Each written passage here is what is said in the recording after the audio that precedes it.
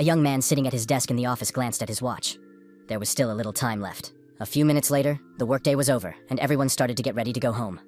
The young people said goodbye and commented that they had worked well today. The young man thought that after work, one should always go home quickly. This principle had previously helped him live peacefully. Greed usually leads to failure, so if you put it aside, you can live a stable life. Looking into the room opposite, the young man saw warriors practicing their skills. The guy thought that these guys were still working hard. It looked impressive, no matter how many times he looked at it. At that moment, the skill, constellation that gives light, was being practiced. Once, in the year 2050, monsters invaded the planet along with strange creatures also called constellations. In addition, people began to appear who, after awakening, could use magical abilities. The monsters and the awakened fought relentlessly. Only now had they reached a temporary balance. The Central Academy was located in the country's capital. This was where miners were taught to become hunters. The young man had been working here for 9 years. Awakened ones, hunters, constellations. It sounded cool, but such things were not suitable for simple people like this guy. In the evening, sitting in front of the TV screen, the young man watched the news. The announcer reported that 200 people had already been reported missing this month. This was announced by the Hunters Association. She stated that the missing people were connected with the constellation of the King of Carnage. The young man thought that the TV screen was saying the same thing every day. This king continues to rage in the north. The next news item covered the budget issue that had led to a rift between the Hunters Association and the Civil Union. The young man sighed. Were they still arguing? Some wanted to spend money, while others demanded savings. He thought it would never end and turned off the TV. Even though the world had changed, profiteers were still in business. That's why corruption and crime are still rampant even now. It seems like everything is different, but in reality, nothing has changed. The young man thought that all this was being done by people smarter and more reliable than him. What could someone like him do? The young man reasoned that many would call him a loser or a coward for such thoughts. But he himself would call it wisdom. The guy thought, the more he gives up, the easier life becomes. There is no need to cry if your attempts do not bring any results. There is no point in getting depressed about your lack of talent. It is much better to live with what you have. As he was falling asleep, the guy noticed that a message had come to his smartphone. Who could be writing at this time of night? The message offered the young man the opportunity to become awakened. It also gave a 100% guarantee of choosing the appropriate constellation. The guy smiled. What kind of old-fashioned scam is this? It's not even funny. As he fell asleep, the young man wondered if he wanted to become awakened. Of course he did. Even an awakened F-rank dreams of promotion. Everyone would agree if it were that simple. The message repeated itself, but the young man no longer responded. Morning came. The guy woke up and immediately looked at his smartphone screen. There were 7 new messages. It annoyed him. He was glad he had ignored that psycho's message. A huge chest appeared before the young man's eyes. What was it? The young man couldn't believe it. Was the nighttime message real? One of the messages said that his consent had been confirmed. The young man thought he had only said, "That would be great," but he hadn't said, "Yes." What kind of scam was this? Since the candidate was asleep, the constellation selection was cancelled. However, the delivery of the system was completed. The young man decided that there must be equipment in the chest. One of the messages explained that if he said, "status window," it would open. The young man uttered the phrase, and the window did indeed appear. However, it contained shameful information that he was embarrassed to show anyone. The guy thought, it doesn't matter what class he woke up in. The fact itself is important. But the system indicated the characteristic. Path of the Great Knight, rank SSS. He had to look in the chest. The system reported that the random equipment was legendary armor of the Golden Guard of the Divine Beast. What did that even mean? SSS rank characteristics and legendary equipment. A 1 in a million chance. If this had happened a few years ago, the young man would have jumped for joy. But now everything was different. He decided to throw away the equipment and started looking for trash bags. He was sure that this was not a blessing, but a curse that would ruin his life. He had no intention of dying in battle. However, throwing away the bags was a bad idea. If someone in their area found a legendary item, the consequences would be serious, even leading to clashes between guilds. The young man decided that he needed to go to work first. His boss at work was surprised. Had the young employee decided to work only half a shift? The young man replied that he had urgent matters to attend to. After a while, the young man was already outside the city, riding a bus towards Incheon. In the end, he decided to get rid of the thing that threatened his peaceful life. The young man was troubled by the fact that this thing was called the Way of the Great Knight. After a while, the young man arrived at the end of his journey. He stood at the edge of a cliff. The young man threw the suitcases down with all his might and told them to go to hell. With a sense of accomplishment, the young man returned home in the evening. He was exhausted. 24 years ago, an explosion rocked one of the buildings. That same year, one of the most powerful awakened beings in history left the country with his group due to a conflict with the state. For this reason, monsters began to appear more frequently, and the safety of citizens was threatened. Bloodthirsty monsters threatened the peaceful population, and something had to be done about it. People used whatever means they had at their disposal to get rid of the monsters. But their numbers continued to grow. It got to the point where people decided there was no hope. Never before had there been so many monsters. Where was the government looking? An employee informed the boss that the monsters were approaching. It was necessary to contact the hunters. The director was in danger. Help was needed. There were children in one of the rooms. They were frightened. The man who noticed the children outside the window saw the monster and became even more frightened. They had to run. The monster, passing by, noticed the children outside the window and stopped. The children hid in the corners in fear. They were very scared. The bloodthirsty monster broke the window and got inside. The young man did not know whether to consider it luck that he was the only survivor in that room. The journalist asked the hunters and survivors to look at the camera. He would take a photo for the press and the public. He told the boy to smile, because surviving such a disaster was a real miracle. The young man saw the suitcases he had thrown off the cliff into the river the day before. What were they doing here? In front of our hero lay a suit of armor. Many dream of such a thing, but the young man saw it only as shackles. The status window confirmed. This was the legendary armor of the Golden Guard of the Divine Beast. It is permanently bound to the one who opened it first. The young man was surprised. Could an item really bind itself to someone? But that was impossible. This item also had additional functions: breath control, body temperature regulation, auto repair, pocket storage, and auto search for the owner. There were many convenient functions. The young man thought, maybe he should put on the armor and use the pocket storage. Most likely the armor was here because of the auto search. The protagonist decided that his life could be in danger if this armor was found on him. Our hero wondered, how does one even put this on? Perhaps there was a word for it, something like equip. After saying these words, the armor appeared on the man. It really worked. The protagonist thought that this was much cooler than he had expected. The knight decided that this couldn't go on. Surely there must be some information at the academy. Our hero decided to find the pocket storage function by locating the corresponding button on the status screen. The boss asked employee Yu if he wasn't working a half shift today. The young man replied that he had urgent matters to attend to. Therefore, he had to return to work. Our hero thought, if he looks through the training materials for hunters and the list of equipment, he will definitely find something. The penalty and the characteristics turned out to be much worse than he thought. Would he always have to fight up close? Usually, if there are big penalties, there should also be a lot of benefits. However, it only said that the warrior will be rewarded for fighting evil, protecting justice and the righteous. The guy decided to start by selecting all the materials related to knightly skills and close combat. Our hero decided that he had everything he needed, and that it was time to leave.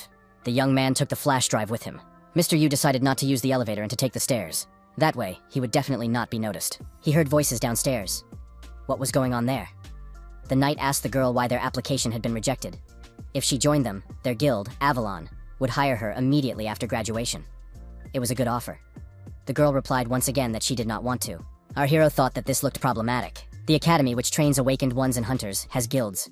They actively compete for students with good abilities or rare skills. Normally, guilds must compete and officially hire students on contract if they win. The girl said she knew that a better contract awaited her after she leveled up. Who did they think she was? The young man thought that the Avalon Corporation was notorious for its aggressive recruitment of talent. The girl needed help. He called the Chaeyang Guild and said that the Avalon Guild was trying to force the female student to sign a contract. It was happening right now on the emergency staircase of Building B2. Representatives of another guild suddenly appeared. The man asked what this knight was doing. Didn't he know that students couldn't get involved in contract processes? The law enforcement officer said that the guild represented by this knight, Chang Yun Sok, had already been given a warning. The knight smiled and said that he was just talking to the girl. The student thanked her savior. The law enforcement officer said that if something like this happened again, the girl should contact the disciplinary committee. The student asked her senior colleague to give her his phone number in case she needed to ask for help again. Our hero was surprised. Didn't the student know that this guild was just as bad as Avalon? The young man thought that everything had turned out well, but a bitter feeling of dissatisfaction remained.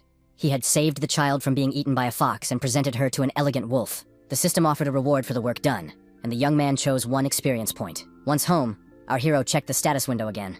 He was pleasantly surprised, because he didn't think he would have access to all the skills of a knight. Previously, it seemed impossible. Even the constellations would be surprised by such a skill.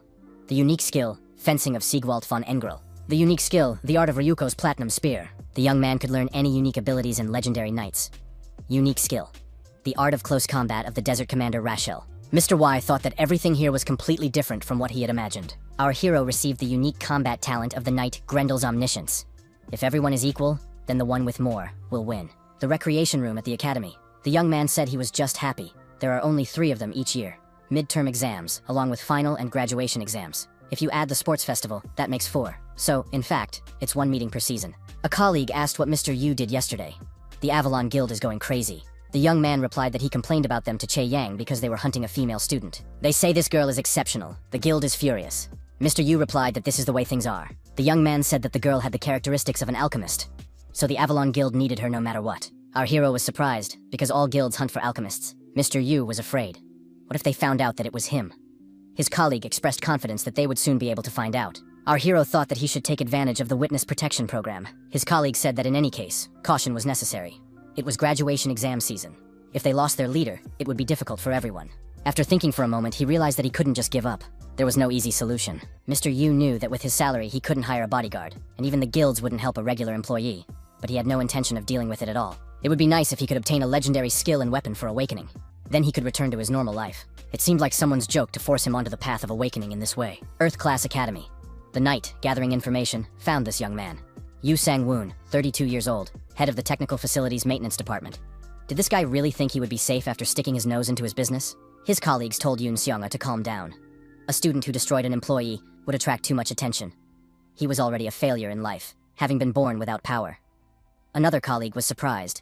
Was Yoon Seong really going to waste his time on such trash? They told Yoon Seong not to pay attention to it. They could look for another target. The academy divided students by status: heavenly, earthly, and ordinary. As an awakened C rank, he couldn't get into the heavenly class, which guaranteed a path to the big guilds, and remained in the earthly class.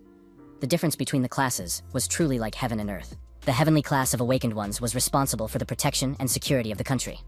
The heavenly class was an excellent opportunity to gain power. Only graduates from there had a chance to enter Avalon as a master.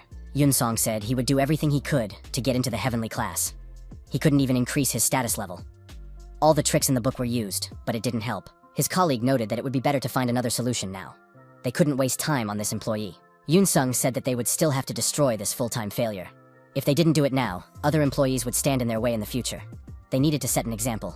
The young man said that made sense. Another guy said he didn't know his place. How exactly was Yoon Sung going to resolve the situation? Yoon Sung replied that he knew someone who was good at such things.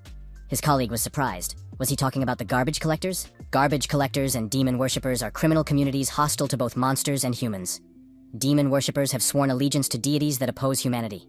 It is impossible to negotiate with them. Garbage collectors, on the other hand, work only for their own benefit and are often used by guilds for dirty work. Yoon Song asked his interlocutors why they were so surprised. After all, they know that all large guilds have connections with trash collectors. A trash collector will take care of it. All you need to do is spread a few rumors. His immediate superior was surprised. What kind of vacation could there be during final exams? And for 5 days, no less. Our hero had expected this, but his boss turned out to be too stubborn. Yu Sang-woon thought a few days would be enough. Everything would calm down if he hid for that time. His boss refused. Their slogan was unity, so nothing would happen. Yu Sang-woon was not a rookie, so why was he acting this way? Yu Sang-woon thought that he should at least tell his boss that someone from the Avalon Guild was hunting him. If something happened, he would be the first to be suspected. Our hero realized that his opponent would most likely send a garbage collector after him, as he would not want to get his hands dirty. In any case, he needed to leave the academy for a short time. The owner of the weapon shop asked, "Is Yu Sang-woon looking for a weapon for protection?" Our hero was surprised. Did the rumors spread so quickly? The merchant said, "Why else would someone who hasn't awakened yet come here with such an expression on their face?" The man listed potions, a defensive sword, a gas gun, an automatic rifle. Anything catch your eye?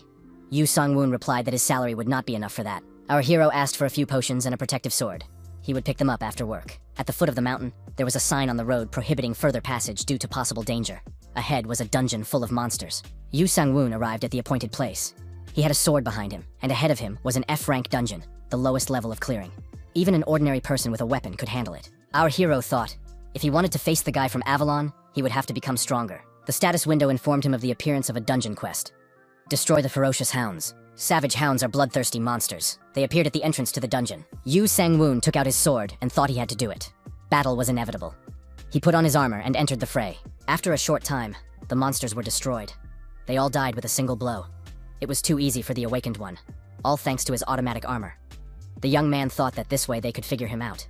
He needed another plan. Perhaps thanks to his combat skills, the number of destroyed bodies of the ferocious hounds was growing. With each swing of his sword, our hero felt his skills improving. Now he could destroy several monsters at once with a single blow. Yu Sang-woon thought about how quickly his skills were developing. He could sense the monsters behind him without even turning around. This was due to the combat talent of Grandel, the Knight of Omniscience. Our hero had no idea that this skill was so powerful. 30 hounds were destroyed. If he sold the magic stones, the association would immediately realize that he was awakened. After studying the information, Yu Sang-woon realized that one of the effects of his armor was to double his stats. The protagonist received a reward for clearing the dungeon. He didn't expect anything more from an F-rank dungeon. The rewards were based on characteristics. Yu Sang-woon was surprised. Were they really giving him all this just for clearing a small, low-rank dungeon? Yu Sang-woon chose to increase his stats and avoid penalties. He thought it was a great reward. A unique skill was activated. Vision of the Forest Blade of the Elemental Knight Ilarion. Yu Sang-woon was only level 4, but his stats were impressive. Under these conditions, the best guilds in the country would fight over him. Everything was becoming much more complicated than he had expected. Yu Sang-woon thought that the garbage collector might already be chasing him, but going out like this would be a mistake. His opponents couldn't see him because of his armor. He had to find that guy before he got away. A bird appeared in the sky and began circling above the protagonist. Our hero did not understand how to find the guy from the Avalon Guild. Yu Sang-woon looked at the bird and thought, maybe it was giving him a clue? Now he understood what the power of the forest meant. Yu Sang-woon swung his arm and threw the blade far ahead. The throw was accurate, and the garbage collector was wounded. However, he still needed to be on guard. The garbage collector might have a hidden weapon. The garbage collector regained consciousness and told the Golden Knight to stop. He was on a different mission and was not hunting the Golden Knight. Now he needed potions and bandages for his wound. Yu Sang-woon asked the bald man what mission he was on. The garbage collector replied that he had been hired to teach a guy a lesson, but it was definitely not the Golden Knight. The protagonist handed the wounded man a potion and told him to heal himself. When the bald man let his guard down, the Golden Knight struck him with his sword. Yu Sang-woon thought he had dealt with this man. However, he had never destroyed anyone before. Our hero knew that the garbage collector's target was himself, so it was necessary for self-defense. The Golden Knight saw the belongings that had belonged to the bald man. Now these belongings had no owner. Yu Sang-woon realized that items really did drop after an awakened person died. They had to be picked up. The data from the deceased's phone was also copied. It certainly wouldn't be superfluous. The Golden Knight decided that the body could be left here. The monsters would take care of it. Yu Sang-woon thought he had nothing to worry about, as he had already dealt with all the evidence. The Golden Knight approached the portal and decided it was time to continue leveling up. The system window displayed a warning. The code of chivalry had been violated. The warrior had secretly attacked the enemy. For this, he would be punished by not receiving the next reward. Collecting items after treacherously destroying an enemy was also considered a violation of the code of chivalry. Yu Sang-woon thought that now he had a triple penalty. Was that a little? The Golden Knight decided that he just needed to clear the dungeon 3 times. It wouldn't take long. Bloody turtles appeared in the dungeon. The Golden Knight said he would be happy to take care of them. The system reported that the player had cleared the dungeon and reached level 6. Our hero found this strange. He was calmly leveling up, but the penalties weren't going away. Was it because he was fighting weak monsters? Yu Sang-woon said that he could still level up, so he would train and run through the next dungeons. Ruby-eyed spiders. The name speaks for itself. The protagonist fought these monsters as well. After clearing the dungeon, our hero received a skill point, and the dungeon reward was removed as a penalty. What are the rewards given for then? Unlike hounds and spiders, turtles were not hostile to humans. The reward comes for clearing out living forms that harm humans. Now everything is clear. The next skill turned out to be really good. It added features such as enemy search and a minimap. The minimap was just like in a game. It was full of information. Its use in battle was extremely useful. The protagonist thought globally. The knight from the Avalon Guild had lost contact with the scavenger, which meant they would soon call for reinforcements. It wasn't difficult to deal with one garbage collector, but could our hero defeat the Avalon Guild? He had all the evidence. He had to deal with them without even confronting them directly. 3 days later, Yoon Sung began to express concern. Why wasn't the garbage collector getting in touch? All the deadlines had already passed. His colleague told his boss that they had a problem. All messages to the garbage collector had been uploaded to the Academy's network. Yoon Sung checked the information and confirmed that this was indeed the case. But how was this possible? Who had access to his phone? His colleague added that employees had started spreading rumors after the disappearance. The same rumors had appeared in other guilds. Yoon Sung said that there would be a lot of problems if this turned into a war between guilds. Had he done something wrong? The young man said that this was precisely why he was trying to stop Yoon Sun. He would gain nothing by associating with a loser. Suddenly, a call came in from an unknown number. The caller greeted the young man and introduced himself as an employee who had to go into hiding because of a recent incident. Yoon Sun realized who he was talking to. Yu Sung-woon said that he had been working at the academy for 9 years, so he was well versed in such matters. The garbage collector who had been sent to him had already been taken care of. Yoon Sung asked whether he should take this call as a declaration of war on Avalon. The academy employee replied that he would not dare to do so.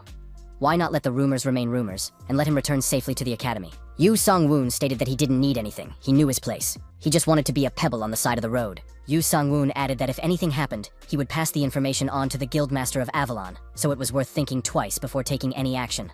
The conversation ended. Yoon Seong was furious. Now he couldn't even deal with this man. His colleague asked who had called. Yu Sung-woon thought that people had to pay their bills. It was necessary to do so in order to survive. The man told his interlocutor that he had suffered from his son's actions. He was glad that everything had been resolved peacefully and wanted to repay him. Was there anything his interlocutor wanted? Yu Sang-woon said he didn't need anything. He was just grateful for the kindness. The man noted that he was indeed a wise young man. The protagonist thought that now all he had to do was return to the academy on time. Our hero was surprised. Why didn't he check his updated statistics? His immediate superior said he understood everything. He was glad that Yu Sang-woon had taken care of it, but he would not allow him to simply leave work. The young man replied that he was glad to be alive and was already going to work. The employee told his boss that he understood how difficult things were right now. He needed a longer break. Yu Sang-woon said he couldn't miss work. He had to make up for the days he had missed. Our hero in uniform, hammer in hand, tried to catch up. His colleagues were surprised. Yu Sung-woon wasn't even sweating. Had he eaten something special? It must be harder, because they had made last year's trick more difficult. Yu Sung-woon told his colleagues that it was all because he had rested well. Now, he had to work harder. In the locker room, one of the employees complained that he was tired of working until 9 o'clock every night. The protagonist said that they could leave early today. He himself noted that he would return because he had forgotten something in the training room. The young man definitely felt someone's gaze on the back of his neck. Could it be someone from Avalon? He needed to take them to the training room. Yu Sang-woon loudly declared that he knew the stalker was here, so he had to come out. A girl came out of the dark room and said regretfully that she had been spotted. Yu Sang-woon was surprised when he realized that she was a student. The girl said that the young man should have come here earlier. She hadn't even had time to eat while watching him. Yu Sang-woon wondered what a student from the heavenly class had to do with someone like him. He doubted that it was a confession of love. The girl said that this guy was not her type. He should no longer pretend to be an ordinary person, since he had managed to notice her. The girl admitted that she didn't understand why the young man was working in his position, but offered to fight him. Yu Sang-woon was surprised. How could he compete with a student from the heavenly class? She was not an opponent to be trifled with. The protagonist firmly replied that he refused. The young man said that he was too busy preparing for exams, and that the girl should find someone else. Our hero was not sure if he would come out of the sparring with the awakened B rank. Besides, he saw no reason to reveal his abilities to the world. The student said that the young man should agree at least once. Otherwise, she would tell everyone that he was awakened. Yu Sang-woon asked why she was going to do that. Yu Sang-woon asked why the student wanted to fight him.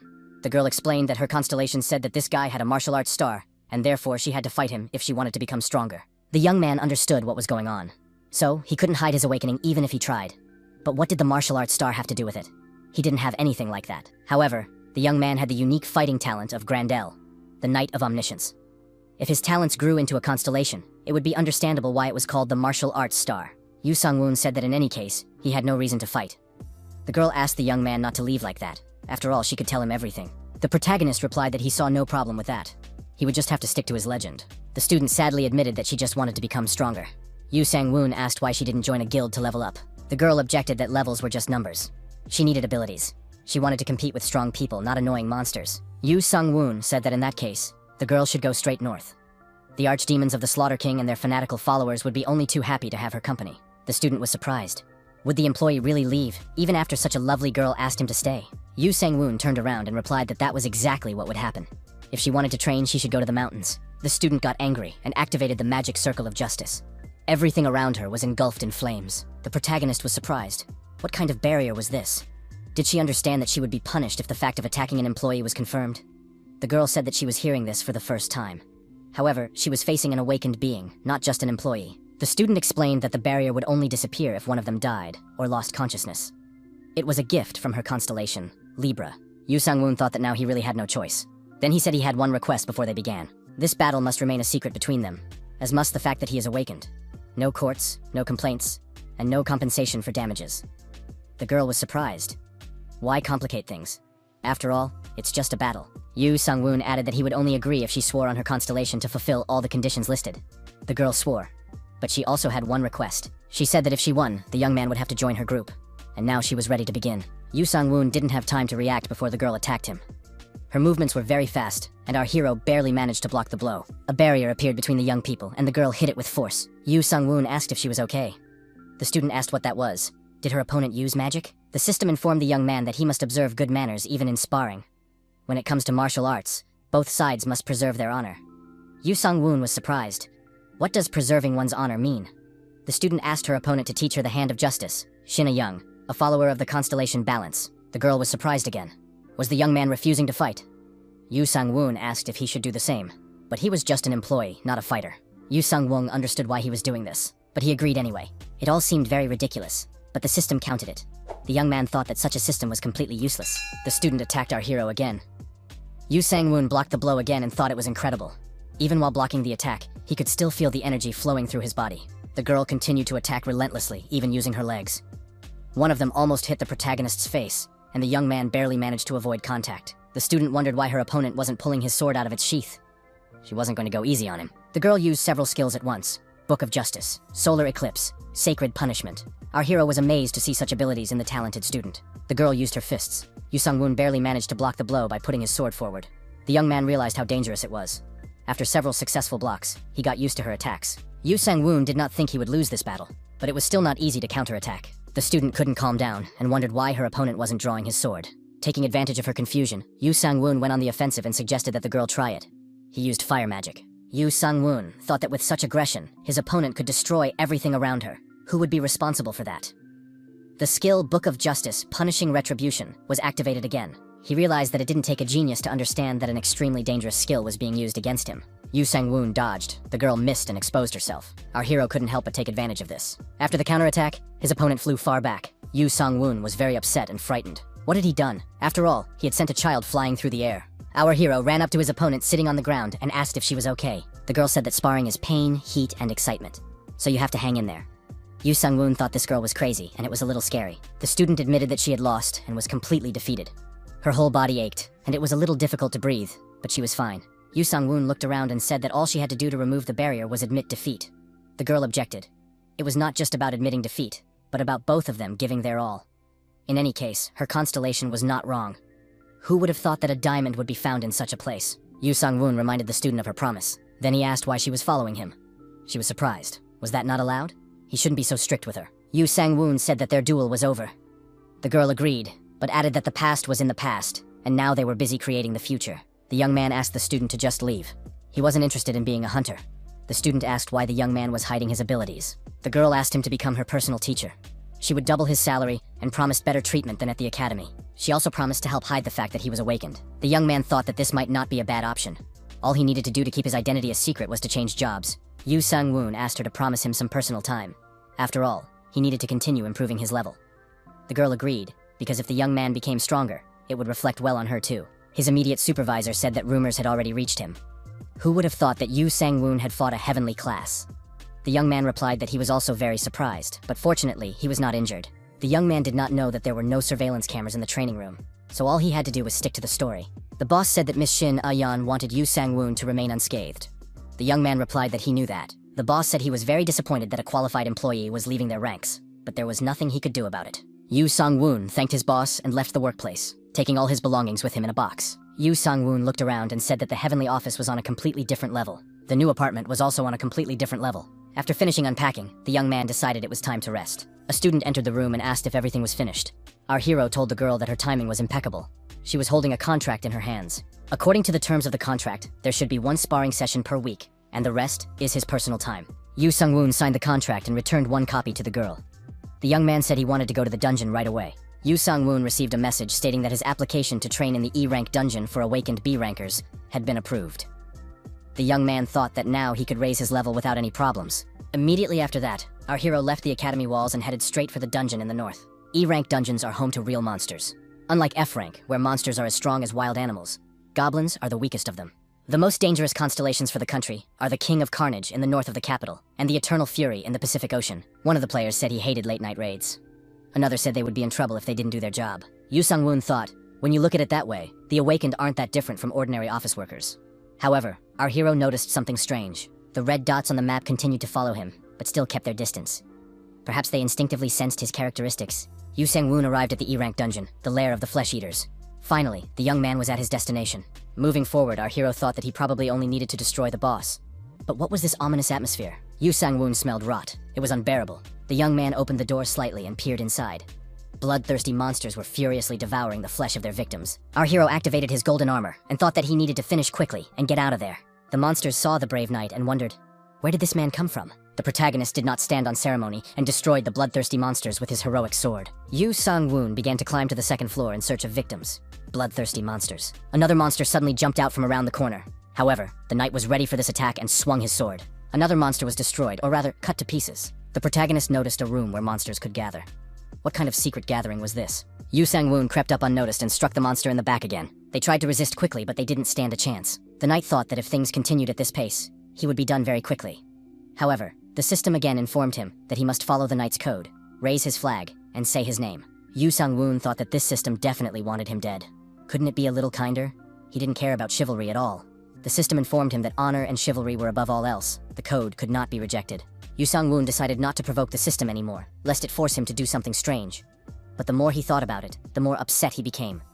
What exactly was this code of chivalry? The system initiated training in chivalry. The young man thought that the system was reading his thoughts. Was he really supposed to shout about himself in the middle of a dungeon? However, it was impossible to give up such a tempting reward for just a few words. Although the young man did not know what exactly to say, the system displayed phrases for him to repeat. Yu Sang-woon was surprised. What kind of childish expressions were these? Yu Sang-woon decided to repeat them, thinking about the reward the whole time. The young man spoke so that the demons could hear him. Those who live in this dungeon and threaten humanity. He is a golden knight, the protector of humanity. Today is the holy retribution for all their sins. Demons burst into the room, larger than the previous ones. The protagonist thought he had moved on to a new level of difficulty. Yu Sang-woon realized he had only one option and gripped his sword tightly. All knight penalties were removed. As before, the golden knight dealt with the monsters very efficiently. He neatly dismembered them. The last monster present was pierced through and through. The young man decided that this was enough. Judging by the minimap, the boss was deeper in the dungeon. The golden knight decided to proceed in that direction. Our hero carefully descended the steps, but the boss unexpectedly attacked him. Yu Sang-woon managed to dodge the blow and decided to respond by cutting off the monster's head with one swing. The system advised the player to preserve his honor and act like a true knight. Yu Sang-woon announced to the demon that today was his last day. The demon screamed that he was fresh meat. Yu Sang-woon did not share this joy. Yu Sang-woon was much more agile than his opponent and easily dodged the attacks of the clumsy monster. Yu Sang-woon told the monster that it should have exercised more when it had the chance. At the same time, the young man landed several devastating blows on his opponent. The protagonist decided that this monster had to be killed as quickly as possible, because it was, after all, the boss of the E-rank dungeon. The decisive blow landed in the chest area. The protagonist plunged his sword in completely. A magnificent crystal appeared in place of the destroyed monster. The system announced that the player had completed the dungeon and could collect the reward. Yu Sang-woon decided that another skill point was the best option. Yu Sang-woon chose to summon a knight. An additional knight was summoned as a reward. It turned out to be Akalon, a metal golem that looked more like a robot. The master's registration was successful. The knight declared that he would begin protecting him. Then, a knight of the Order of the Sacred Heavens, Som-myol, was summoned. The girl said she would follow her master on the path of light. Yu Sang-woon noticed that this knight had wings. Who would have thought that the knights would turn out to be non-human? The Golden Knight declared that these two were now his subordinates. The metal golem confirmed this, adding that the master could give any orders within reason. Som-myol said she would follow the master anywhere as long as they walked a path free from filth and darkness. Yu Sang-woon thought that he had acquired a golem ready for anything, and a holy angel. The young man asked if they needed to eat or sleep. The golem replied that food was not important to him, but that mana was required for recovery in case of serious damage. The master determines their location. Som-myol added that she could get energy from food, but absorbing mana was much more effective. There was also no specific location where they had to stay while on standby. Yu Sang-woon was puzzled by the fact that the metal golem would have to be hidden somewhere. With Som-myol, it was much easier in this regard. The young man remembered the storage skill, which could be used to keep summoned creatures. Should he clear another dungeon to get this skill? 3 people stood at the entrance to the dungeon. They knew that the young man had gone in alone and were sure that he would not come out unharmed. They had to wait. But suddenly, a golden knight, a metal golem, and a holy angel appeared from the dungeon. This radically changed the balance of power. Yu Sang-woon thought the 3 looked like trash collectors and asked who they were. People usually avoid dungeon entrances. Or were they waiting for someone? The frightened young people hastily declared that they were just passing by and were already leaving. The golem repeated the words that one of them had said earlier. He came in alone. He won't get out of this unscathed. The golem reported that the voice recording had been played back and the hostility confirmed. The Golden Knight praised Akalon for his excellent work. The girl drew her sword from its sheath. The frightened people began to justify themselves, saying that they thought the young man would come out alone and be easy prey. Yu Sang-woon realized that he had been followed. One of them said that it was just a misunderstanding, that they weren't following anyone, especially not Mr. Golden Knight. But the hero replied that they were clearly waiting for him. Yu Sang-woon took off his golden armor and asked if he looked like the person they were chasing, but that didn't make them feel any better. One of the villains said that he wasn't a dangerous person at all, but just an ordinary academy employee with no powers. Then Yu Sang-woon reactivated his armor and said that it was unfair to hide his abilities. But now, he definitely couldn't let them go. The hero ordered Akalon and Som-myol to take on 1 enemy each. The villains turned in horror and rushed into the forest. They certainly hadn't signed up for this. Yu Sang-woon noticed that the criminals had split up and ordered his assistants to continue the chase. Som-myol swung her sword and declared that she was acting in the name of the Order of the Sacred Heavens. The criminals must be punished. Akalon reported that the command had been accepted, and the Knight of the Galactic Order began his attack. Yu Sang-woon thought that instead of catching up with the enemies, his assistants, a tin can and a doll with wings, were just chatting. Were all knights like this? He also realized that all 3 knew his identity, and now he couldn't let anyone get away. The hero noticed that the enemy was very fast. Of course, he could use a throwing weapon, but that would result in punishment. The villain thought he had shaken off his pursuers, but when he turned around, he saw the Golden Knight behind him. Yu Sang-woon drew his sword and said that the villain had been caught. The villain realized it was time to flee to the dungeon. The criminal shouted that now he would definitely not be caught and rushed to the portal leading inside. Yu Sang-woon shouted that he would not let that happen and attacked the fleeing man. The knight noted that he had expected the escape into the dungeon, as it was the safest option. That was why he was here. After examining the criminal's smartphone, the hero realized that a demon worshipper was behind the trash collectors. The metal golem reported that the enemy had been captured. The villain in the golem's hands screamed, demanding to be released and calling for help. Yu Sang-woon was disconcerted. Had the metal golem been flying through the sky in plain sight all this time? Some Miol brought another criminal and said she had completed her mission. Photos of the protagonist's assistants participating in the chase quickly spread across the internet. Yu Sang-woon thought he needed to leave quickly. Some Miol and Akalon received orders to get rid of the villains and announced that they were going to carry them out. To carry out the command, the assistants rose into the sky with their victims. The young man thought that they were back to their old ways. Then he decided to use magic and employed the legendary skill Spatial Gate to the Knight's Sanctuary. A spatial gate opened before him. Yu Sang-woon told his assistants that he would call them later. They were not needed for the time being and could spend their time in the sanctuary as they wished. They confirmed receipt of the command and said they would begin to carry it out. Leisure time then. In the morning, the alarm clock rang. The young man woke up in his bed and wondered what time it was. The girl said that a knight should get up early and start the day with training. Yu Sang-woon was surprised. How did Sam Mayol end up here? The girl replied that any knight under the master's command could freely enter and leave the sanctuary. Yu Sang-woon reminded her that he had told her to stay there because she might be noticed. Sam Mayol said that was why she didn't take her equipment and wore regular clothes. Yu Sang-woon asked where she got these clothes. Sam Mayol replied that Akalon made them especially for her. He has many talents and is the only one stronger than her. Akalon was currently staying in the sanctuary. Yu Sang-woon went into the kitchen and was surprised. Had Sam Mayol already made breakfast? The girl replied that Akalon had done that too. Akalon said that supplies were extremely important, and even cleaned up the commander's house. The protagonist was curious about how the food would taste. It turned out that he had never eaten anything like it before. Some Miol said that Akalon didn't know his boss's taste preferences, so he made the dish milder and more neutral. He also got everything ready for going out into the city. Yu Sang-woon thought that Akalon looked like a killing machine, and at the same time was very thoughtful. Some Miol said that she should accompany her master. Yu Sang-woon replied that she should stay in the sanctuary and be ready for anything. The girl assured him that she would be ready if her master suddenly needed her. Before leaving, our hero checked the status window. He had only risen 2 levels, but all his stats were already beyond the S rank. Yu Sang-woon thought it was too early to rejoice, as he still had many unresolved issues. He would only be able to call himself a true S-rank awakened one when he had sufficient experience, abilities, and wisdom. The student asked how yesterday had gone. Yu Sang-woon replied that it hadn't been too bad. When asked about her classes, the girl said that martial arts lessons weren't very interesting. Besides, meetings with her personal trainer were just part of her job. Yu Sang-woon asked if she had any assignments for today. The girl suggested that they go together to the Midday Sun Guild to report on the dungeon. Their office was located in the academy anyway. The young people approached the Midday Sun Guild office. The sun was at its zenith at that moment. Our hero was surprised to see the knights of this guild training in the air. The girl added that they did this every day. Young people nearby noticed our heroes. Yu Sang-woon asked who they were. The people stopped and bowed low. The student got angry. She had told them not to do that. Yu Sang-woon thought that these people looked like members of a mafia clan. One of those present told the girl that she was the only awakened heavenly class among them. The student replied that the awakened heavenly class were also people. A young man was waiting for the student inside the room. The young man said he was waiting for Lady Ayeon. It was Go Seong-jun, the son of the head of the Blue Dragon Guild. Ayeon said that if Seong-jun had come about the proposal, her answer remained the same. Because of the constellation, she could not change guilds. Sun-jun replied that in that case, Lady Ayeon could join them while remaining in her guild. It pained him to see someone so talented wasting away here. Lady Ayeon was aware of their guild, wasn't she? The Blue Dragon Guild is one of the 3 strongest in the country, but its power and fame are known even in neighboring lands. The Blue Dragon is the dream of any awakened person. It is also one of the most aggressive guilds due to its Blue Dragon of Battle constellation. Rumor has it that they plan to take first place among all the guilds in the country in the near future.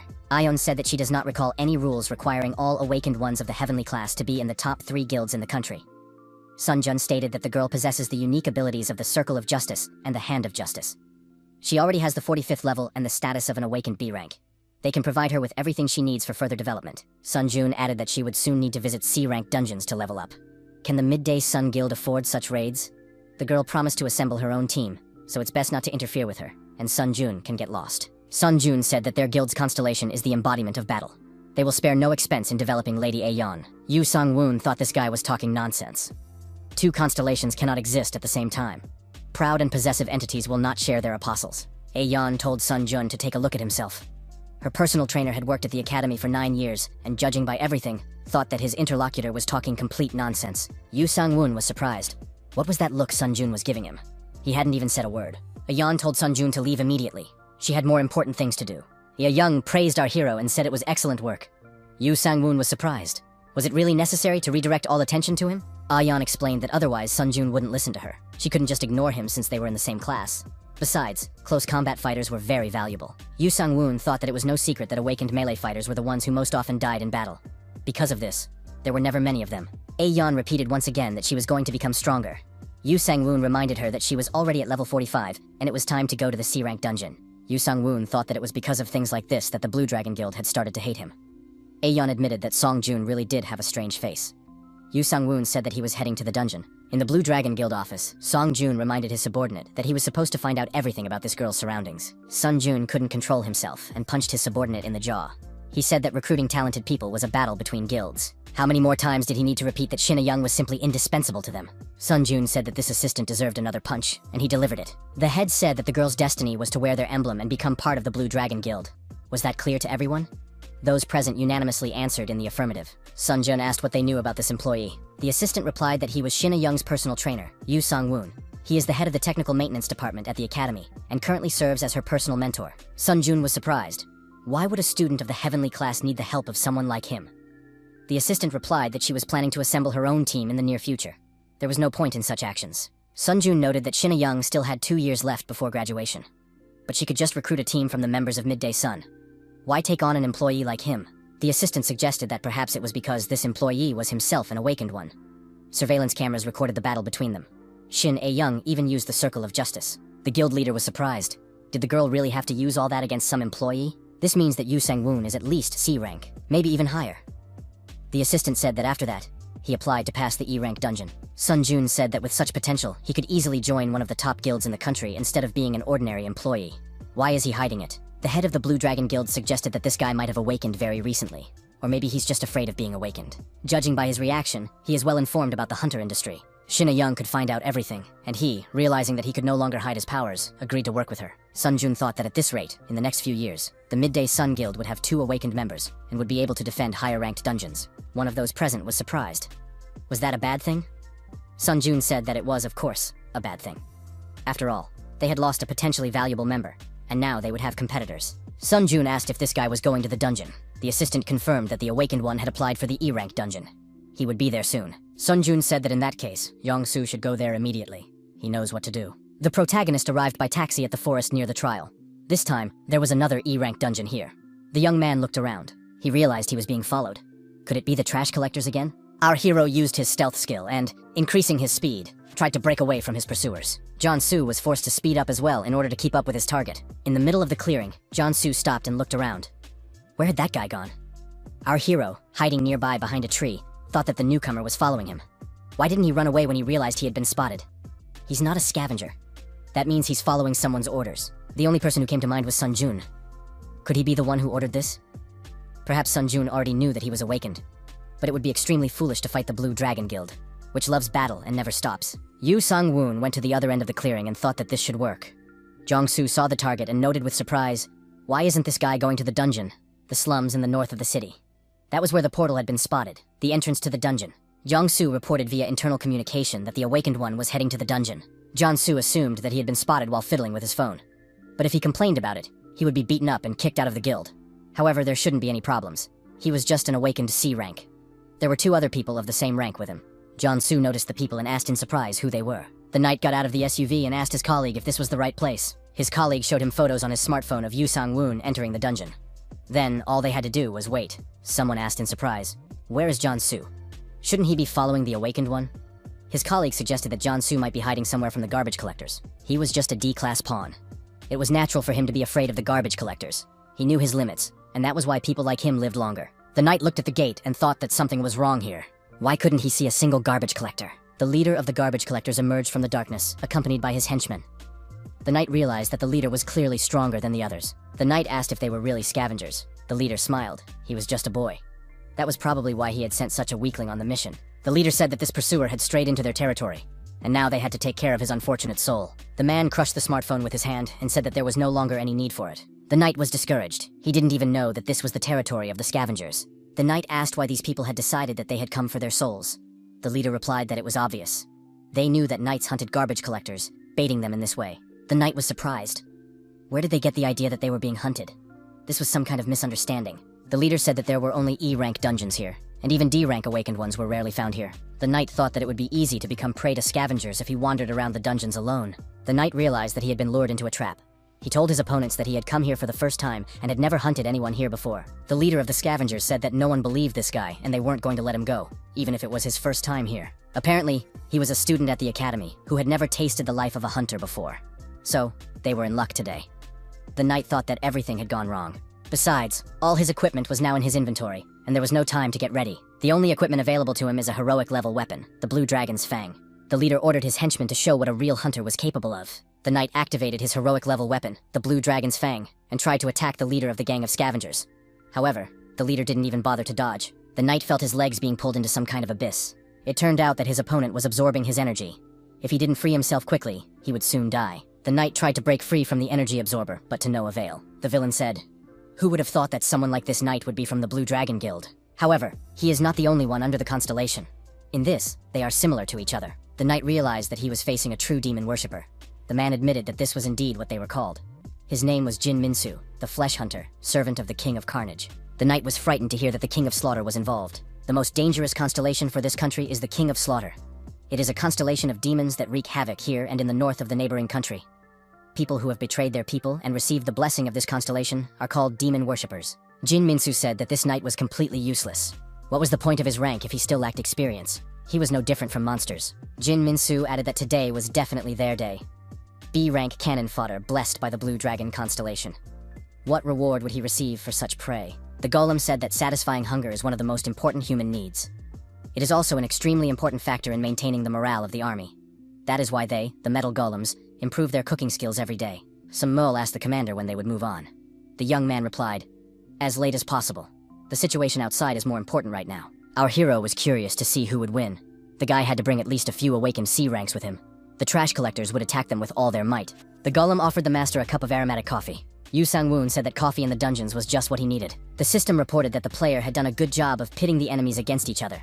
But fighting without honor, thereby strengthening the forces of evil, was not the way of a knight. Yu Sang-woon thought, judging by the fact that evil was gaining the upper hand, the trash collectors should have won. As expected, the rank of the awakened does not decide anything yet.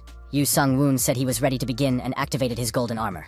A huge monster dog was ready to fight our hero. The young man was surprised. Why was this monster so big? The Golden Knight said that today he would bring justice to evil. This spawn of evil was coming to an end. Samiol announced that she was following the commander's orders. Evil must be destroyed. The golem said that the order had been processed, and Akalan attacked. Everyone attacked the red monster dog at the same time. The golem noted that Lady Somol's abilities were definitely up to par. The girl with wings said that Sir Akalan was as good as ever. The Golden Knight thought that these two worked extremely well together. The monster continued to stand on its paws and remained aggressive towards the knights. Yu Sung-woon decided that in that case, he would sneak up and strike the monster in the back. The knight thought he was aiming for the tendon, and did not expect the monster's leg to simply explode. The golem grabbed the monster by the mouth and began to tear it apart. At that moment, Sum Mayol also used her magical abilities and launched an energy attack directly at the monster's chest. The system reported that the player had done an excellent job of dealing with the spawn of evil. The player reached level 19. Now the protagonist decided to check the situation outside. The Golden Knight left the dungeon and stepped out onto the road of the settlement. It was nighttime in the city, so the streets were deserted. Yu Sang-woon said that there was no one on the minimap. Akalan noticed that the enemy detection system was not responding. The Golden Knight saw the voice recorder and approached it. Fortunately, it was still working. Our hero had thrown this device out of his inventory before entering the portal. It would be useful to find out what happened here. Yu Sung-woon suggested returning to listen to the recording. Akalan was the first to return to the sanctuary. He stood out too much. Blue Dragon Guild base. The master of the Blue Dragon Guild, Go Jong-soo, was surprised. Had Song Jun really disappeared? The assistant reported that they had lost contact with the young master. He had not shown up at the academy or the guild office either. Go Jong-soo assumed that he had taken on another mission, or was having fun somewhere. The secretary noted that he had always reported to the guild first before. The master had left yesterday, and there had been no word from him since. The guildmaster asked if they had managed to track his location. And what about the investigation? The secretary replied that the last place his signal was detected was in the E-rank dungeon in the north. Considering the young master's carefree nature, and the fact that he did not go alone, she believed that they had been overtaken by demon worshippers. Go Jong-soo said that the demon worshippers in those lands only serve the King of Carnage from the north. The guildmaster ordered that everything be investigated as thoroughly as possible. Go Jong-soo said that they would clearly demonstrate their guild's motto to their enemies. The secretary said that their mission was to fight and win, and they would definitely find their enemy. The Midday Sun Guild office at the academy. A report on the E-rank dungeon was presented. The young man added that he had obtained some materials, magic stones and white dog fangs. Ayun said that white dog fangs were quite rare. The girl asked if Yu Sang-woon had had any run-ins with the Blue Dragon Guild the day before. The protagonist asked what had happened. Ayun explained that Go Seon-jun had been reported missing earlier. Yu Sung-woon replied that he knew nothing about it. This was quite expected. Yu Sung-woon added that in any case, he needed to go to the dungeon now. Could they spar tomorrow? The protagonist thought, gathering more information about the Blue Dragon before going to the dungeon would definitely not be superfluous. The young man was sure that rumors about the young master's disappearance must already be spreading.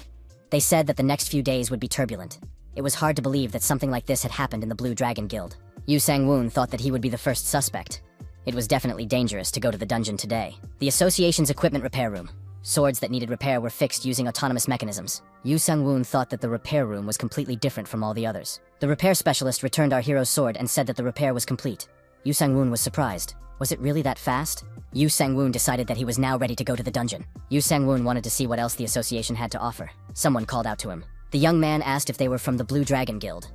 He was their loyal fan and wanted to get their autographs and take a photo with them. The girl said they had to ask a few questions.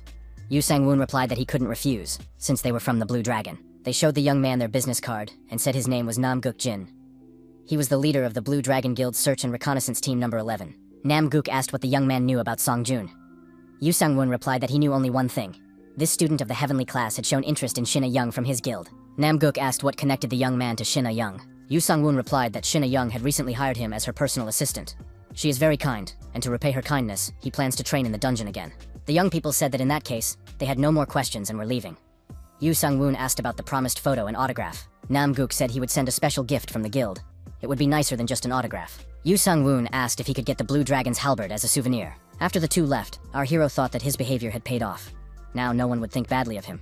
In any case, he had an alibi, so there was no need to worry. The girl asked Nam-guk if he really thought the garbage collectors had caught the young master when he was following that guy. Nam-guk said the cameras confirmed it. He also recently met with Shin A-young from Midday Sun. He wanted to get rid of this employee because he thought he would interfere with his plans. Nam-guk didn't understand why Song-jun went there dressed as a simple hunter. He had a full set of armor blessed by Hephaestus. Most people would be lucky to even see such a thing, let alone get their hands on it. The girl suggested that he was trying to hide his identity. This guy's target was a personal employee of the Midday Sun Guild. Nam-guk said that in the end, it all comes down to trash collectors and demon worshippers. In the dungeon, the Golden Knight was in the midst of a battle with another monster. Samyeol had to admit that today the gentleman fought with honor. The golem said nothing, he just hummed a song. Yu Sang-woon said that it was just an E-rank dungeon, so there was nothing to be particularly surprised about. The young man asked the golem how he knew this song. The golem replied that he had saved it in his car when he was gathering information on NeoTube. In the information window, our hero chose Knight's Call, ready to help him. Who would it be this time? Croakbane, the Dragon Knight, appeared before the protagonist. Croakbane told the man to take an oath and give him food. Yu Sang-woon replied that he fully agreed to these conditions. Croakbane swore allegiance to his master as a knight. Yu Sang-woon thought that this knight was very large and powerful. He would be very useful. Yu Sang-woon decided that now that he had another knight, he could train even more effectively. Samyeol asked the commander what their next steps would be. Yu Sang-woon replied that they were going to the next dungeon. From now on, they would not only clear dungeons, but also train and test themselves. A month passed. Blue Dragon Guild conference room. Nam-guk said that as a result of their investigation, they had discovered that the young master had been killed by Jin Minsu, the Flesh Hunter, an awakened C-rank demon worshipper who served King Boini. The guildmaster asked how Jin Minsu had found his son. Nam-guk replied that the day before the incident, someone had destroyed several of his trash collectors. This caused a great commotion among them. They even lost the opportunity to hire demon worshippers. The young master entered their territory in his usual hunter's gear. After that, a battle broke out. The guildmaster said that he had warned his son not to underestimate low-level awakened ones. Jin Minsu must be caught. But who destroyed those garbage collectors? Nam-guk replied that they did not know. The trash collectors still haven't found him. There is some possibility that Yu Sang-woon did it. There are records that he was clearing the E-rank dungeon in that area on the day the trash collectors were destroyed. In other words, this guy lured him in. So, if the demon worshippers destroyed the young master, did they also take his belongings? And thus, a new A-rank demon worshipper came into being. Nam-guk said that he is gathering strength, uniting the scavengers, demon worshippers, and monsters under the leadership of King Boini. The guy is preparing for something. We need to get rid of him as soon as possible. The master said he would immediately contact the other guilds and the association. The employee asked what they should do with Yu Sang-woon. After all, he is an employee of the Midday Sun Guild. The guild master said that this guy should be left alone. If rumors spread about this, everyone will think his son is stupid. It's better to let him fight the demon worshippers and die with honor. The Blue Dragon Guild master said that everyone should prepare for a sweep. The protagonist was working in the E-rank dungeon.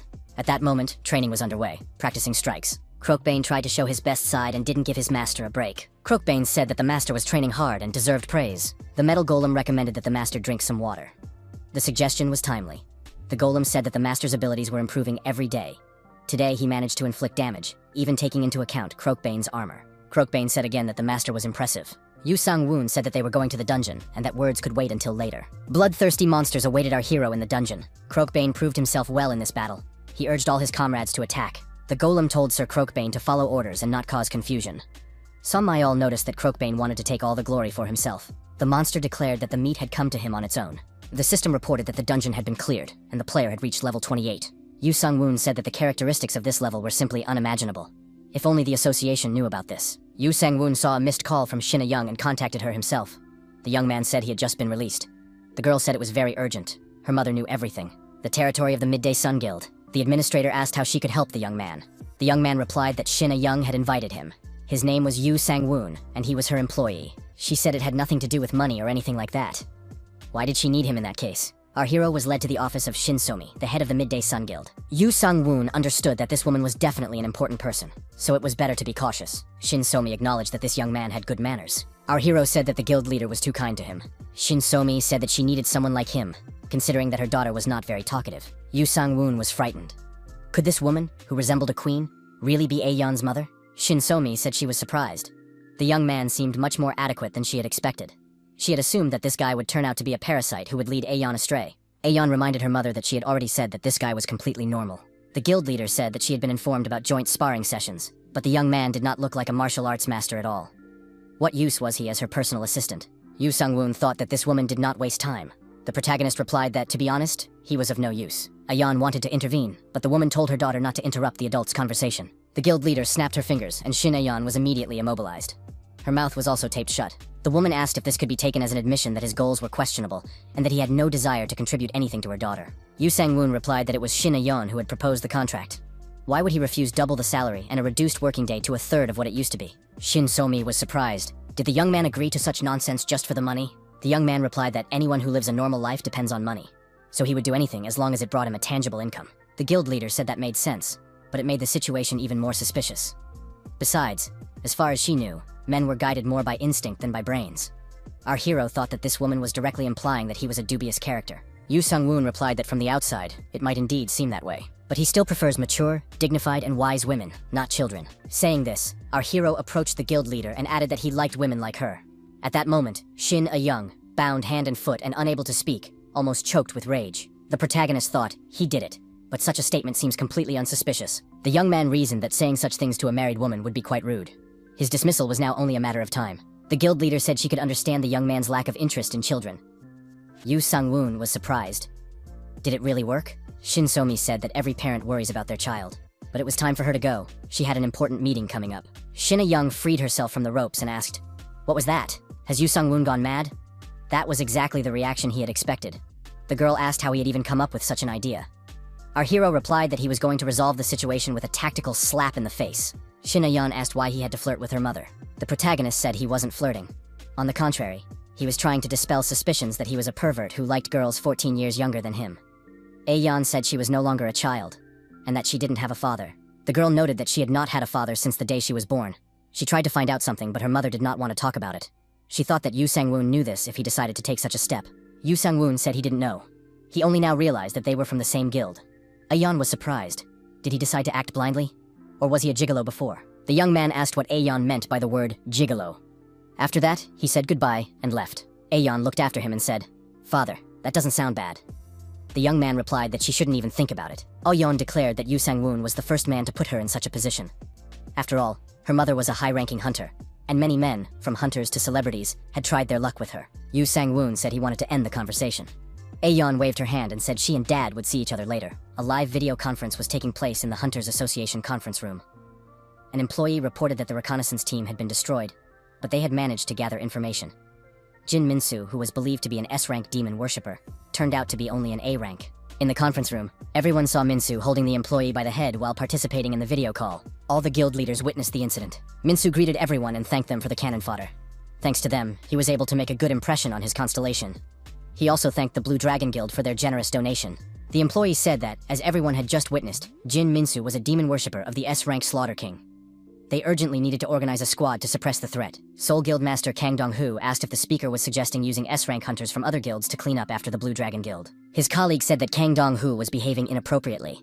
Perhaps he should show a little more restraint and respect? Kang Dong-hu stated that he was not being disrespectful. If his city were attacked right now, the response would be immediate. The master said that the Soul Guild is within its repertoire.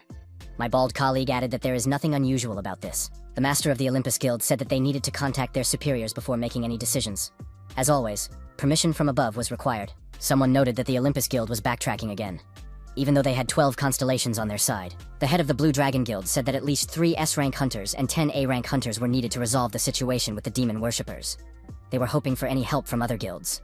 Would there be any volunteers? Shin So-mi, the head of the guild, said that it was obvious that no one would voluntarily want to participate in such a thing. The head of the Blue Dragon Guild again expressed his hope for help from other guilds. This situation cannot be ignored. There is no choice but to declare a state of emergency and inform the government. The Blue Dragon Guild leader added that their guild would assign 1 S-rank hunter and 5 A-rank hunters to the operation. They needed at least 5 more.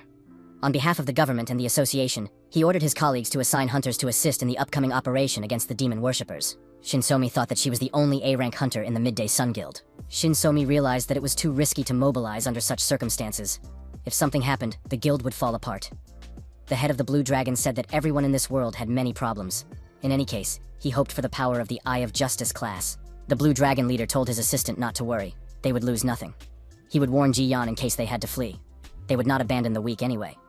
Shin So-mi would pay for allowing her daughter to flirt with his son. Even if the demon worshippers win, Power and Olympus will take action. They won't lend a hand now, but later they will have no choice. The Blue Dragon leader said that everything would be fine if all went well. But even if it didn't, they would lose nothing. The Golden Knight destroyed the monster, the boss of the White Dogs, Veloka. The dungeon has been cleared. Level 30 has been reached. As a reward, Yu Sang-woon decided to choose an additional servant this time. The system announced that a knight was being summoned for help. Yu Sang-woon thought that he already had Akalon, Som Miol, and Croakbane. This one would be the 4th. Now his team would be complete. Gavulf, the Knight of the Abyss, took a deep breath and said that he hadn't breathed the air of the material world in a long time. Did his master summon him? Yu Sang-woon thought that this knight was a little different from the others. Could this man be? Gavulf said that he liked the master's appearance and that he was going to follow him. Yu Sang-woon was surprised. So soon? The knight asked, did the master doubt Gavulf's skills? Yu Sang-woon replied that it wasn't that. He was curious if the knight wanted something in return. Gavulf said that just coming to the material world was enough for a contract. The abyss was very tiring. Samael congratulated the master. He had finally finished forming the squad. Croakbane reminded him that he was hungry. Gavulf was surprised. How did the gentleman conclude a contract with this guy? It's amazing. He looks like a piece of iron. The goblin said that the assignment of the ally code to Sir Gavulf was complete. The protagonist thought that this knight looked strong, but the whole squad was a class of knights with swords. He would like to have a mage or a healer. The Midday Sun Guild, a branch of the academy. The sun was at its zenith, as always. Shin Young was surprised. Yu Sang-woon was already at level 30. In that case, they should head to the D-rank dungeon. Yu Sang-woon said that in that case, he would leave the paperwork to Shin Young. The girl noted that solo training was impossible for such a rank. She would make the documents for a fake group. Would 3 members be enough? A fake group literally meant filling out paperwork for non-existent people, dead souls, and sending a request to the dungeon with such a group. Ayan warned that each informant takes 5% of the profits from the dungeon. Yu Sang-woon said that wasn't bad. Ayan also warned that she would not be able to participate in the next battle. Yu Sang-woon was surprised. Why so suddenly? The girl explained that a mobilization order had been issued. They were asked to participate in the battle against the S-rank demon worshippers, and she needed to prepare. There wasn't much work to do, but the entire headquarters was in turmoil. Yu Sang-woon asked who sent the S-rank demon worshipper. Constellation of Eternal Fury. Young explained that it was the same demon worshipper who had recently appeared in the news, who had dealt with Go Seon-jun. Yu Sang-woon was surprised. Wasn't he an A-rank? Ayan suggested that he became an S-rank after destroying the A-rank Sun-jun. Yu Sang-woon thought that was very unexpected. The girl added that they had decided to gather 5 awakened A-ranks before they became stronger. Her mother was also affected by this. Yu Sang-woon said that in that case, he would focus on leveling up in the dungeon. Ayan asked him to stay for a moment. The young man thought that the girl would ask him for a favor. Subjugating demon worshippers was a dangerous business. Shin Ayan changed her mind and said it didn't matter. The protagonist tossed and turned in bed and couldn't sleep. He didn't understand why he was thinking about the battle at all. Wouldn't 10 A-rank hunters and 1 S-rank be able to handle it? Yu Sang-woon thought that even though he was S-rank, he had no experience in battle and knew nothing about the enemies. Our hero decided not to think about it anymore. They would figure it out themselves. But what if Shin Young and her mother were involved in this because of him? Yu Sang-woon took his smartphone and asked A Young in a chat if there was a place for a full-time employee. The answer came immediately and was positive. The young man thought that the answer came quickly, as if the girl had been waiting for him. Yu Sang-woon realized that he would have to reveal himself if he planned to join the team. It would be better to go as a temporary employee. Keson City, Central Hotel. The leader gathered his minions and sympathizers around him. Jin Minsu said he enjoyed the meal, but dealing with the consequences would be problematic. When would these punitive forces be called in? The henchman said it would be in 4 days. Minsu was surprised. Why so soon? Jin Minsu thought, if it were a normal guild, someone would just lie low somewhere for a while. But this is the Blue Dragon Guild. They pursue their enemy until they destroy them. Jin Minsu wondered, even if someone disappears, can these people just leave an S-rank demon worshipper alone? In the north is Frozen Death, in the west is Emperor Shai, and in the east, there could be either the Japanese or demons. Plus, there's Endless Fury in the Pacific Ocean. In any case, the Blue Dragon remains the most serious enemy. The assistant said that, based on the information received, 10 A-rank and 1 S-rank awakened are going against Jin Minsu. 5 Blue Dragon associations have joined forces. In total, there will be more than 1,000 of them. They can use tanks and artillery with engines powered by magic stones brought from the capital. Jin Minsu said that they knew he would not run away, and this made them even more agitated. The henchman said that war is 1,000 times better than fighting demon worshippers or monsters from other constellations. Jin Minsu would not have called them to such a place if the chances of victory were 0. Jin Minsu laughed and said that it was good that those present were not stupid. These guys were trying to turn everything to their advantage. One of those present, a man in a hood, said he had a bad feeling. They needed to get out of there immediately. However, his premonition came too late, and he did not have time to escape. An arrow pierced his chest. Jin Minsu, holding a crossbow in his hands, said he wasn't done talking yet. It's better to contact those you can trust than those you can't handle. Those present were frightened. What kind of creatures were these? 2 monsters did indeed appear near Jin Minsu. They were the demons of King Boini. But why were they here? Jin Minsu said that his rank had risen after he offered these fools to the king. Later, he was able to hire them using points. The only downside was that he had to provide them with food. It was just about time for these guys to eat. The monsters took these words as an attack and pounced on those present. Some managed to escape and cursed Jin Minsu for setting up the trap. However, in the end, no one survived. The monsters tore everyone apart. Jin Minsu said it was the first time he had ever seen anything like it. The villain declared that he could earn points from absorption without even lifting a finger. Thus, he was not far from reaching SS rank. 4 days passed, northern border of the capital. The protagonist knew that the guild was stronger than the army, but he didn't expect it to be that strong. The soldier asked what the reserve was doing. The young man should not be idle, but working. Yu Sang-woon apologized. It was his first time here, and everything was new to him. The soldier said that the guildmaster was calling the reserve to him. He had some problems with the contract. Yu Sang-woon thought that Shin Ayan had written the contract, so there shouldn't be any problems. She was an expert in paperwork and law. Yu Sang-woon entered the leadership tent and inquired what problems there could be with the documents. Guild leader Shin Somi said it was just an excuse. Didn't the young man understand that right away? Yu Sang-woon asked why the guildmaster had called in the reserve in that case. He didn't want to attract attention. Shin Somi asked why the young man had joined the squad. Her daughter told her not to worry, but she didn't understand Yu Sang-woon's true intentions. Shin Somi said that Ayan couldn't share this with her because of the contract. Yu Sang-woon said that it was nothing serious. He is awakened, so he is simply making excuses not to register as an official hunter. He can earn money here, so he decided to join. He also needs to eat, and he wants to start a family in the future. So he is definitely here for the money. Yu Sang-woon thought it was convincing, but would it work this time? The guild leader said that in that case, he would ask him another question. Why doesn't he want to be a hunter? He is at least a D-rank hunter if Ayan signed a contract with him. Is the young man sure he deserves to be treated like a regular hunter? Yu Sang-woon suggested looking at it from another angle. He was 32 years old, had been working at the academy for 9 years, and lived a quiet life. Was it worth taking a risk now that he had awakened? He knows he will be treated well, but the work of a hunter is still dangerous and risky. However, he is now more concerned about safety than money. The young man expressed his hope that the guildmaster would understand him. Shin So-mi said she understood everything. Yu Sang-woon thanked her and said that in that case, he would return to work. The soldier asked if the reserve was scared. The protagonist replied that he was not scared. The soldier did not believe him, because the reserve was trembling with fear. The soldier said that if the young man was scared, someone could just hold on to him. Yu Sang-woon thanked him for his concern. The soldier said that he had already destroyed more than 100 monsters. Yu Sang-woon thought that these soldiers would not tell anyone if he disappeared later. Since all the guild members were present, Shin So-mi suggested starting a strategic video conference. Ko Chong-yong, an S-rank hunter and fighter class member of the Blue Dragon Guild, is in charge of the battle. The goal of the battle is to pursue and capture Jin Minsu, an S-rank demon worshipper. Ko Cheon-yong said that the S-rank long-range hunter uses hidden attacks and traps. From this, it is clear that he has set up an ambush in the forest on the way to Kaesong. Ko Cheong-yong told all participants in the video conference to be prepared for any tricks. It is especially important to be cautious at night. The enemy often uses ambushes at this time of day. The knight asked if he could escape. Ko Cheon-yong acknowledged that Jin Minsu might try to escape, but he would not leave King Boini's territory. Otherwise, the demon worshippers and scavengers from other territories would not sit quietly. It was better for him to face this team than them. The knight asked why they couldn't just drop a bomb on the city where he was. The conference participant replied that if that worked, they wouldn't have to engage in open combat. The soldier asked how Ko Jong-yeon planned to fight the main target. Ko Jong-yeon replied that there was no need to worry. Despite his S rank, he was still just a guy who quietly set traps. The head of the Soul Guild asked what would happen if a high-level monster or demon appeared. Their appearance is very likely if this guy is an S-rank demon worshipper. Ko Jong-yeon replied that in that case he would fight Jin Min-soo, and the others would take care of the demon. In the worst case, they would have to fight monsters around B rank. Shin So-mi thought that they would have to survive somehow.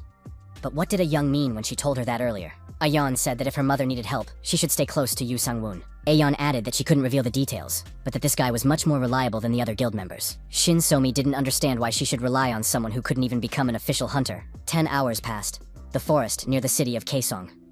The young man asked why they had set up camp here instead of heading to Kaesong. The soldier said that the reserve had been trembling with fear just a moment ago. Wouldn't it be better for him to stay here? The soldier said that the reserve knew nothing, as it was his first time here. Outside the capital, the roads were too open. The forest was denser, and there were dungeons all around. They would not be able to get there safely. It's not visible from here, but they are most likely clearing the way with heavy equipment equipped with magic stones. The scavengers are lying in ambush and aiming in all directions. The path will not be safe in any case. They must move carefully, even if it means reaching their goal later. The protagonist received a message from Akalon from the sanctuary. What could have happened? Akalon warned that the master should add another spoonful of salt and sugar and fry the vegetables in oil so that they do not burn. When frying them, you need to use force, as if scraping them from the bottom. Yu Sang-woon got angry. He thought it was something serious, but it was just cooking advice. Akalon noted that sleep and food greatly affect the morale of the army. Delicious food reduces stress. Yu Sang-woon told the goblin to stop nitpicking. He would take care of it. The soldier was surprised. Why was the reserve making noise? Yu Sang-woon replied that he had a habit of talking to himself when he cooked. Jin Min-soo said that the armor was better than he thought. But good protection is not everything. Jin Min-soo said that he would now defeat the monsters in the dungeon, and show his true power to the guys who mistakenly consider him S-rank. The monsters from all over the area, led by Jin Min-soo, moved towards the human squad. The soldier saw a cluster of red dots on the map, and said that there was a group of about 2,000 monsters 2 kilometers to the west. They were heading towards the military base. The commander told the radio operator to launch a signal flare, and report what type of monsters had been detected. The operator reported that they were E-rank life snatchers, beast hounds, D-rank bloodsuckers, and flesh eaters. Firearms could handle them. The commander shouted that in that case they would turn all the monsters into mincemeat. On the command's orders, automatic fire was opened, and the monsters were attacked by hunters and soldiers. Ko Cheon-young announced that they would be moving out soon. If anyone couldn't keep up, they should get on the flying blue dragon in advance. The hunter said she had found him. As expected, this demon worshipper had released the monsters and was watching from the forest. He was a kilometer to the west. Ko Chong-young determined that Jin Min-soo had come alone, and in that case, they would advance in that direction. The monsters and armed hunters were rapidly approaching each other. Battle was now inevitable. Shin So-mi thought something was wrong. Could Jin Min-soo have been discovered so quickly? It would be better if a few people stayed here. The head of the Soul Guild said it was too late. Ko Chong-young would not allow the main forces to split up. She needed to tell the others to be careful. Shin So-mi saw the distinctive arrows. The commander said there was no reason to worry. Only Jin Min-soo could use these blood-red arrows.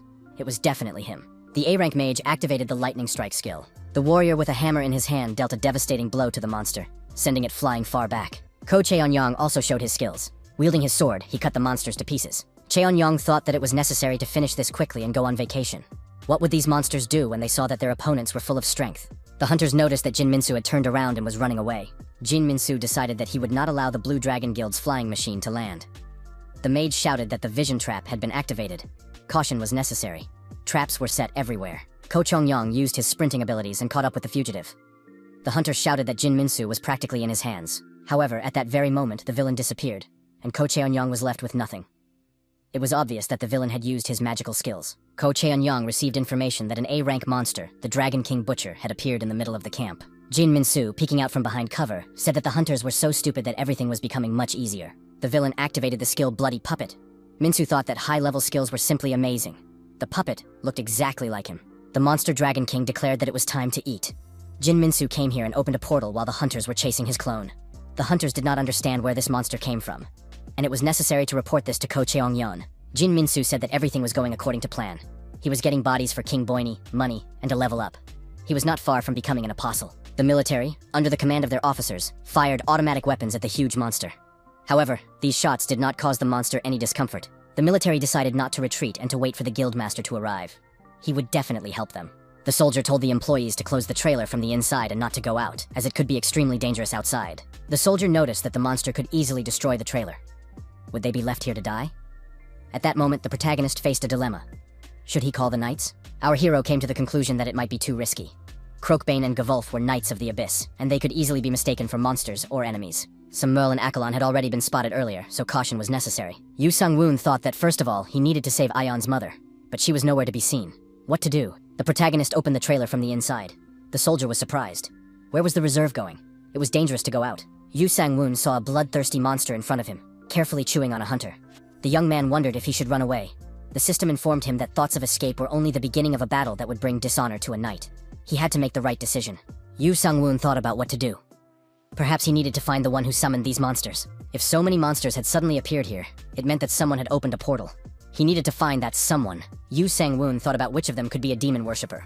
He had already increased his chances of victory, but this guy was unusual. A report came in that there was a wounded person near the truck, hoping for timely assistance. The protagonist thought that amid the chaos, the villain would surely collect the bodies of the awakened and offer them to King Boini's constellation. Yu Sang-woon realized that the demon worshipper would definitely come for the wounded. Jin Minsu was indeed looking for the wounded and finishing them off with his crossbow. The protagonist found the wounded man and offered him a restorative potion. Jin Minsu saw our hero treating the B-rank hunter with the potion and regretted being late. Other hunters joined Ko Chong-yeon. Jin Minsu couldn't believe they were already back. Ko Chong-yeon ordered a check to see how many people were left. Jin Minsu regretted missing out on such a hunter, but safety was more important now. The villain saw the wounded hunter walking alone and decided that he was a good catch. However, the protagonist approached the wounded man and told the soldier to drink a restorative potion. Jin Minsu thought that this medical personnel had already intervened twice. The villain aimed his crossbow at the protagonist and pulled the trigger.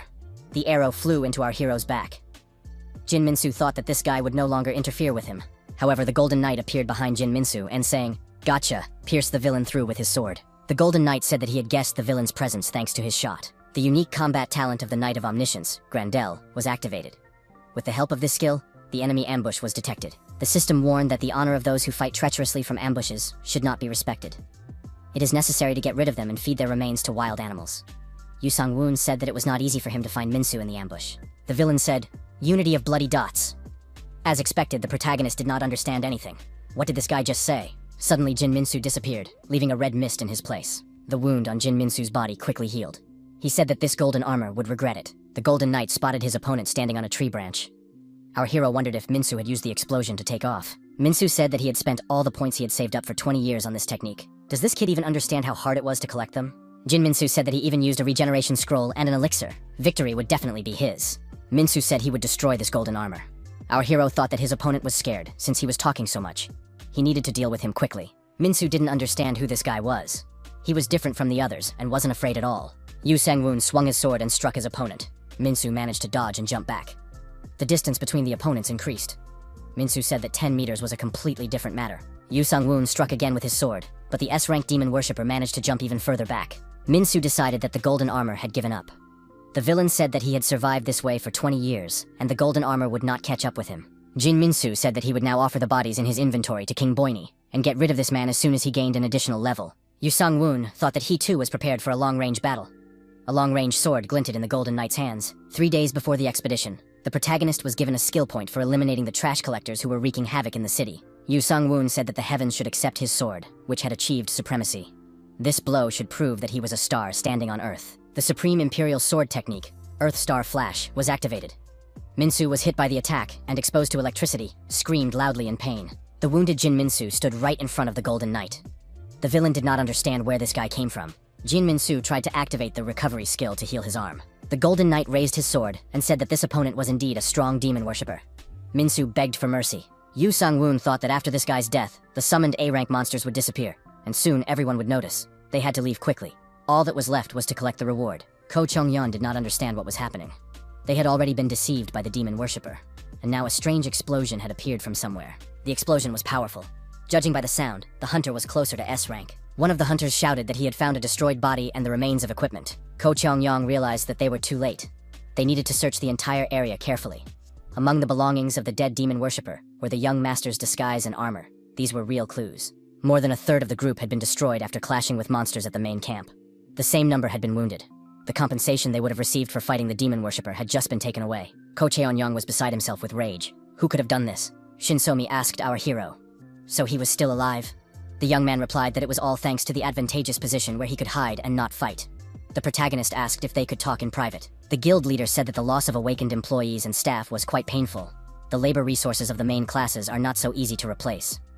Yu Sang-woon suggested that the constellations provided by the Midday Sun Guild were not good at selecting talented people. Shinsomi said that there was a limit to how long one could wait for the constellations to choose. Also, many run away or hide, like some of those present. Yu Sang-woon did not know that everything was so complicated, because the fate of the survivors was important now.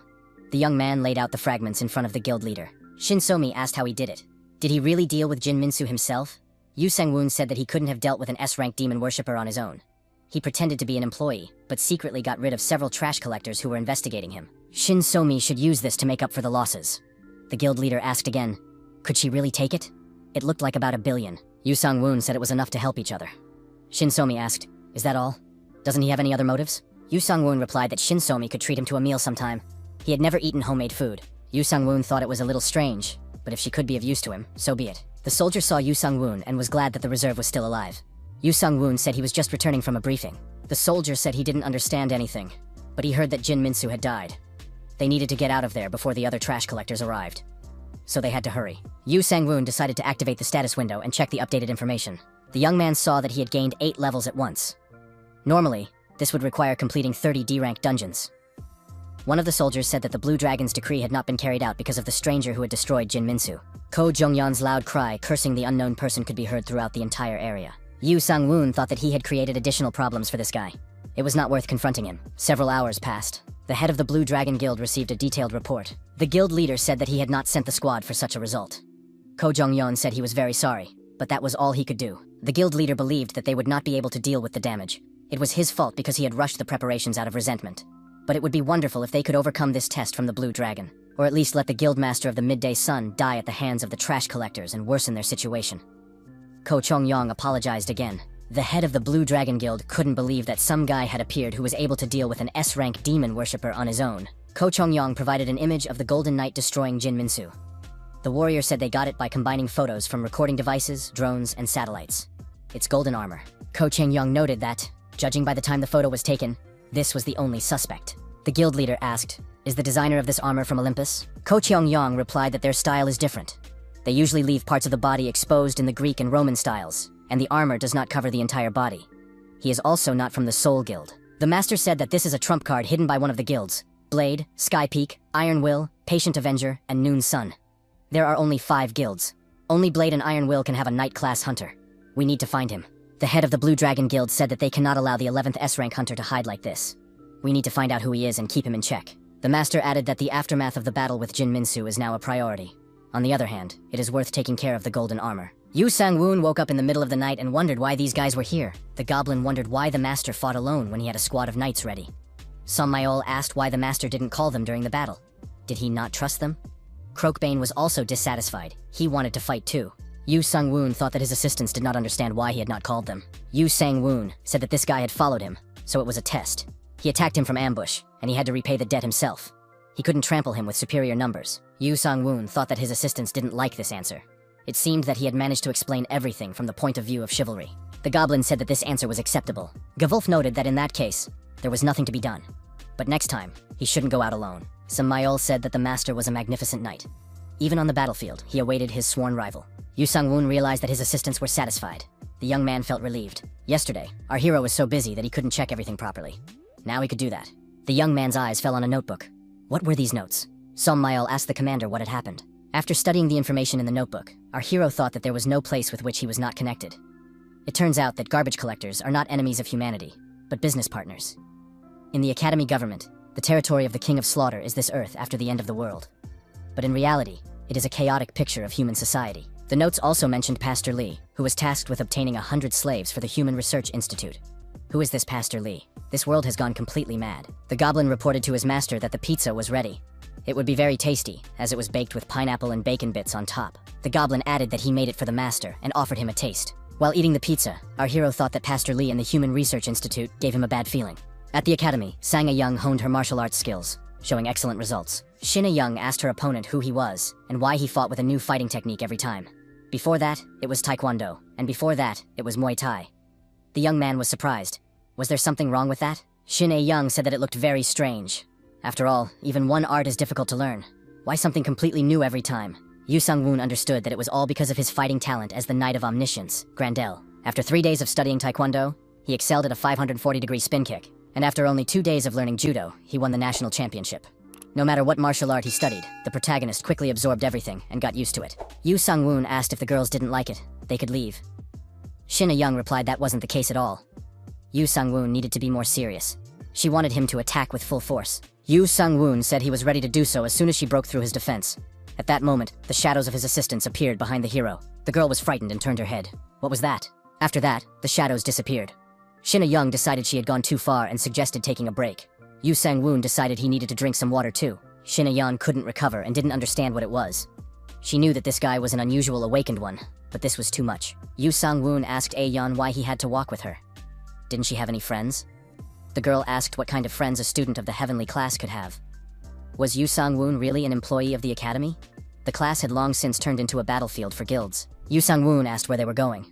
Shin A-yeon asked what he usually did to relax. As an employee, he had to hang out every weekend. The young man replied that he spent most of his time in the dormitory. If he went out, it was for corporate dinners. A-yeon said that sounded pretty boring. Didn't Yu Sang-woon think about doing something else when he was a teenager? The young man replied that his parents had died, so he stayed in a shelter until high school. When he came of age, he was kicked out. After the army, he applied for an academic position and was accepted. A-young said that wouldn't work. The girl thought that everything changes after reaching adulthood. Something seemed strange to our hero. The young man noticed someone following them. It was a student from the academy. She had been following them for some time. Yu Sang-woon thought, could the blue dragon have sent her? He might be under suspicion because of his participation in the recent expedition. Shin A-young approached the shop window and saw a new product from Beowulf. A-yeon said, wave motion attack, continuous shooting, and voice-activated storage. And also, increased strength and endurance. The girl really wanted it. A-yeon asked what Yu Sang-woon wears when he goes to the dungeon. The young man replied that he uses an association set. Cheap, reliable, and suitable for new hunters up to D rank. A-yeon noted that if you wear it incorrectly, you can become a target for trash collectors. The young man added that he had a regular iron sword as a weapon. A-young pointed out that a D rank player could buy new weapons. Medium and large monsters appear, so it's important. Yu Sang-woon thought that gold armor would be enough for him. He said aloud that he would buy it sooner or later. He couldn't do it yet because he was helping Ion's mother. Shin A-yeon suggested that her companion take a look at the store. Maybe they would do some shopping. Glancing at the display cases, our hero decided that there was a lot of equipment here. The girl said that even those who are not hunters should carry about 3 types of weapons. Yu Sang-woon replied that his class cannot use throwing weapons or any other weapons designed for long distances.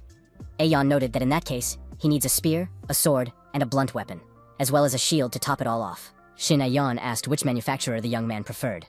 She recommended Hephaestus's workshop. Yu Sang-woon said that until recently, the girl preferred items from Beowulf. A-yeon said that it was a new product, so she wanted to take a look. It was on the 8th floor. Hephaestus is the name of the god of fire and blacksmiths in Greek mythology. Hephaestus is one of the largest weapons manufacturers, run by apostles and masters. It is one of the 12 constellations of the Olympus Guild. An employee welcomed the young people to the Hephaestus store and said that they only sell luxury goods. Only one product can be purchased. A-yeon told her companion that the artisans of the constellations make weapons with individual characteristics. Any product purchased here will be unique and one of a kind. Yu Sang-woon thought that his own weapon was just a dream for an awakened person. Excellent marketing.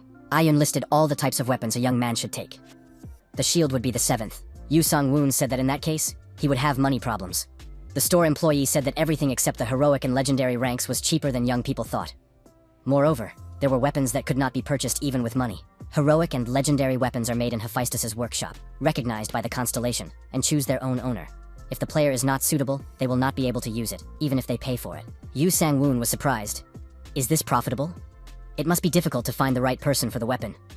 On the other hand, will they force him to buy the weapon if it chooses its owner itself? The store clerk asked, Miss A-yeon, do you want to try choosing a heroic weapon again?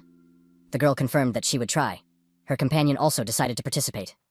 I wonder if any of the weapons will choose him. Yu Sang-woon was surprised. What was the girl getting him into? If he received a legendary weapon, all the top guilds would immediately find out about him. The young man said he refused. A-yeon was surprised. Why? A good weapon is an awakened person's dream.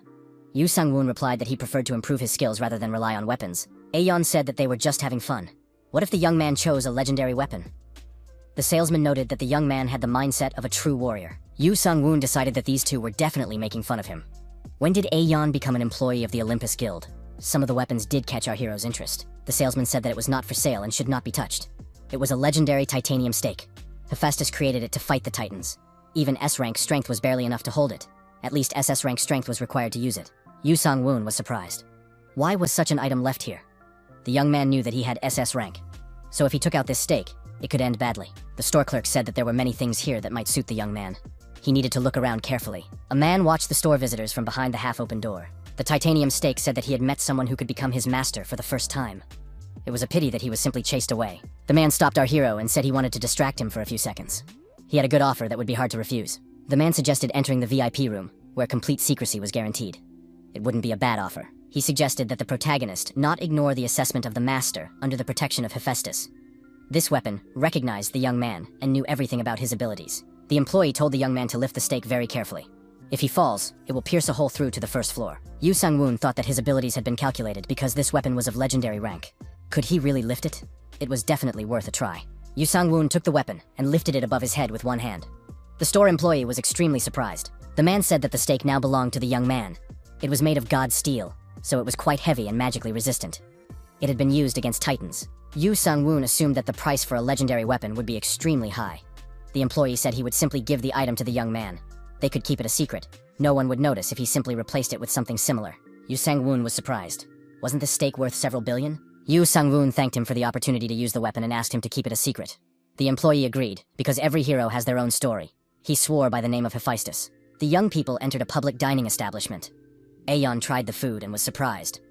What kind of place is this? Why is everything so delicious here? Yu Sang-woon told the girl not to make noise and to eat quietly. Aeon agreed and ordered another plate of assorted sushi. Yu Sang-woon was surprised. Was she really going to eat more? It looked as if she hadn't eaten for a whole week. After studying the minimap, the protagonist came to the conclusion that 4 more stalkers had appeared. Who were they, and why were they following him? It was starting to get tiresome and stressful, because their skills were rather clumsy. The spy was frightened. Had her cover been blown? The girl who was following the protagonist thought that now she would be able to use her detection magic. However, the target had strong protection, or was using protective artifact skills. She was unable to obtain any information. The girl was surprised. Did an ordinary employee have a defensive skill? Usually they don't reach that level. Could he be a golden knight? After eating, Aeon asked where they were going next. Yu Sang-woon suggested going to the academy. Yu Sang-woon said that they needed to raise their level. What else could they be planning? Aeon was surprised because the young man was not working as a hunter. Why did he need to raise his level?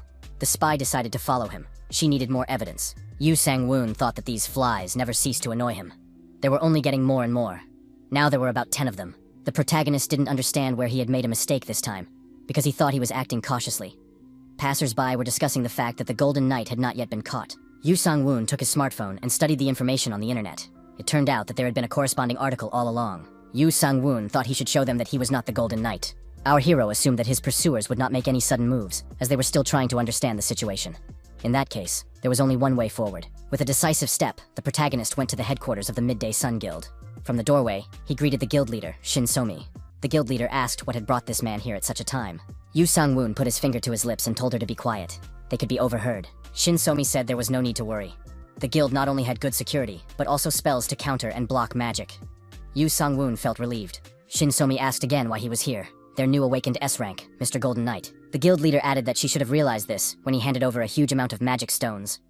She simply believed his words like a little child. Yu Sang-woon said that in that case, the guild leader understood that he needed her help. Shin Somi said that she didn't want to lose the golden goose, so she would help him. Yu Sang-woon noted that they had also begun to suspect him. The fact that an employee had joined the team so abruptly was already suspicious. They couldn't read his skills, which aroused even more suspicion. What should he do? The guild leader asked why he wouldn't become a hunter and become famous. Only his victory over the demon worshipper proves that he has talent in battle. Yu Sang-woon explained once again that he wants to live a quiet life. If Shin Somi continues to talk to him like this, he will leave the capital. The guild leader said she understood. Apparently, the armor was connected to him, and its protective mechanism was still activated. Why not turn it off? Yu Sang-woon replied that in that case, his skills would be instantly revealed. The woman said he was right. If all the suspicions were due to the magic block, she could deal with it. She could tell them that she had used the skill. Her Eye of Justice specialized in gathering and detecting information. She knew how to use the magic block. Shin Somi noted that they only needed a reason why she used the skill on him. What was his class? Yu Sang-woon thought that all awakened people had classes. How did it happen that he didn't have a specific one? The young man explained that it was something like a class related to knighthood. He specializes in close combat defense. The guild leader said that in order to hide something, you have to leave something in plain sight. Yu Sang-woon was surprised. Why was she suddenly talking about this? The woman noted that starting today, the young man would be responsible for tracking the Golden Knight from their guild. Yu Sang-woon thought, so it turns out that a Golden Knight will be chasing a Golden Knight. The protagonist said he would never have thought of that. The guildmaster was truly a genius. Yu Sang-woon decided that now that everything had been discussed, he could begin his hunt. The girl, possibly a representative of the academy, continued to follow him, unaware that she had long been discovered. Yu Sang-woon decided to use his stealth skills and increased his speed. His pursuer was forced to speed up as well, but lost sight of him. The girl looked around, not noticing that the young man had hooked himself onto the wall and was hanging above her. Seizing the moment, the young man jumped to the ground and finding himself in front of the frightened girl, swung his fist to scare her. He said that she had been annoying him since the moment he weighed her near the cafe. Our hero added that the newcomer had been exposed. The girl, of course, was frightened and asked where she had made a mistake. Yu Sung-woon replied that it was obvious. She was one of them, and it would be strange if he hadn't noticed them. The girl asked what he wanted from her. Yu Sung-woon replied that he was interested in information because she had been talking to others while stalking him. The frightened girl said she knew nothing. The protagonist became angry and warned that this was the last time he would ask. Otherwise, she would go straight to hell. The girl became even more frightened, but continued to insist that she knew nothing.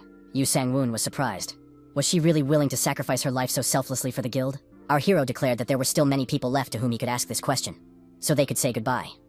At the same time, the guy relaxed his fists. The girl realized that things could end very badly for her, so she handed him her smartphone and told him to read their group chat. After reading the information, the young man realized that everything was much worse than he had thought.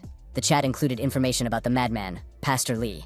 Yu Sang-woon let the girl go and returned her smartphone. In the same way, he tracked down another stalker and questioned him. After certain procedures, our hero gained access to this young man's smartphone. Yu Sang-woon decided that this was the best move to spread his legend and remove all suspicion from himself. A week later, a speaker addressed the Hunters Association in the main conference hall. He announced that after the victory over Jin Minsu, the search for the Golden Knight was intensifying. The speaker was Huang Su-hwan, president of the Hunters Association. He said that preparations were necessary, as Pastor Lee was beginning to close in on Kisan.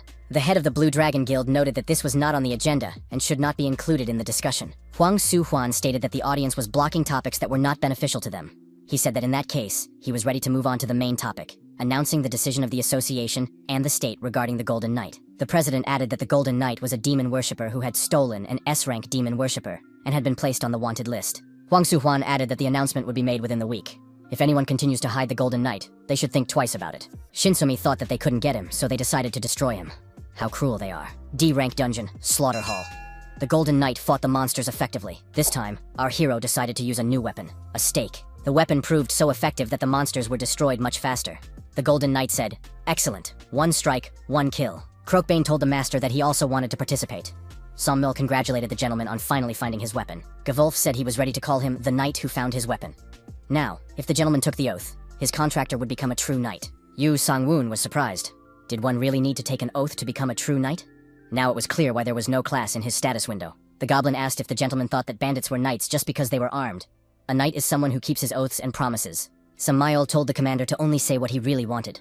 They would be his sword until the end, whatever his oath was. Yu Sang-woon was surprised. Why were they so upset? He didn't want to live bound by such an obligation. Yu Sang-woon found himself in a very strange place. A temple filled with demons. This was a D-rank dungeon, a slaughterhouse. The boss was a cruel demon. The boss declared that the prey had come to him. Yu Sang-woon held out his stake and told the demons that today would be their last day. Justice would prevail in the name of chivalry, and this flag. The cruel demon told his followers that they would enjoy the feast and began a demonic spell. The demons reported that they could feel his energy everywhere. Croakbane warned his master to be careful with magic. The cruel demon ordered the warriors to capture the strangers. Yu Sang-woon told his assistants to do their best as well. The cruel demon declared that the meat party was beginning. Yu Sang-woon stepped forward and prepared to face the monsters. Croakbane appeared before the hero and told him to take care of himself. Yu Sang-woon replied that they looked the same, the only difference being that their bodies had become a little stronger. The cruel demon said he was impressed and ready to show his opponents his signature move. The Golden Knight declared that he would finish off the monster quickly and struck a devastating blow with his spear. The cruel demon said he wasn't done yet, but it was too late. Information came in that the Golden Knight had cleared the D-rank dungeon, the Slaughter Hall. The exit will open immediately after receiving the reward. The reward will be the hero's equipment, a random chest. Yu Sang-woon said he didn't need it right now and put the chest in his inventory. Kisan Hotel, rooftop party hall. Pleasant, lively music was playing. Pastor Lee, a demon worshipper from the King of Slaughter constellation, thanked the guests for accepting his invitation and announced the start of the main course of the day. In front of the pastor on the table lay a huge, appetizingly prepared piece of meat. One of the monsters present noted that this was Pastor Lee's new work, and that the spectacle was simply magnificent. Pastor Lee explained that the dish had been prepared with all his heart for the archdemon beasts guarding the King of Carnage's hall. The monster added that it looked delicious, and that one should eat slowly to enjoy it. Pastor Lee's culinary skills are simply amazing. The bird-like monster said that the food was filling and contained no preservatives. Pastor Lee thought that everything was going according to plan. When the dish was eaten, Pastor Lee thanked everyone present at the grand opening of the Human Research Institute No. 2 and expressed his desire to make a proposal. The institute conducts research and duplicates the awakened, turning them into elite members of the monster team. But now it is difficult to provide for them, as supplies have deteriorated. The monsters were outraged. How could Pastor Lee come to such a conclusion? The pastor said that the quickest way to solve the problem was to hunt. The monster asked if the pastor really needed their help. It sounded arrogant. The pastor said that under no circumstances would he ask the apostles for help. Rather, they had prepared hunting competitions for their own entertainment, a privilege of rulers. To add excitement, a prize would be awarded. The monsters were surprised. What did that mean? Pastor Lee stated that the first prize was a potion that increased stats. All stats would increase by 1 rank for an hour when used. Another prize was an evolution potion. The pastor assured them that this potion would help them rise to the rank of SSS rank apostle. The monster was surprised. 5 years of experience in one go? The pastor said that the evolution potion would go to the person who caught the most prey, and the enhancement potions would go to the second and third place winners. The contest will last exactly 1 week. Everyone present expressed their desire to participate, as they had not used their powers in a long time. After the guests left, the pastor ordered his assistants to tidy up the room. He also instructed them to prepare everyone to receive the awakened ones, who would be hunted by archdemon monsters. At the headquarters of the Midday Sun Guild, the protagonist was indignant. Were they really going to brand him a demon worshipper? Shinsomi confirmed this. The association and the guild wanted the S-rank awakened one on their side. Yu Sang-woon couldn't believe it. How could the guild leader treat him like this after he saved her from an S-rank demon worshipper? Shinsomi replied that there was nothing surprising about it. The guild leader noted that in the future, it would be better for the young man not to wear golden armor if he was not in danger. Yu Sang-woon turned around and said that in that case, he was leaving. He understood that the guild and the association were serious, but he didn't expect things to be so bad. Yu Sang-woon thought that in a week he might be declared a demon worshipper, and he needed to come up with a plan to counteract this. Shin Aeon said that while she was sweeping away monsters, she needed to be warned about enemies attacking from afar. The hunter noted that they should listen to the heavenly class, and his colleagues supported this idea. Aeon said that they needed to double-check the items they had brought with them, and that her guild members would protect them. The hunter said he felt more confident just looking at this girl. His colleague admitted that he was nervous, as this was his first experience in the dungeons. A little earlier, the dean of the academy, Baek Ga-yeon, announced that the main virtue of the academy this year was harmony. The vacation assignment had changed. Now each student had to go to the dungeon on their own. The students were surprised.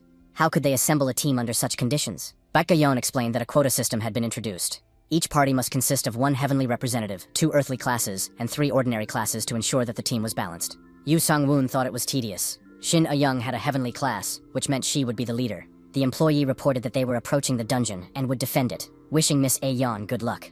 The girl thought that these employees were treating her like a child, and she wanted to finish the academy quickly so she could go to the dungeon in peace. The car arrived at its destination, and the students, led by Shin A-yeon, headed for the dungeon.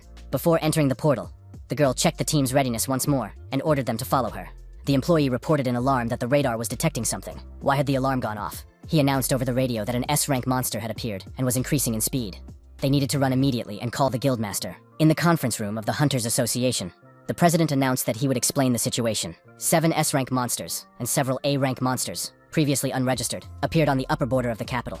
All of them are archdemons in the form of beasts. The head of the Olympus Guild noted that the apostles of the King of Carnage had already gone mad. A military representative asked, "Can 7 terrible creatures gather at the same time? To win, you need at least 3 awakened S-rank monsters, if not more. Why didn't they catch this gang earlier?" The head of the Soul Guild wondered why this was happening after they had defeated Jin Minsu. The head of the Blue Dragon Guild said that technically, they hadn't destroyed him. The Golden Knight had done that. The head of the Soul Guild was surprised that his colleague could say such a thing. His colleague was also indignant. The Minister of National Defense demanded that the two stop. Now was not the time for such arguments. A national threat was looming. They had gathered to figure out what measures needed to be taken. The Ministry of Defense had already issued an emergency order and begun building a line of defense around the capital. The Army, Navy, and Air Force had also been deployed. But would all this work against such monsters? The guild leader said that the most important resource under threat from the archdemons is the Awakened. If the army manages to buy some time, the Awakened will be ready to attack the archdemons. The military commander was surprised. Were the guilds really going to use the army as bait? At least one more Awakened one had to be sent from the army to minimize losses. The next morning arrived. The protagonist left his room and, stretching, said that he had slept well. The goblin, as expected, offered his master coffee, reminding him that the boss had worked late the night before and had not slept until 3 in the morning. Yu Sang-woon said that he had been writing a report on the dungeons, so he could afford to relax a little today. Our hero thought that morning coffee was, as always, the best. There was a knock at the door. Yu Sang-woon apologized and asked Goblin to step outside for a moment. Goblin promised to return in the evening. Guildmaster Shinsomi appeared at the door. The young man politely asked what was wrong. The woman asked why he wasn't answering his phone. Shinsomi asked if Yu Sang-woon had seen the news. The young man replied that he had just woken up. The guildmaster said that now was not the time to be yawning. A national threat had been declared. Yu Sang-woon thanked the guild leader for coming all this way to inform him personally. Yu Sang-woon suggested that he would now have to move to the academy shelter or the South District. With that, the young man began to pack his suitcase. The woman was surprised. Was Yu Sang-woon really going to run away right now? He admitted that he was going to move out. He had nowhere else to go anyway. Yu Sang-woon was upset. Why was Shinsomi waiting for him? He had only just begun to explore the D-rank dungeons. The young man packed his things and said he was leaving. Shinsomi confessed that her daughter had entered the dungeon and found herself in the epicenter of danger. The S-rank monsters that had appeared throughout North Seoul, 7 archdemon monsters, were moving south. Shin A-yeon went to the northern dungeon to do her homework. After that, contact with her was lost. Yu Sung-woon asked what the association had to say about this. The guild leader replied that they cannot make a decision at this time. The situation is so sudden that they do not know where to send people. Shin So-mi added that she was very sorry, but she asked the young man to save her daughter. Yu Sang-woon said he had no choice but to leave. Shin So-mi said that this child means everything to her and she has high hopes for the young man. Yu Sang-woon told the guild leader not to blame him if he was late. He had never dealt with S-rank monsters before, so she shouldn't expect too much from him. By this point, the protagonist was already in his golden armor. At the border of the capital, military equipment with a full combat kit was in its starting position. Binoculars revealed that the archdemons were approaching. The observer reported to the commander that the S-rank monster, the archdemon beast Iberico, had appeared 2,000 meters ahead. The commander ordered all units to open fire to kill. The monsters laughed. Had the humans gathered themselves and saved them the trouble of hunting? The archdemons, observing the weapons, wondered what their rivals were going to do with these toys. Iberico, the beast archdemon, said it was time to hunt. They could do whatever they wanted with the humans, but everyone had to give him the strong, awakened ones. King Boini was watching them. The military opened fire with all their weapons in order to destroy the archdemons. However, this did not lead to the desired result. After the fruitless battle, the officer noticed a huge vehicle approaching from afar. The soldier saw the emblem and realized that it was the Blue Dragon Guild. That meant they had to hold out a little longer. Salvation was approaching. After all, this guild was the best. Ko Chung-yeon told his boss that the Soul Guild was having a hard time. They claimed that the defense of Seoul rested solely on them, but now it was clear that they were unable to cope. The head of the Blue Dragon Guild replied that there was no need to worry too much. Their opponents would have to learn the hard way. Ko Cheon-young asked if breaking through the defenses meant the fall of Seoul. The guild leader replied that the enemy's goal was not to take Seoul, but to loot and hunt for the awakened. This would continue for about a week. That was how long they needed to hold out. The master said that they should pretend to be trying hard and not get blacklisted. They should focus on clearing S-rank monsters. Leveling up is also important. Ko Chung-yeon said that his boss should become the first SS rank hunter in the country. It would be problematic if the Seoul Guildmaster beat him to it. The support group's vehicles arrived at their destination. The bodies of destroyed soldiers and monsters lay around. Shin A-young, accompanied by the students, crossed the portal and left the dungeon. One of the students said that the leader had done an excellent job. There had been many monsters there from the very beginning. Shin A-yeon said that they had done a great job. The girl looked around and asked in surprise where the trailer had gone. They needed to try to contact him. It would take them a very long time to walk there. A-yeon warned that they needed to be careful. Something strange was going on. The trailer hadn't just disappeared for no reason. They needed to drink a potion for prevention and remain alert. One of the students was frightened. "Don't tell me monsters have appeared here." Shin A-yeon tried to call her friend, but there was no answer. After a while, she managed to reach her mother. The guild leader asked if A-yeon had cleared the dungeon. The girl confirmed this, but added that the trailer had disappeared. Her mother said there was no time to explain. They had to get out of there quickly. It would be better to stay in the dungeon and hide somewhere inside. The students were alarmed. They didn't understand what was going on. A-yeon said that she didn't like it either, but they had to evacuate. They had to hide in the nearest dungeon. The archdemon beast Leghorn said that there was a group of awakened ones here. A-yeon saw him and said that he looked scary. The students asked what it was. A-yeon said it was an archdemon beast. She had read about them in class. It was a subject of King Boini. Its power was comparable to that of an S-rank dungeon boss. A-yeon realized that escape was impossible. The only option was to fight. Leghorn noted that even monkeys run away when they see an enemy they cannot defeat. Did these people really want to fight? A-yeon told the students to run away and not look back. She would take care of this chicken-headed monster herself. Shin A-young gathered her strength and activated the Ring of Justice. Leghorn was surprised. Could this girl really be an apostle of some constellation? But to him, she was nothing more than dust. He didn't expect her to use it. It was impossible to destroy such power just like that. It was like the absolute law. Leghorn assumed he was right if the girl remained silent. He had to deactivate the spellcaster so that the Ring of Justice would disappear. Leghorn added that he had to find out her name so that the constellation would not be tarnished. The archdemon said that he was Leghorn, one of the archdemonic beasts, an apostle of King Boini, the guardian of his hell. A person must give their name. A-yeon thought she had gained enough time for the students to escape. The girl gave her name, Shin A-yeon. She was an apostle of the constellation Balance. Immediately after that, A-yeon was attacked by the monster. She was thrown far back, but remained standing. The girl said the blow was too strong. Shin A-yeon lost consciousness and fell to the ground. Leghorn lifted her up and said she was alive. Archdemon said that they would pay more for her than for an ordinary person if she could use such a skill. Suddenly, the Golden Knight appeared nearby and asked why this bird monster wouldn't let the girl go and leave. Leghorn asked who he was and why he was wearing golden armor.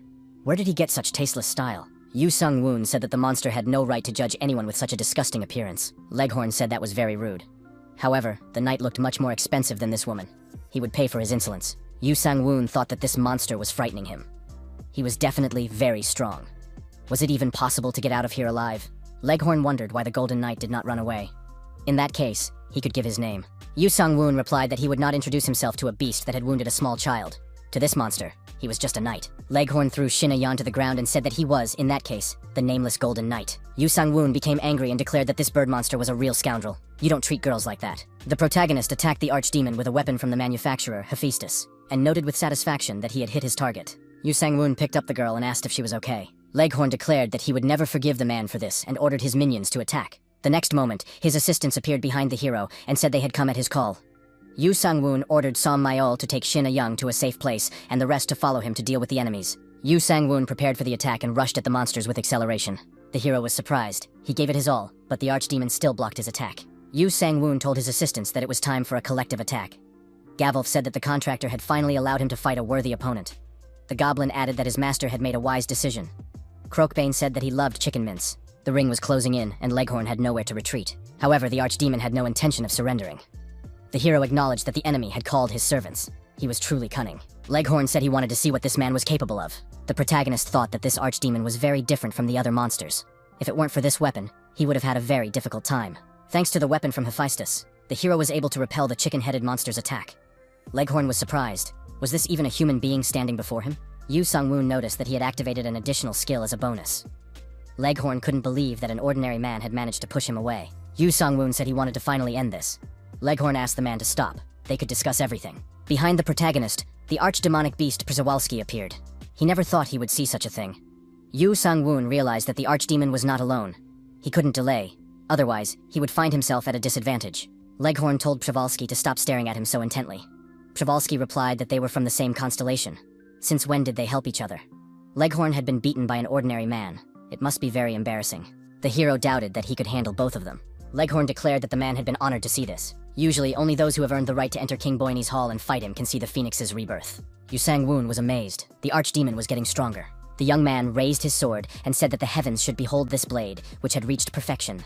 This blow would prove that he was a star on this earth. Leghorn asked the man to wait, for he was still transforming. Przewalski said that no one would wait for his transformation to end. The hero activated the Supreme Imperial Heavenly Method. The skill Earth Star Flash was used. Leghorn was attacked while still in the process of transformation. The Golden Knight thought he had landed a critical blow, but his opponent managed to complete his transformation. Would he be able to defeat him now? Yu Sang-woon said he was glad Leghorn had survived. The chick would have died from a single blow. Leghorn declared that he would show the man the power of the Phoenix reborn, and attacked the hero. Yu Sang-woon couldn't stay on his feet. He thought that if this continued, he would definitely not survive. Przewalski was surprised. Was that all Leghorn was capable of? They had to take this knight away if they managed to subdue him. Leghorn told Przewalski to shut up. This knight hadn't gotten enough yet. Leghorn took the helmet off Yu Sang-woon's head and said that first he would eat his eyes. Then he would cut off his arms and legs, and then swallow him whole while he was still alive. But first, he had to get rid of that helmet. The system reported that the young man had reached level 39. Yu Sang-woon grabbed Leghorn by the beak and asked who gave him permission to peck. In the next moment, the beak was destroyed and shattered into small pieces. Yu Sang-woon got to his feet and thanked the knights. Thanks to their victories, he had raised his level. Croakbane said he was happy to help. Gavolf said he felt relieved, and Goblin remarked that the gentleman had relaxed too soon. Yu Sang-woon used a potion to restore his stamina. Our hero gathered his strength and rushed at the chicken-headed creature again. Yu Sang-woon declared that he had won, but that it was not over yet. The young man asked Przewalski if he would also fight. The archdemon replied that he could, but he could see that the knight did not want to. Yu Sang-woon admitted that he did not want to.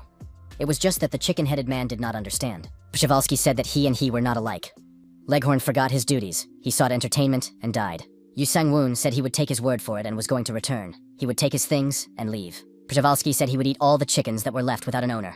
Archdemon released his brothers, who defeated all of Leghorn's allies. Meanwhile, the number of monsters was increasing on the northern border of the capital. The archdemonic beast, Tosadok, ordered his minions to destroy all humans. The dogs barked and said they would carry out the order. Shinsomi realized that the archdemons were approaching. She needed to activate her abilities. It's a good thing they don't know about the Eye of Justice. Shinsomi said that there are two monsters on the left. One is a Hindu, the other is a Chihuahua. The sheepdog is on the right. A group of demons is digging a tunnel in the west. This information must be passed on. The commander declared full combat readiness for military equipment. Ko Cheon-yang ordered to fire only on his command. Shinsomi expressed hope that everything would be fine. Tosadok received a message that Leghorn had died in the line of duty. Tosadok shouted that they were going to hunt down Leghorn's followers, otherwise Przewalski would eat everything himself. The military recorded the retreat of the archdemon and his minions. The head of the Soul Guild was surprised. Was the battle already over? The hunters shouted joyfully that they were saved. Shinsomi also realized that the monsters had retreated. Could it be that her daughter had done it? At the Hunters Association, the president wondered why they had retreated. The military commander suggested that the monsters might have encountered problems. In any case, they should prepare for another attack. The president of the association said he had checked many sources. The archdemons were fighting to kidnap the awakened ones at the suggestion of Pastor Lee. The military representative asked how they had gathered the archdemonic beasts. Regardless of the reasons, they could attack without restraint. The guild leader noted that too many lives are at stake. The public will demand that troops be sent to rescue the abductees. The president of the association said that this time, 7 S-rank monsters had gathered. At least 21 S-class hunters would be needed to defeat them. The head of the Blue Dragon Guild clarified, 6 S-rank monsters.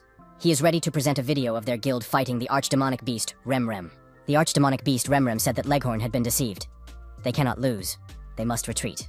Those present began to ask questions. How could this have happened? The head of the Blue Dragon Guild said that when he was collecting data about the battlefield from a satellite, he found this. A photo of an explosion appeared on the screen. He thought he had seen it somewhere before. It was the Golden Knight. He used the same skill as in the battle with Jin Minsu. The military, seeing the footage, concluded that it did indeed look similar. It turns out that the Golden Knight destroyed Leghorn. The head of the Blue Dragon said that he had been drawn into a battle where he defeated the beast. The only question was whether it was a solo hunt or not. The military suggested that it could have been a group hunt. But even in this case, everything becomes only more mysterious. The head of the Olympus Guild said that chaos could ensue. The head of the Soul Guild noted that it was necessary to keep this a secret. The president of the association suggested the opposite, to spread the word. It is necessary to shift public attention away from the topic of rescuing the kidnapped people. There will be discontent, but there is nothing that can be done about it. The head of the Blue Dragon Guild said that the president was indeed clever. This would calm the people and put pressure on the Golden Knight. At the Midday Sun Guild headquarters, the protagonist said that it was difficult to rescue Shina Young. She is now in the hospital. Shin Somi said she would examine the young man for injuries. There is no point in resisting. The guild leader explained that she had been a doctor for a long time. The young man's condition cannot be described in words. Yu Sang-woon was forced to take off his shirt, but it was still unexpected for him. Shin Somi ordered him to lie down for an examination, purely for medical purposes. After examining him, the woman said that he had fractures, bruises, and bleeding. There were many problems, but no surgical intervention would be necessary. He could just rest and continue drinking the potion. Yu Sang-woon said he felt relieved. He was worried about his injuries. Shin Somi replied that he couldn't die with 900 endurance points. Yu Sang-woon was surprised. Didn't he have 800 points? Now it was clear why his stats had decreased.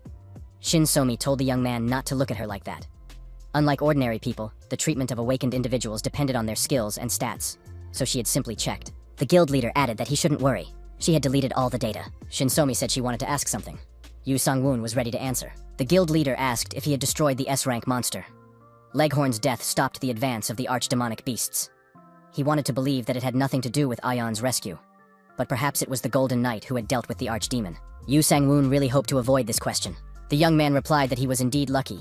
He immediately warned that he would definitely run away if it happened again. Shin Somi said she understood, but was sincerely grateful for saving her daughter. Yu Sang-woon said he needed to rest and went to sleep. Yu Sang-woon asked how long he would need to stay in the hospital. The guild leader explained that his endurance was beyond common sense, so he would recover quickly, but advised him to rest for a few days. Yu Sang-woon said that in that case, he would take the potion and rest at home. Staying here was too suspicious. Shin Somi noted that the young man was indeed very cautious. The guy pointed out that there was nothing wrong with that. The woman said she would erase all his medical records so he could rest easy. Yu Sang-woon, sitting on the sofa, thought that his body still hurt. The armor should repair itself. The protagonist realized that he had forgotten something important. Were his knights okay? Yu Sang-woon took out some potions and said they were for the knights to recover and recharge. The goblin reported that some of the equipment was damaged but could be repaired by the self-repair system. Som Miol said she had enough mana, so everything was fine. Gawolf noted that he only needed alcohol, and Croakbane added that meat was enough for him. Yu Sang-woon replied to the knights that today, he would do whatever they wanted. Gawolf asked the boss if he would regret what he had said. After a while, the plates on the table were empty. Gawolf thanked the contractor for the food. The protagonist was glad that the knights had eaten their fill. The young man thought that he had spent 2.5 million today. Supporting an entire team is no joke. It's good that there is a reward for the quest. After assessing the situation, the hero said that level 43 was serious business. However, his skills were only half developed, as he was not using the power of Sinsu. At this rate, he would not be able to use the titanium stake. With these stats, he could only be a healer. Gawolf told the contractor that this was not the best idea. He added that he was not pointing out what skills the contractor had acquired, but that he had already proven the uselessness of such skills by defeating Leghorn, an S-rank monster. The goblin said he agreed with his colleague. One strong skill is better than many useless ones. The master could put everything into strength, and next time it would be much easier to defeat a monster. Yu Sang-woon thought that this was not the case with these knights. He just wanted to become a healer. Som Miol also disagreed that the leader needed healing skills. It would be better to add a professional healer to the team. Yu Sang-woon decided that made sense and asked what they wanted to choose. Som Mol asked what the gentleman thought of Sunshin's knight skills. Given his lightning speed, he would be perfect for fighting demons. Gawolf said that the contractor was unsure of himself, and therefore plunged himself into the abyss so as not to reveal himself to the world. So the skills of the abyss would suit him. The goblin disagreed, saying that it would be better to learn the skills of a galactic knight. They were very powerful. Croakbane added that Yonen's sword art was also very useful. Yu Sang-woon thought that these guys were just imposing their ideas on him. He himself wanted to learn horse riding. After all, it was strange for a knight not to ride a horse. Yu Sang-woon said he would like to ride a dragon, and asked if there were any recommendations. Ga-wolf replied that dragons are too temperamental, and their trust must be earned. The goblin added that they are also very vulnerable in cold places and eat a lot, so they are expensive to maintain. Yu Sang-woon realized that dragons were more trouble than he had anticipated. Mayal said there was one option. He would need the summoning skill, which would allow him to make a contract with a dragon, but he would be bound to it. Although it was difficult to earn the respect of such a creature, all of the problems listed above would disappear. Yu Sang-woon realized that he needed the summoning skill, and after using it, the riding skill. Mayal noted that it would be better to learn riding skills with multiple slots. That way, the gentleman would be able to make contracts with different summoned beasts. Yu Sang-woon acquired the legendary riding skill, the skill to summon the Night Mage Kaeleda. Seeing a possible candidate, a dragon, the protagonist thought that summoning it here would be problematic. Yu Sang-woon decided that physical improvement gave combat abilities, and wisdom gave the knowledge possessed by the archdemonic beast. The young man chose an item that increased respect and enhanced the knight's abilities. It also strengthened his armor and gave him the essence of the phoenix. Myal warned the commander that the appearance of the armor was changing. The hero was surprised to see that it had indeed become completely different. Yu Sang-woon said he didn't like it very much. Everyone would immediately understand that he was the one who had dealt with Leghorn. The goblin noted that this armor emphasized the lord's nobility and strengthened him at the same time. Ga-wolf admitted that the contractor looked great. Som Mol said that the armor was perfect for the commander. Yu Sang-woon decided to study the new functions of the armor. The hero thought that it was really cool. He would become stronger with each new leader skill. The next morning, the protagonist asked Akalon what was for breakfast today. However, Shin Ayan was in the kitchen. The girl said, "Finally, Mr. Sang-woon is awake." Yu Sang-woon was surprised. Was Ayan really making breakfast? Had she already been discharged from the hospital? The young man acknowledged that thanks to Shin Ayan, he was able to defeat the S-rank monster. This monster was indeed frightening. Ayan apologized, saying that it was because of her that Yu Sang-woon was in danger. The young man admitted that he would not have gone so far if he had known the monster's level. Shin Ayan pointed out that, in any case, he had caught the monster. He was a true brave knight. The protagonist thought that this girl was quite quick-witted. Yu Sang-woon said that he should have been sent to the hospital, but he decided to stay at home so as not to reveal his identity. Ayan asked if the young man was okay. The protagonist replied that he was not okay, so she should not make him worry, or his blood pressure would rise. Shin Ayan said that in that case, she would prepare a healthy breakfast for him. On the television news, the anchor wondered why the Golden Knight had not appeared since defeating Leghorn. Yu Sang-woon was surprised. How did they know that it was him who defeated him? Shin Ayan explained that with the introduction of combat operations, satellites began to be used for surveillance. One of them apparently spotted the Golden Knight. The expert reported that the government and the Hunters Association had admitted that it was the Golden Knight. But even after defeating the monster, he continues to hide and refuses to cooperate. In addition, many guilds hire Golden Knights and ask for their help. Yu Sang-woon said that he had always wondered why people spoke so confidently about him. Ayan asked, "Isn't it unnatural to fear enormous power?" Yu Sang-woon thought that the association was probably afraid of his S-rank. Besides, he doesn't even belong to any guild. Yu Sang-woon asked what Shin Ayan planned to do. Ayan said that they would let her go if she wrote a report about what had happened. But the problem was that all her colleagues had disappeared. Yu Sang-woon suggested that they might have fallen into Pastor Lee's hands. How many people were in the advanced team? Shin Ayan replied that it was just her. She wanted to quickly go to a low-level dungeon. All the talented ones had already left for another team. All that was left were the assistants.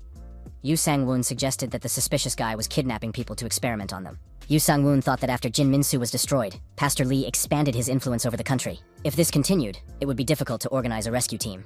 Ayan was surprised. Why did Yu Sang-woon say that? They had an S-rank hunter. Yu Sang-woon said that the guilds didn't want to lose their S-rank hunters. There were only 2 in the Soul Guild and 3 in the Blue Dragon Guild.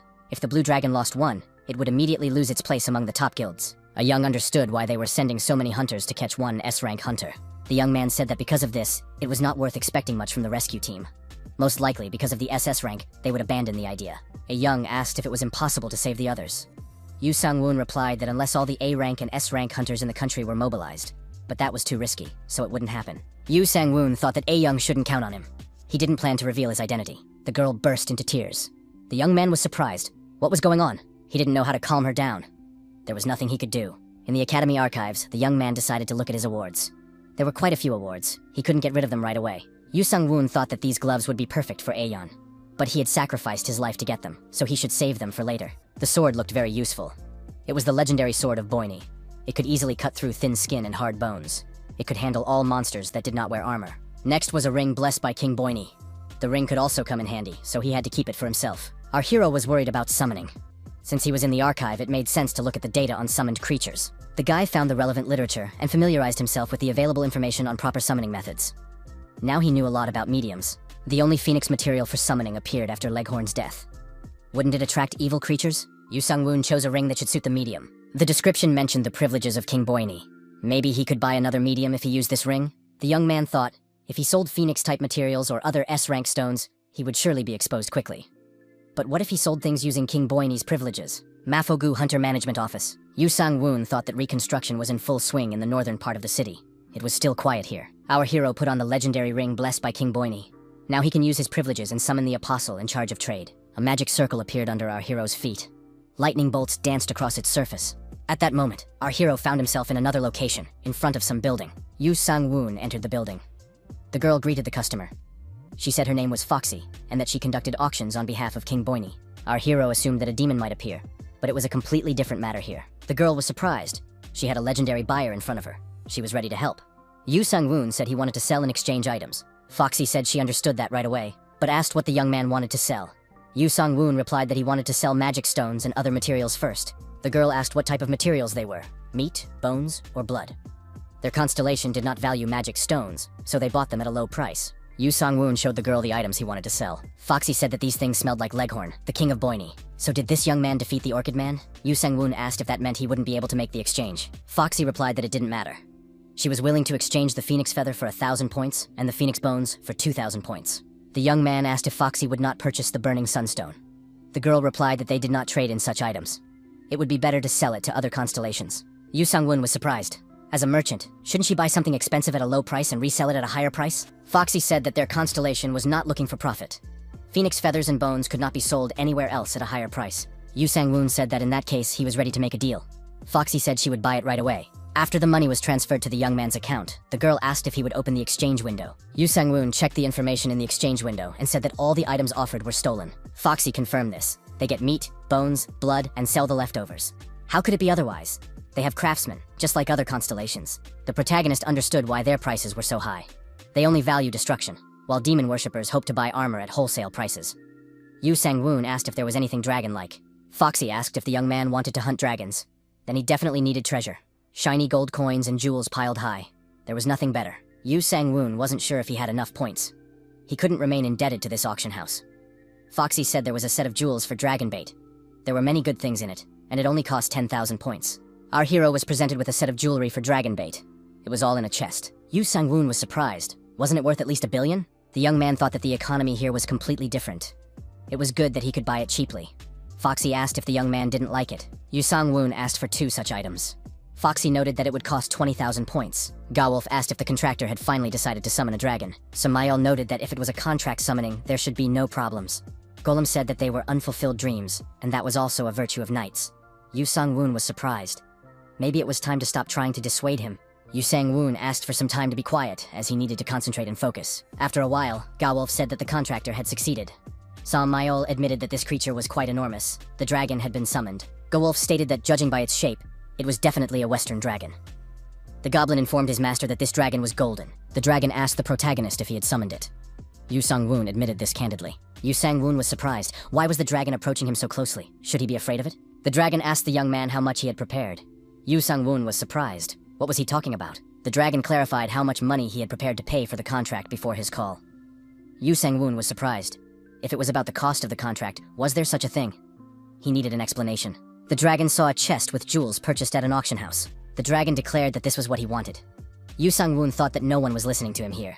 The dragon admitted that he liked such things, especially Renaissance paintings.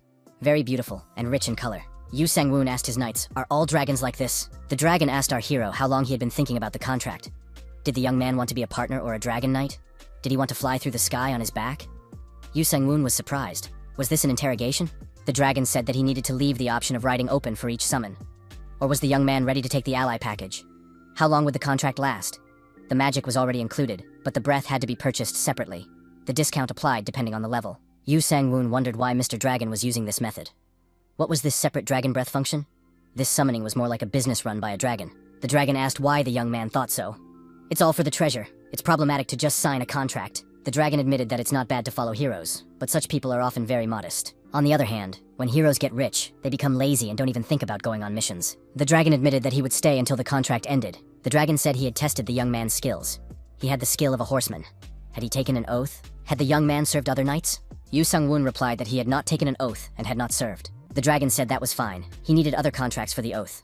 For how long was the young man willing to sign a contract? He recommended 10 years. It would be paid annually and include additional services. There was also a bonus for renewal. Yu Sang-woon said that he would like to calculate the exact payment first. He also wants the dragon's breath. The protagonist thought that no matter what anyone said, a dragon without breath was not a dragon. The dragon confirmed. A 10-year contract with annual payment. Services include riding, magic, and dragon breath. He will follow orders in battle, giving advice along the way. There is a penalty for terminating the contract for reasons other than death. Yu Sang-woon asked again how much it would cost. The dragon replied that since the young man had summoned him with sufficient payment, another chest like this would pay for 1 year. It turned out to be cheaper than our hero had thought. Even including the rewards from the S-rank monster, it was still too cheap. The dragon warned that he could already make a partial prepayment. Yu Sang-woon said he was ready to pay for the whole year at once. The dragon was pleased that the knight paid for everything today. However, the knights around him were also amazing. Would the young man purchase any additional services? Yu Sang-woon replied that he did not intend to do so. The dragon suggested that he think about it. He also needed to put his fingerprint at the bottom of the contract. To summon him, he needed to fill the bracelet with mana and call his name. Yu Sang-woon said he understood everything and asked what the dragon's name was. The dragon replied that his name was Eldrin. Now, it was necessary to sign the contract. The protagonist thought that this dragon was a very tiresome creature. Perhaps it would be better to summon a wyvern or a slime. Gawolf asked the contractor why they couldn't fly back. Yu Sang-woon noted that in that case, they might have a problem with air defense. Gawolf was surprised. Why did the contractor need a contract in that case? Yu Sang-woon explained that if he needed a dragon, he would summon it. Gawolf said that they also had servants. Yu Sang-woon was surprised that no one had told him about this before. Gawolf said that no one had asked them about it before. They don't need servants in battle, and they wouldn't be useful in the dungeons either. Yu Sang-woon said he really wanted to see them. Gawolf whistled loudly, and a horse appeared. Gawolf said it was the Abyss of Nightmares. He highly recommended it. Samayol said that she had a heavenly holy bird. It was the wings of the Holy Sky Knight and a companion of the heavens. Croakbane said that his servant was a basilisk. These guys are strong and use breath of numbness, but he is slow. Yu Sang-woon thought he had deceived himself by summoning a dragon. The goblin said that it was no match for a dragon, but it was his assistant device, Georges. It used a top-class engine. Yu Sang-woon was very upset. What should he do now? Would he really have to fly on a greedy dragon? Yu Sang-woon turned to the guild leader. Shinsomi asked if he really wanted to sell it. Where did he get all this stuff anyway? Yu Sang-woon poured out a mountain of precious stones. He said that all of it had been legally acquired through various exchanges. The guild leader asked how many magic stones there were. Yu Sang-woon gave the exact number. His interlocutor was surprised. Wouldn't that cause a lot of problems? Yu Sang-woon said there shouldn't be any problems. After all, Shinsomi had formed several large teams in the guild, hadn't she? Shinsomi suggested that the young man take a look at it. The screen showed the monthly expenses. Shinsomi said that the Midday Sun Guild collected an average of up to 300 stones for clearing dungeons. The protagonist assumed that the dungeon would bring in more. The guild leader said that D-rank hunters hunt in D-rank dungeons, and also how Yu Sang-woon fought an S-rank monster. Yu Sang-woon said that he only understood this now. Shinsomi explained that in order to stabilize the guild's finances, they exchanged stones under the pretext of selling supplies. Yu Sang-woon had to find another use for the remaining stones. Yu Sang-woon asked how much 300 D-rank stones and 500 E-rank stones would cost together. Shinsomi replied that if calculated at market value, it would be around 3 billion. This poses a significant tax issue. Yu Sang-woon said that in that case, he would take 1 billion. If the guild leader sold the stones on behalf of the Midday Sun Guild, the overall prices would rise and they would receive more fees. Shinsomi thanked him for his understanding. The woman asked if Yu Sang-woon still did not want to register as a hunter. With an official rank, they would be able to pay the young man fairly. Yu Sang-woon replied that he did not like that idea. The guild leader replied that in that case, he would become a good villain. Yu Sang-woon thought he liked the expression, good villain. Yu Sang-woon thought that he might need a group if he stopped sneaking into the dungeon secretly. The knight riding in the car thought that the north was blocked, so Gangnam would be the best option. It would be better to go with people he didn't know. The driver said they had strict rules. If they were unlucky, they would have to stay. The knight was surprised.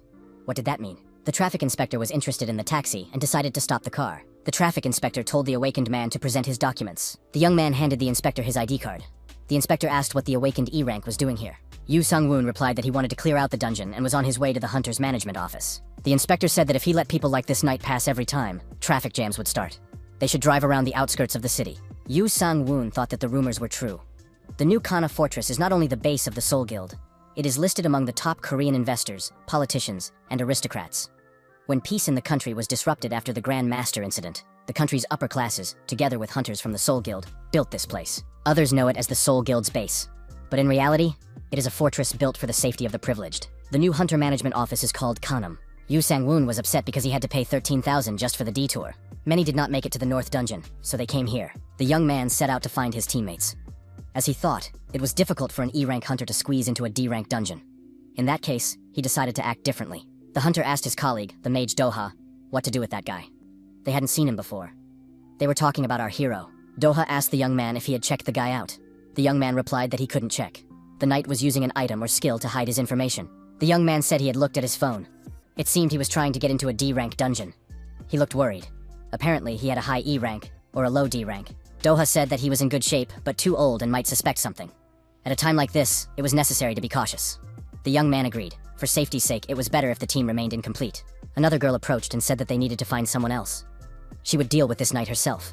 He was definitely not their equal, because they were S rank after all. The girl approached our hero and greeted him. Yu Sang-woon asked how he could help. The girl asked what kind of team the knight was looking for. They wanted to form a group, but they didn't have enough people. Yu Sang-woon replied that he was looking for a team in a D-rank dungeon. Yu Sang-woon said that he was a knight. The girl noticed that they were looking for someone in the vanguard. Would he like to join them? Yu Sang-woon approached the team and said hello. The team was also happy to meet him. Finally, they could go to the dungeon. The team leader introduced himself and said his name was Bank Jong-shin. He was a D-rank sniper of level 44. The leader said his weapon was the rune Kaltiksa, a rare rifle.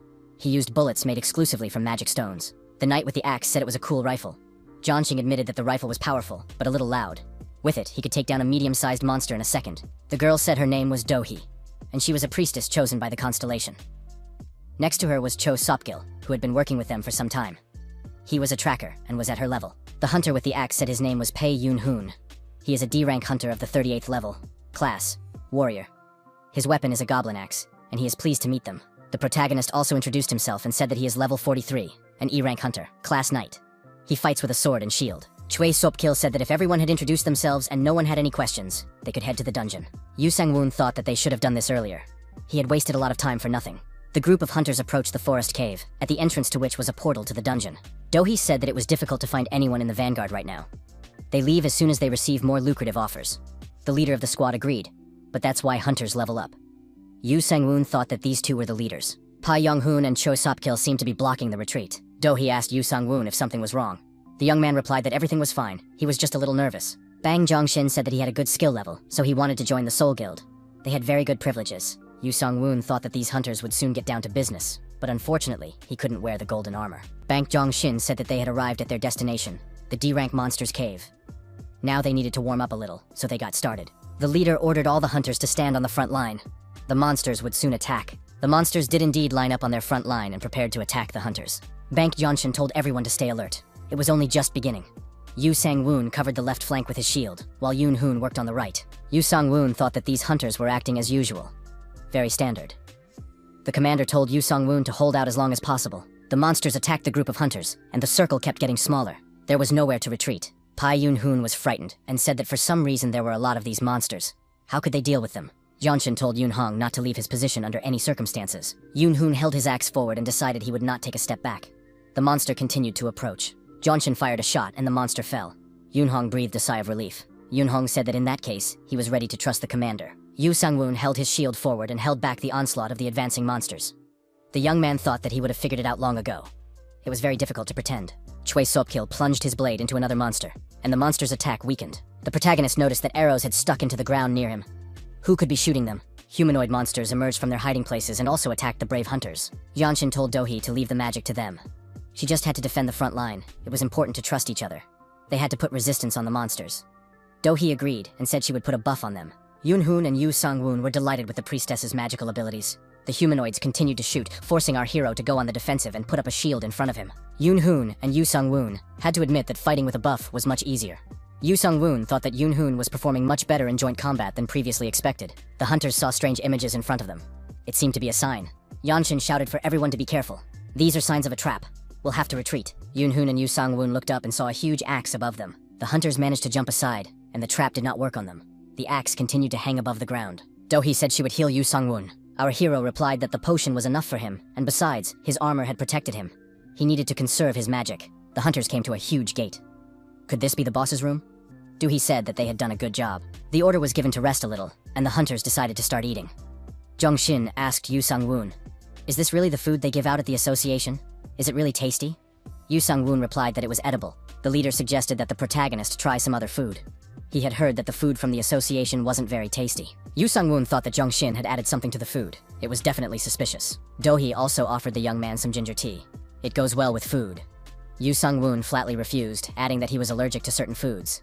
He thought they wanted to get rid of him before he entered the boss's room. Chue Sopkil said that he could offer a different selection of food if the young man didn't like it. Zhongshin asked why Yu Sung-woon wouldn't try the food offered to him. Yu Sung-woon decided it was time to intervene. The group leader said that they were being kind to the young man, and that he shouldn't behave like that. Yu Sung-woon kept a dagger at the ready behind his back. The protagonist didn't want to violate the code of chivalry, but apparently he had no choice. Yu Sung-woon drew his dagger and wounded Chui Sopkil. The hunter fell. Zhongshin was surprised by what was happening and asked Sopkil how he was feeling. Dohee was also wounded, and her leg began to bleed. Yoon-hoon held his axe forward and thanked his colleagues for distracting the hunter. This made his job easier. Yu Sung-woon wondered if Yoon-hoon was really not a hunter. Was no one going to clear the dungeon properly today? Yoon-hoon struck the group leader, and he fell. Yu Sang-woon told Yoon-hoon to stop doing stupid things. Yoon-hoon, with a noose in his hand, said that if the young man didn't resist, he would spare him. Yoon-hoon tied up the 3 hunters. Yu Sang-woon asked Yoon-hoon who he really was. The young man with the axe replied that it was none of his business. Yoon-hoon told Yu Sang-woon to watch the prisoners, or he would have to kill him. Zhongshin shouted for Yu Sang-woon to help them escape, but Yoon-hoon immediately struck the group leader with his axe. Yu Sang-woon gagged the commander and asked Yoon-hoon if he was a garbage hunter. Yoon-hoon confirmed this and asked if Yu Sang-woon knew that they were also garbage hunters. The protagonist replied that he suspected as much. Yu Sang-woon said that the young men had keen eyes. This trio of scavengers had thousands of victims to their credit. The priestess was particularly distinguished. She pretends to be innocent, but she stabs people in the back. She alone has 10 million victims to her name. Yoon-hoon said he would deal with the monster boss and told Yu Sang-woon to keep an eye on them, and not to do anything stupid. Our hero wondered why this guy was talking down to him like that. On the television news, the announcer wondered why the Golden Knight had not appeared since defeating Leghorn. Yu Sang-woon was surprised. How did they know that it was him who defeated him? Shin A-young explained that with the introduction of combat operations, satellites began to be used for surveillance. One of them apparently spotted the Golden Knight. The expert reported that the government and the Hunters Association had admitted that it was the Golden Knight. But even after defeating the monster, he continues to hide and refuses to cooperate. In addition, many guilds hire Golden Knights and ask for their help. Yu Sang-woon said that he had always wondered why people spoke so confidently about him. Ayan asked, "Isn't it unnatural to fear enormous power?" Yu Sang-woon thought that the association was probably afraid of his S rank. Besides, he doesn't even belong to any guild. Yu Sang-woon asked what Shin Ayan planned to do. Ayan said that they would let her go if she wrote a report about what had happened. But the problem was that all her colleagues had disappeared. Yu Sang-woon suggested that they might have fallen into Pastor Lee's hands. How many people were in the advance team? Shin Ayan replied that it was just her. She wanted to quickly go to a low-level dungeon. All the talented ones had already left for another team. All that was left were the assistants. Yu Sang-woon suggested that the suspicious guy was kidnapping people to experiment on them. Yu Sang-woon thought that after Jin Minsu was destroyed, Pastor Lee expanded his influence over the country. If this continued, it would be difficult to organize a rescue team. Aeon was surprised. Why did Yu Sang-woon say that? They had an S-rank hunter. Yu Sang-woon said that the guilds didn't want to lose their S-rank hunters. There were only 2 in the Soul Guild, and 3 in the Blue Dragon Guild. If the Blue Dragon lost one, it would immediately lose its place among the top guilds. A young understood why they were sending so many hunters to catch one S-rank hunter. The young man said that, in light of this, there was little to expect from the rescue team. Most likely, because of their SS rank, they would abandon the idea. A young asked if it was impossible to save the others. Yu Sang-woon replied that unless all the A-rank and S-rank hunters in the country were mobilized, but that was too risky, so it wouldn't happen. Yu Sang-woon thought that A-young shouldn't count on him. He had no plans to reveal his identity. The girl burst into tears. The young man was surprised. What was going on? He didn't know how to calm her down. There was nothing he could do. In the academy archives, the young man decided to look at his awards. There were quite a few awards. He couldn't get rid of them right away. Yu Sang-woon thought that these gloves would be perfect for Aeon, but he had sacrificed his life to get them, so he should save them for later. The sword looked very useful. It was the legendary sword of Boini. It could easily cut through thin skin and hard bones. It could handle all monsters that did not wear armor. Next was a ring blessed by King Boini. The ring could also come in handy, so he had to keep it for himself. Our hero was worried about summoning. Since he was in the archive, it made sense to look at the data on summoned creatures. The guy found the relevant literature and familiarized himself with the available information on proper summoning methods. Now he knew a lot about mediums. The only phoenix material for summoning appeared after Leghorn's death. Wouldn't it attract evil creatures? Yu Sang-woon chose a ring that should suit the medium. The description mentioned the privileges of King Boini.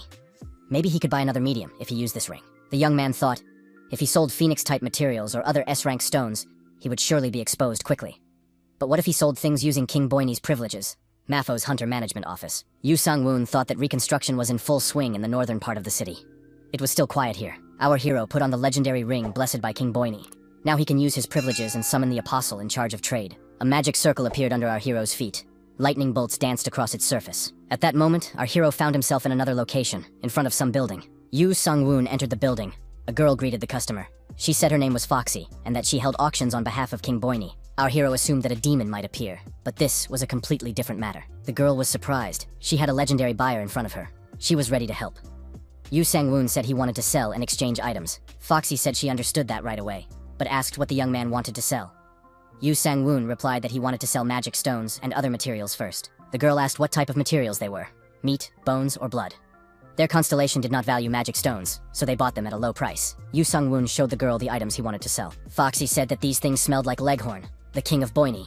So, did this young man defeat the Orchid Man? Yu Sang-woon asked if that meant he wouldn't be able to make the exchange. Foxy replied that it didn't matter. She was willing to exchange the phoenix feather for 1,000 points and the phoenix bones for 2,000 points. The young man asked if Foxy would not purchase the burning sunstone. The girl replied that they did not trade in such items. It would be better to sell it to other constellations. Yu Sang-woon was surprised. As a merchant, shouldn't she buy something expensive at a low price and resell it at a higher price? Foxy said that their constellation was not looking for profit. Phoenix feathers and bones could not be sold anywhere else at a higher price. Yu Sang-woon said that in that case, he was ready to make a deal. Foxy said she would buy it right away. After the money was transferred to the young man's account, the girl asked if he would open the exchange window. Yu Sang-woon checked the information in the exchange window and said that all the items offered were stolen. Foxy confirmed this. They get meat, bones, blood, and sell the leftovers. How could it be otherwise? They have craftsmen, just like other constellations. The protagonist understood why their prices were so high. They only value destruction, while demon worshippers hope to buy armor at wholesale prices.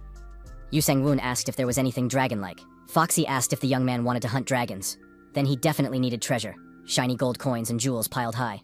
There was nothing better. Yu Sang-woon wasn't sure if he had enough points. He couldn't remain indebted to this auction house. Foxy said there was a set of jewels for dragon bait. There were many good things in it, and it only cost 10,000 points. Our hero was presented with a set of jewelry for dragon bait. It was all in a chest. Yu Sang-woon was surprised. Wasn't it worth at least $1 billion? The young man thought that the economy here was completely different. It was good that he could buy it cheaply. Foxy asked if the young man didn't like it.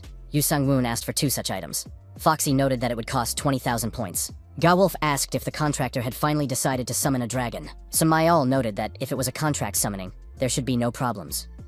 Golem said that they were unfulfilled dreams, and that was also a virtue of knights. Yu Sang-woon was surprised. Maybe it was time to stop trying to dissuade him? Yu Sang-woon asked for some time to be quiet, as he needed to concentrate and focus. After a while, Gawolf said that the contractor had succeeded.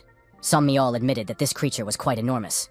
The dragon had been summoned. Gawolf stated that judging by its shape, it was definitely a Western dragon. The goblin informed his master that this dragon was golden. The dragon asked the protagonist if he had summoned it. Yu Sang-woon admitted this candidly. Yu Sang-woon was surprised. Why was the dragon approaching him so closely? Should he be afraid of it? The dragon asked the young man how much he had prepared. Yu Sang-woon was surprised. What was he talking about? The dragon clarified how much money he had prepared to pay for the contract before his call. Yu Sang-woon was surprised. If it was about the cost of the contract, was there such a thing? He needed an explanation. The dragon saw a chest with jewels purchased at an auction house. The dragon declared that this was what he wanted. Yu Sang-woon thought that no one was listening to him here. The dragon admitted that he liked it, especially the Renaissance painting. The colors were very beautiful and rich. Yu Sang-woon asked his knights, "Are all dragons like this?" The dragon asked our hero how long he had been thinking about the contract. Did the young man want to be a partner or a dragon knight? Did he want to fly through the sky on his back? Yu Sang-woon was surprised. Was this an interrogation? The dragon said that he needed to leave the option of riding open for each summon. Or was the young man ready to take the ally package? How long would the contract last? The magic was already included, but the breath had to be purchased separately. The discount applied depending on the level. Yu Sang-woon wondered why Mr. Dragon was using this method. What was this separate dragon breath function? This summoning was more like a business run by a dragon. The dragon asked why the young man thought so. It's all for the treasure. It's problematic to just sign a contract. The dragon admitted that it's not bad to follow heroes, but such people are often very modest. On the other hand, when heroes become rich, they become lazy and don't even think about going on missions. The dragon acknowledged that he would stay until the contract came to an end. The dragon said he had tested the young man's skills. He had the skill of a rider. Did he take an oath? Did the young man serve other knights? Yu Sang-woon replied that he had not taken an oath and had not served. The dragon said that was fine. He needed other contracts for the oath. For how long was the young man willing to sign a contract? He recommended 10 years. It would be paid annually and include additional services. There was also a bonus for renewal. Yu Sang-woon said that he would like to calculate the exact payment first. He also wants the dragon's breath. The protagonist thought that no matter what anyone said, a dragon without breath was not a dragon. The dragon confirmed. A 10-year contract with annual payment. Services include writing, magic, and dragon breath. He will follow orders in battle, giving advice along the way. There is a penalty for terminating the contract for reasons other than death. Yu Sang-woon asked again how much it would cost. The dragon replied that since the young man had summoned him with sufficient payment, another chest like this would pay for 1 year. It turned out to be cheaper than our hero had thought. Even including the rewards from the S-rank monster, it was still too cheap. The dragon warned that he could already make a partial prepayment. Yu Sang-woon said he was ready to pay for the whole year at once. The dragon was pleased that the knight paid everything today. However, the knights around him were also amazing. Would the young man purchase any additional services? Yu Sang-woon replied that he did not intend to do so. The dragon suggested that he think about it. He also needed to put his fingerprint at the bottom of the contract. To summon him, he needed to fill the bracelet with mana and call his name. Yu Sang-woon said he understood everything and asked what the dragon's name was. The dragon replied that his name was Eldrin. Now it was necessary to sign the contract. The protagonist thought that this dragon was a very tiresome creature. Perhaps it would be better to summon a wyvern or a slime. Gawolf asked the contractor why they couldn't fly back. Yu Sang-woon noted that in that case, they might have a problem with air defense. Gawolf was surprised. Why did the contractor need a contract in that case? Yu Sang-woon explained that if he needed a dragon, he would summon it. Gawolf said that they also had servants. Yu Sang-woon was surprised that no one had told him about this before. Gawolf said that no one had asked them about it before. They didn't need servants in battle, and they wouldn't be useful in the dungeons either. Yu Sang-woon said he really wanted to see them. Gawolf whistled loudly and a horse appeared. Gawolf said it was the Abyss of Nightmares. He highly recommended it. Samayol said that she had a heavenly holy bird. It was the winged knight of the holy sky and a companion of the heavens. Crocbane said that his servant was a basilisk. These guys are strong and use breath of paralysis, but he is slow. Yu Sang-woon thought he had deceived himself by summoning a dragon. The goblin said that it was no match for a dragon, but it was his assistant device, Georgius. It used a top-class engine. Yu Sang-woon was very upset. What should he do now? Would he really have to fly on a greedy dragon? Yu Sang-woon turned to the guild leader. Shin So-mi asked if he really wanted to sell it. Where did he get all this stuff anyway? Yu Sang-woon poured out a mountain of precious stones. He said that all of it had been legally acquired through various exchanges. The guild leader asked how many magic stones there were. Yu Sang-woon gave the exact number. His interlocutor was surprised. Wouldn't this cause a lot of problems? Yu Sang-woon said that there shouldn't be any problems. After all, Shin So-mi had formed several large teams in the guild, hadn't she? Shin So-mi suggested that the young man take a look at it. The screen showed the monthly expenses. Shin So-mi said that the Midday Sun Guild collected an average of up to 300 stones for clearing dungeons. The protagonist assumed that the dungeon would bring in more. The guild leader said that D-rank hunters hunt in D-rank dungeons, and also how Yu Sang-woon fought an S-rank monster. Yu Sang-woon said that he only understood this now. Shin So-mi explained that in order to stabilize the guild's finances, they exchanged stones under the pretext of selling supplies. Yu Sang-woon had to find another use for the remaining stones. Yu Sang-woon asked how much 300 D-rank stones and 500 E-rank stones would cost together. Shin So-mi replied that if calculated at market value, it would be around 3 billion. This poses a significant tax issue. Yu Sang-woon said that in that case, he would take 1 billion. If the guild leader sold the stones on behalf of the Midday Sun Guild, the overall prices would rise, and they would receive more fees. Shin So-mi thanked him for his understanding. The woman asked if Yu Sang-woon still did not want to register as a hunter. With an official rank, they would be able to pay the young man fairly. Yu Sang-woon replied that he did not like that. The guild leader replied that in that case, he would become a good villain. Yu Sang-woon thought he liked the expression, good villain. Yu Sang-woon thought that he might need a group if he stopped sneaking into the dungeon secretly. The knight riding in the car thought that the north was blocked, so Gangnam would be the best option. It would be better to go with people he didn't know. The driver said they had strict rules. If they were unlucky, they would have to stay. The knight was surprised. What did that mean? The traffic inspector was interested in the taxi and decided to stop the car. The traffic inspector told the awakened man to present his documents. The young man handed the inspector his ID. The inspector asked what the awakened E-rank was doing here. Yu Sang-woon replied that he wanted to clear out the dungeon and was on his way to the hunter's management office. The inspector said that if he let people like this knight pass every time, traffic jams would start. They should drive around the outskirts of the city. Yu Sang-woon thought that the rumors were true. The new Kana Fortress is not only the base of the Soul Guild. It is listed among the top Korean investors, politicians, and aristocrats.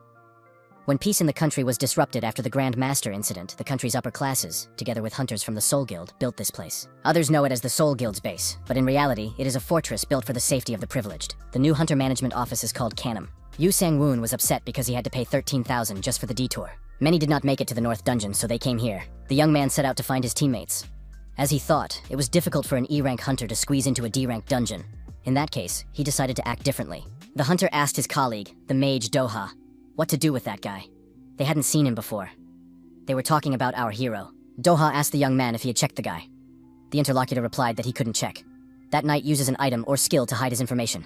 The young man said he had looked at his phone. It seems he is trying to get into the D rank dungeon. He looks worried. Apparently, he has a high E rank or a low D rank. Doha said that he was in good shape, but too old and might suspect something. At a time like this, it was necessary to be cautious. The young man agreed. For safety's sake, it was better if the team remained incomplete. Another girl approached and said that they needed to find someone else. She would deal with this knight herself.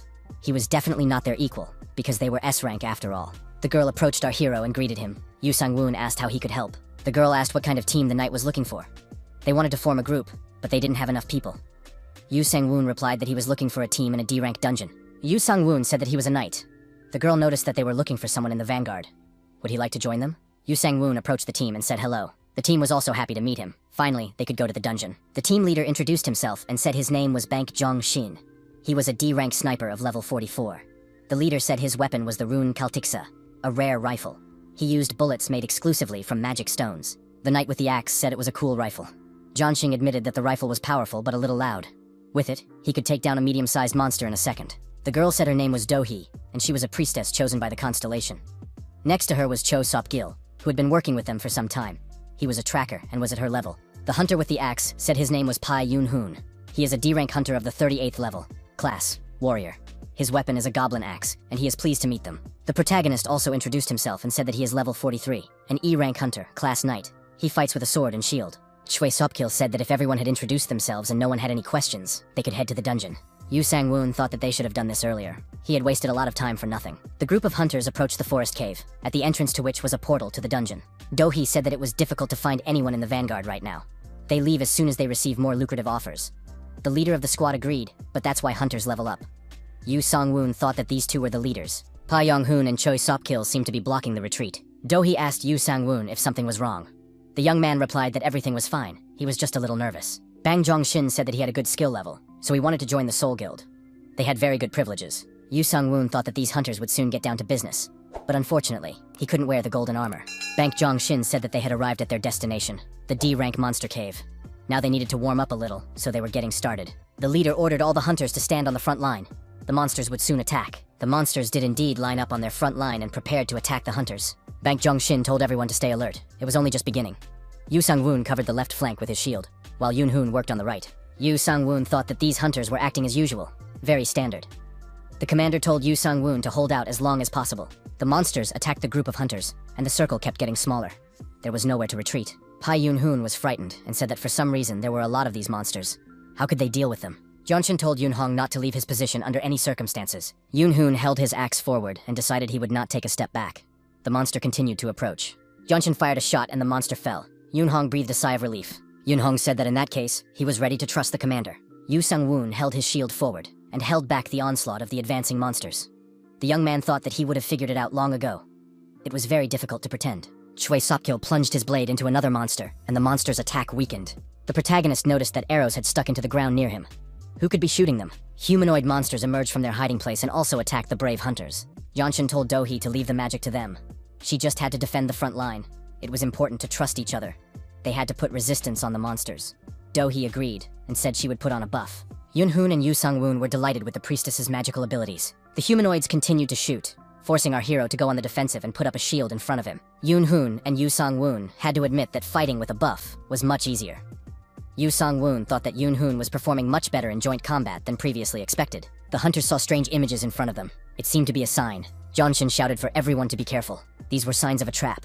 They would have to retreat. Yun-hoon and Yu Sang-woon looked up and saw a huge axe above them. The hunters managed to jump aside, and the trap did not work on them.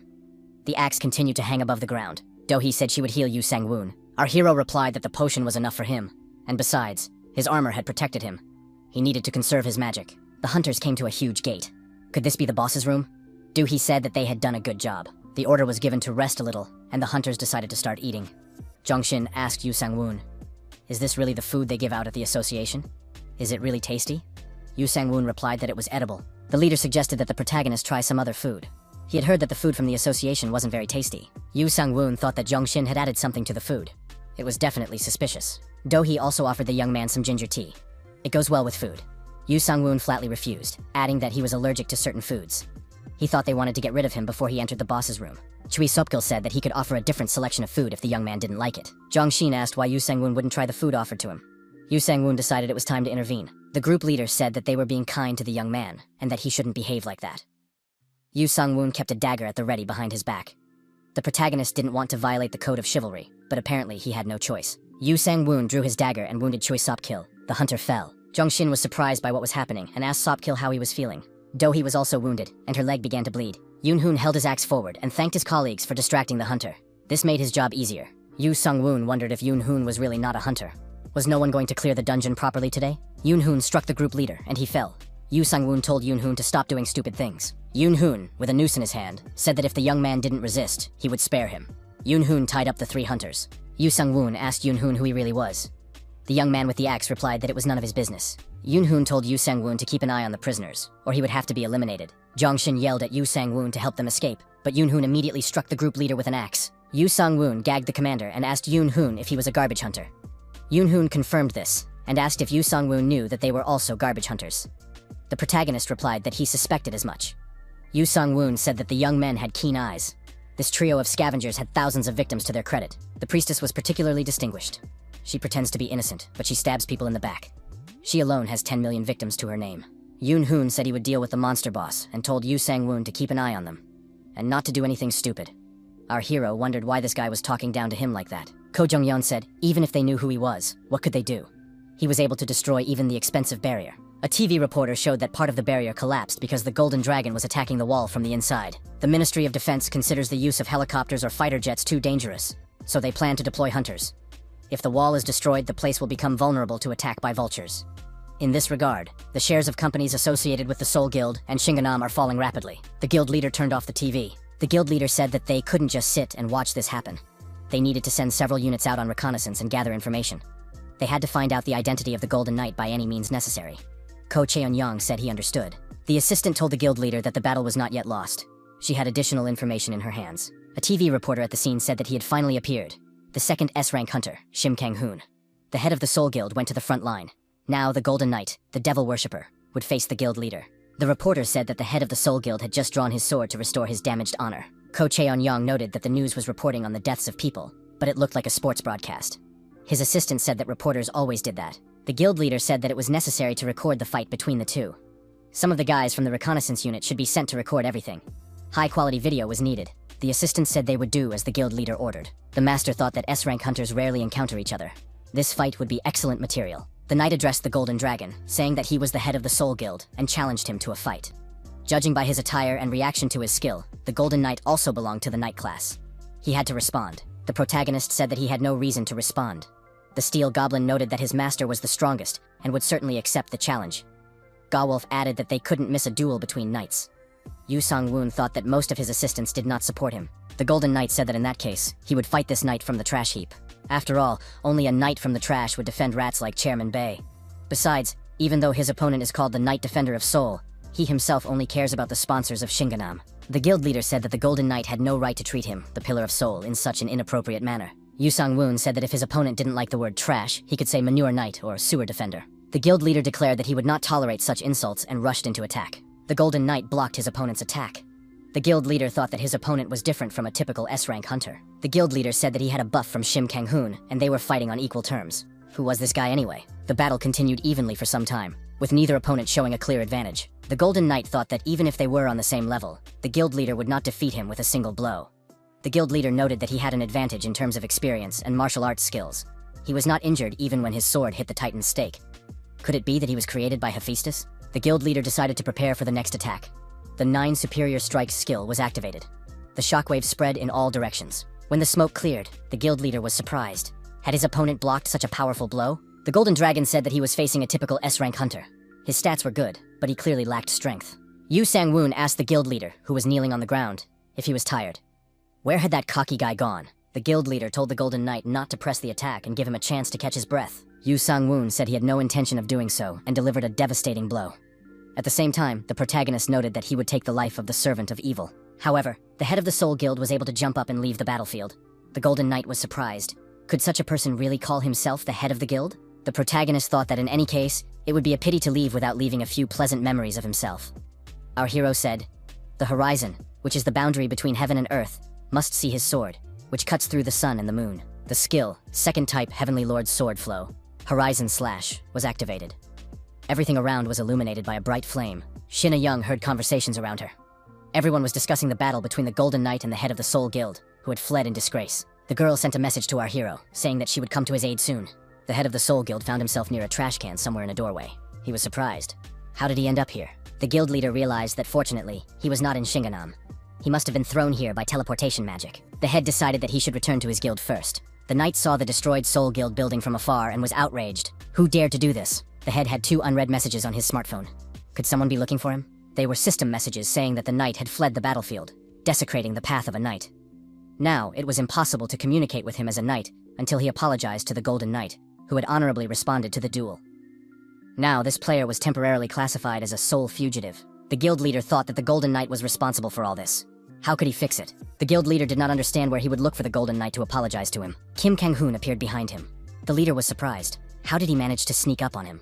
The knight replied that he had been there from the beginning and called his opponent a soul fugitive. The soul runaway understood that it was all because he had been defeated by that scoundrel, the Golden Knight. Due to the penalty associated with knighthood, most of his skills were now blocked. Shim Kang-hoon asked how the soul runaway planned to solve this problem. The guild leader said he had a solution, but he couldn't talk about it.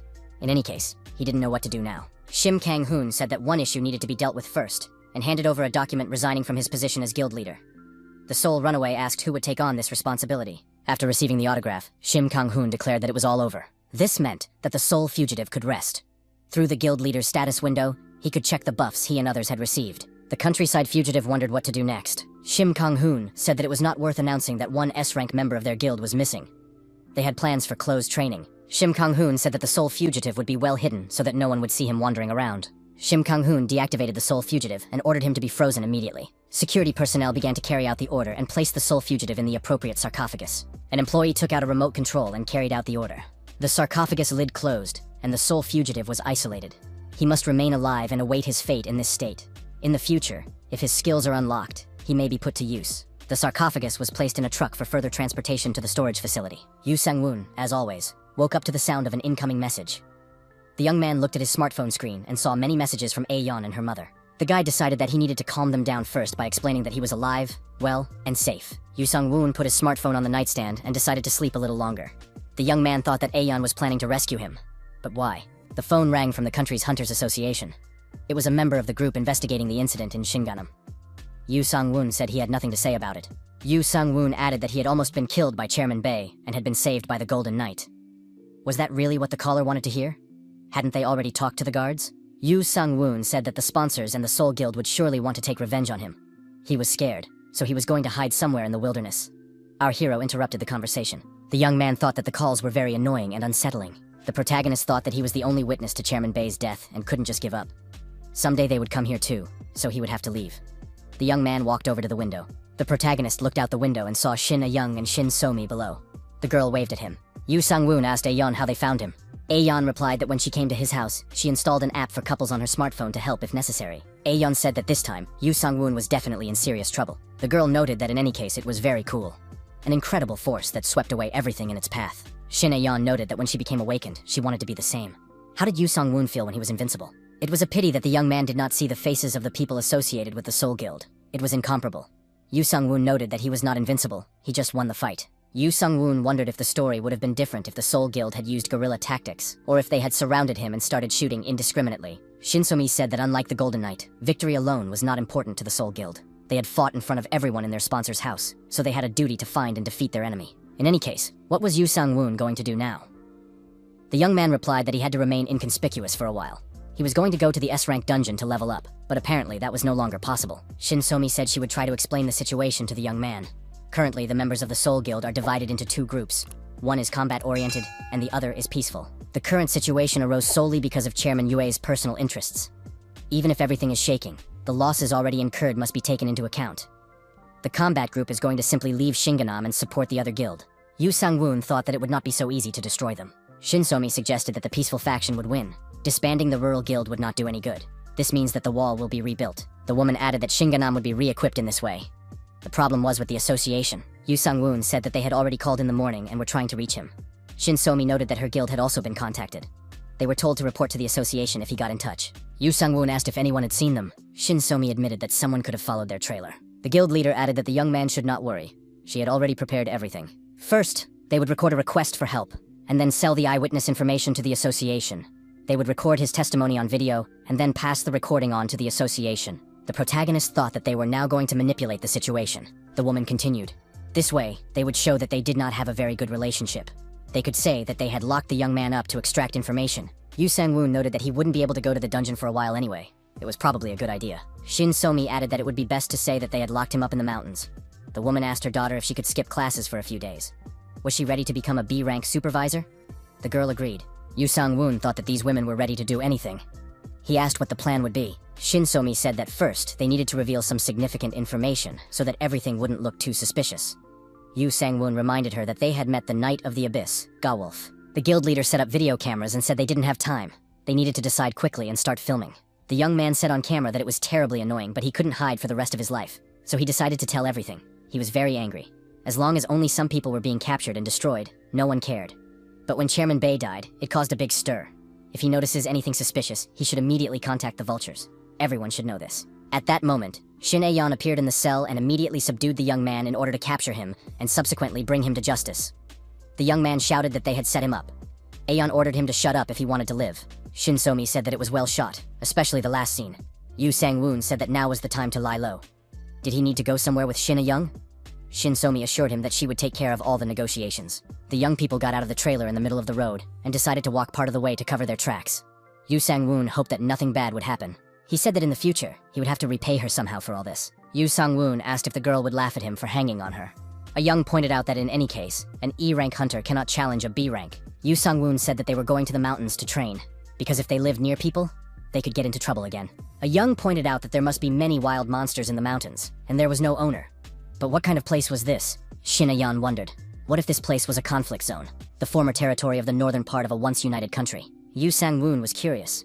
Is his companion really a genius? The girl replied that she was an honor student at the academy from the Heaven class. Aeon told Yu Sang-woon to stay nearby. She would go and buy something to eat. Left alone, Yu Sang-woon wondered.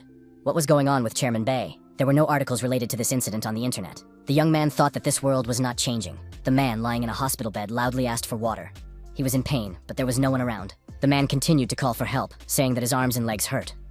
A child appeared in the hallway with medicine on a tray. The woman told Sun Won not to worry about him and just do his job. Sun Won silently and emotionlessly walked down the hallway with the medicine on the tray. The child walked past the reception desk.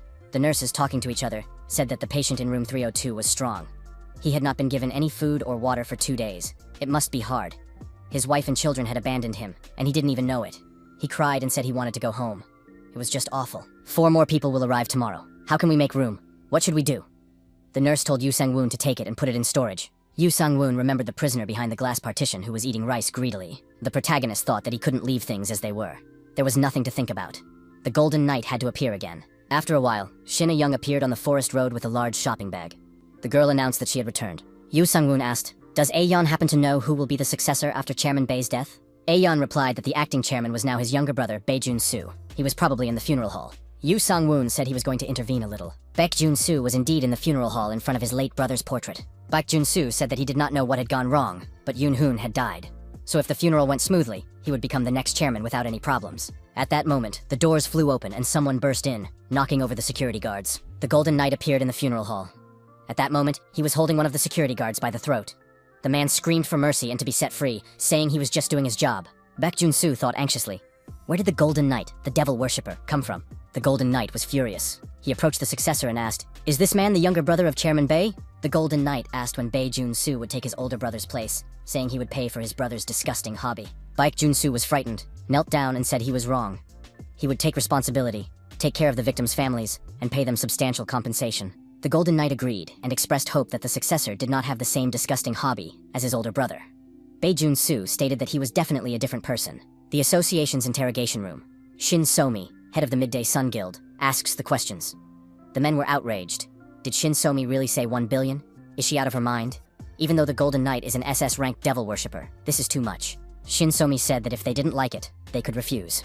Then she would sell the information to the 3 largest guilds. The guild leader thought that if she continued to negotiate like this, she would no longer have to bother Yu Sang-woon, because the association would definitely buy everything. The woman decided to provoke a little more hatred in them. She said, "Are the people who couldn't object to Chairman Bei's words now objecting to the hunter? She is also the guild leader and an apostle of the constellation. Shin So-mi rose from the table and said that this deal would not suit them. They are civil servants after all, and all they think about is how to keep everything quiet, then retire and receive their pensions. The opponents objected.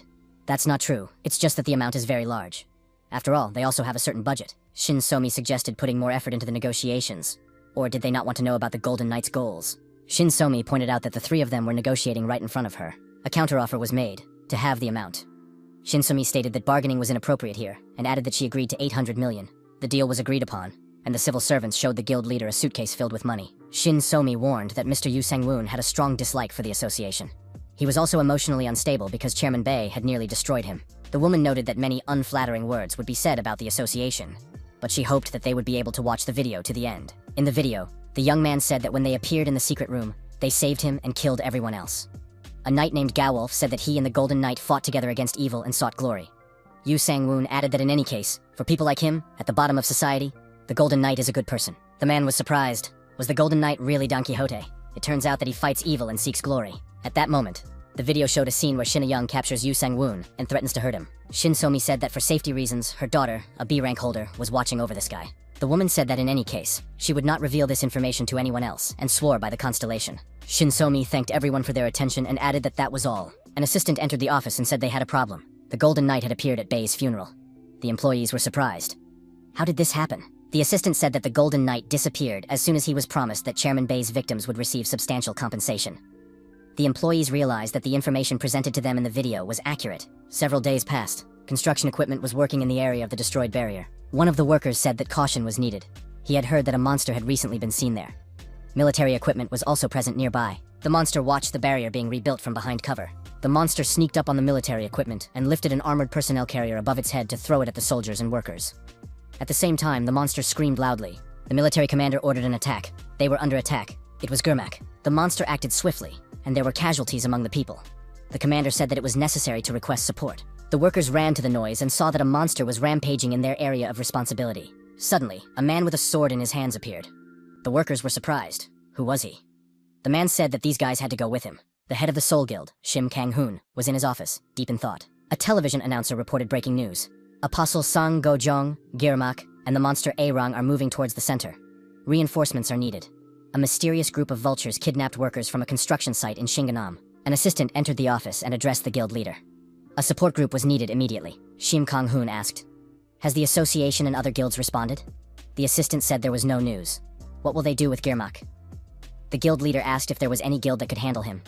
The assistant replied in the negative. Shim Kang-hoon was furious. Where was the Golden Knight when he was so badly needed? On the beach of the East Coast, Yu Sang-woon was fishing successfully and enjoying his leisure time. Shin A-yeon was surprised. Had Yu Sang-woon really caught so much? She had thought that the sea was better than the mountains. It was good that they had come here. After attending Chairman Bei's funeral, they tried to live in the mountains as planned. However, due to surveillance by the association and the Soul Guild, they decided to move to a deserted beach on the East Coast. At the moment, the protagonist was living for his own pleasure. Croakbane told the girl that they would start training today. A-yeon replied that she didn't mind. During training, A-yeon attacked Croakbane and said that he would now receive her fist of justice. Her opponent blocked her punch and said that her fist was too weak. Shin A-yeon got angry and started hitting her opponent from different angles. Croakbane went into a tight defense, and the girl couldn't break through it. Yu Sang-woon thought that A-yeon had lost 30 times, but she did not give up. She was more suited to being a knight than he was. In the end, the girl said she was giving up. Croakbane acknowledged that A-yeon had grown a lot recently. That was enough to become his soldier. Yu Sang-woon waved his hand and said it was time for lunch. A-young replied that she would be right there. Croakbane recommended that the owner also practice. Yu Sang-woon was surprised. Isn't fishing exercise, it's exercise in patience. Yu Sang-woon asked his assistant what he thought of Shin A-young. Does she look promising, or does she need to improve her level? The assistant said that the girl is capable of unlocking her potential herself, but the price for this will be efficiency. To become stronger, she needs to improve her level and characteristics. Croakbane said that A-yeon is straightforward and does not turn a blind eye to dishonor. It's a pity that her strength is small in comparison. Yu Sang-woon suggested that the girl read the book The Dance of the Phoenix. The young man said that it was a legendary skill called The Dance of the Phoenix. This book dropped from the S-rank monster Leghorn. Shin A-yeon was surprised. Would Yu Sang-woon really give her this book? The girl asked why Yu Sang-woon was giving her this skill. Yu Sang-woon said that A-young was different from all the awakened people he had seen. She did not have useless envy, and she did not use others. The girl replied that she didn't think so.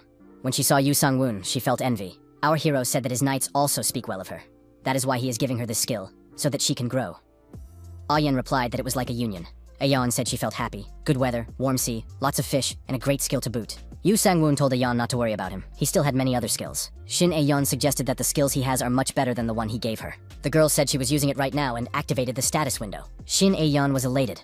She said that she had A+ rank characteristics. In addition to this, her dexterity stats would continue to grow. That's what a legendary rank skill means. Ayeon added that she was currently at level 45 and rank A, even though she had never even been to a C rank dungeon.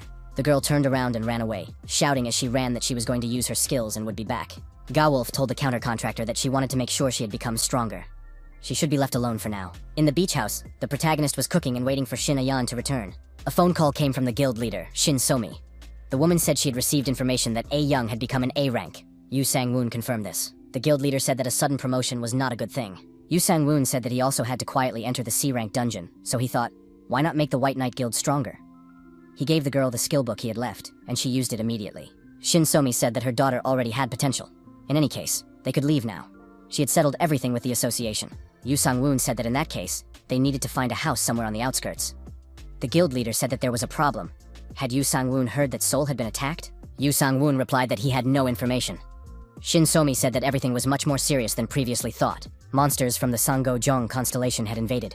But because of the situation the Golden Knight had caused in Shinganam, they couldn't respond properly. Shin Somi added that the wall construction site in the south had turned into an A-rank dungeon. The guild leader added that the association had issued a call to arms. Yu Sang-woon said he didn't care. They could manage without him. The young man received a message on his smartphone summoning him to an emergency meeting.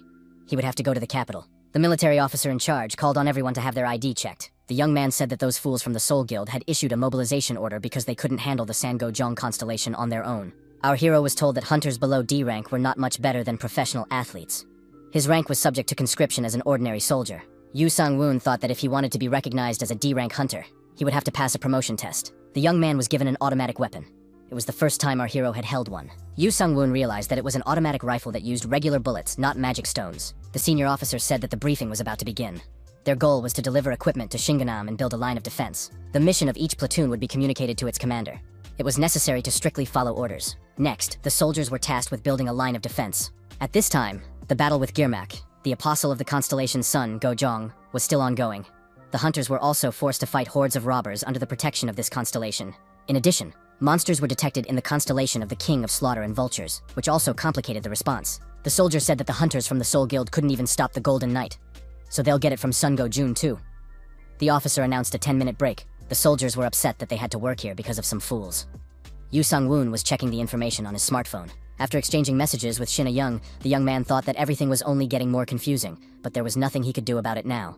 As soon as everything was over here, he would be promoted to D rank and go somewhere in the countryside. Special Command Headquarters for the second incident in Shinganam. The commander asked his subordinates if they knew why Shinganam was so paralyzed. It was all because of the appearance of the constellations of Sanko-jong and the King of Slaughter. From what they knew, this attack was different from the previous ones. The ground forces had already suffered significant damage. Also, vultures were encountered during the assault, and everyone was acting much more organized than before. The officer added that it is necessary to find out how they united. Public opinion also leaves much to be desired. A woman present at the meeting said that it is necessary to calm down. It will be possible to find out how they united later. Although Shinganam has made many enemies, if he falls, Seoul will fall too. We need to think about what is really urgent and important. The officer suggested revising the defense strategy in that case. The head of the Blue Dragon Guild thought that this woman was at her peak again. Arcadis, an S-rank hunter from the Olympus Guild, said that they had no objections, but they did not like this position. The head of the Blue Dragon asked what Olympus's position was. Arcades replied that they were monitoring the situation for now. If the Soul Guild collapsed, they were considering gathering the crumbs and eating them. The head of the Blue Dragon said that he would not want the Soul Guild to fall apart, but everything had been heading in that direction for a long time. Arcadis agreed with this statement. But is there any information about the Golden Knight? The Golden Knight used the Titan's spear. It is the work of Hephaestus. Arcadis understood what his interlocutor was hinting at, but titanium spears are made in large quantities and scattered all over the world. They are difficult to track down. The head of the Blue Dragon asked if the Olympus Guild had investigated where deals had been made recently. Could they share that information? He really wanted to find it and was willing to pay whatever amount his interlocutor named. At the White Knight Guild, Shin Ayeon was furious because of the large number of reports. Shin Somi said that her daughter would not marry Yu Sang-woon under any circumstances. Ayeon asked her mother how things were going with Shinganam. The guild leader replied that they were trying to cover up all the holes as best they could. Ayeon added that Yu Sang-woon had joined the local self-defense forces and was now digging trenches. Shin Somi noted that in that case, he shouldn't get hurt. Ayeon was surprised that her mother was worried about him. Shin Somi asked her daughter if she knew about circus elephants. If a baby elephant is chained up, it won't be able to break the chain even when it grows up. The guild leader added that he is strong enough to be called an SS rank devil worshipper. But he doesn't care about the world. He doesn't want to do anything. The young man is lonely. He has no power. Ayon wondered why he was indifferent to the world. His mother replied that when he was very young, he lost his family while fleeing from monsters. But even after he ended up in an orphanage, his problems did not end. Shinsomi said she had seen many people who had been abandoned, their lives ignored. Nevertheless, he did not become angry at the world. So, in a way, they were lucky. Otherwise, they would now be facing an enemy so powerful that they had never seen before. Ayon agreed that it would be truly terrible, but she still didn't think it was right to leave things as they were. The guild leader said that Yu Sung-woon was a modest person, so everything would be fine. The more she thought about him, the more she understood him. Shin Ayon suggested that her mother liked Yu Sang-woon. Shinsomi blushed with embarrassment and said that wasn't the case. She just felt indebted to him because of her daughter. The soldiers were brought to their destination, and the officer told them to get off the bus. The meeting is tomorrow at the same time. Yu Sang-woon thought that everything was the same as when he was serving. But where were the conscripts now? The news reported that the National Guard had repelled the monsters in Shinganam. Academy Director Baek Gayon was leading the front in Shinganam. Yu Sang-woon wondered why the Academy Director was here. 5 years ago, the students were studying at the Academy as usual during their designated time. The door opened slightly, and the Academy Director appeared in the doorway. She told the students to pay attention. They received a report of serious human rights violations against the staff. She wants to build a reliable legal system, and cannot stand idly by and watch this happen. Therefore, she insists that all employees have their health checked. This is only for the sake of improving the working environment. The director added that the person in charge would collect suggestions for improving the situation. One of the students said that the newly appointed director of the academy is acting quite progressively. Yu Sang-woon accidentally overheard a conversation that should not have taken place in an educational institution. Who would accumulate trillions in an educational institution? All funds must be invested in research. The director told the employee that if they trained excellent staff, the guild as a whole would improve. If the guild improved, its efficiency and combat effectiveness would increase over time. Yu Sang-woon thought that negligence and corruption had been defeated. Thanks to the new director, some of the bosses resigned, and work became easier. The new director is smart, but too straightforward.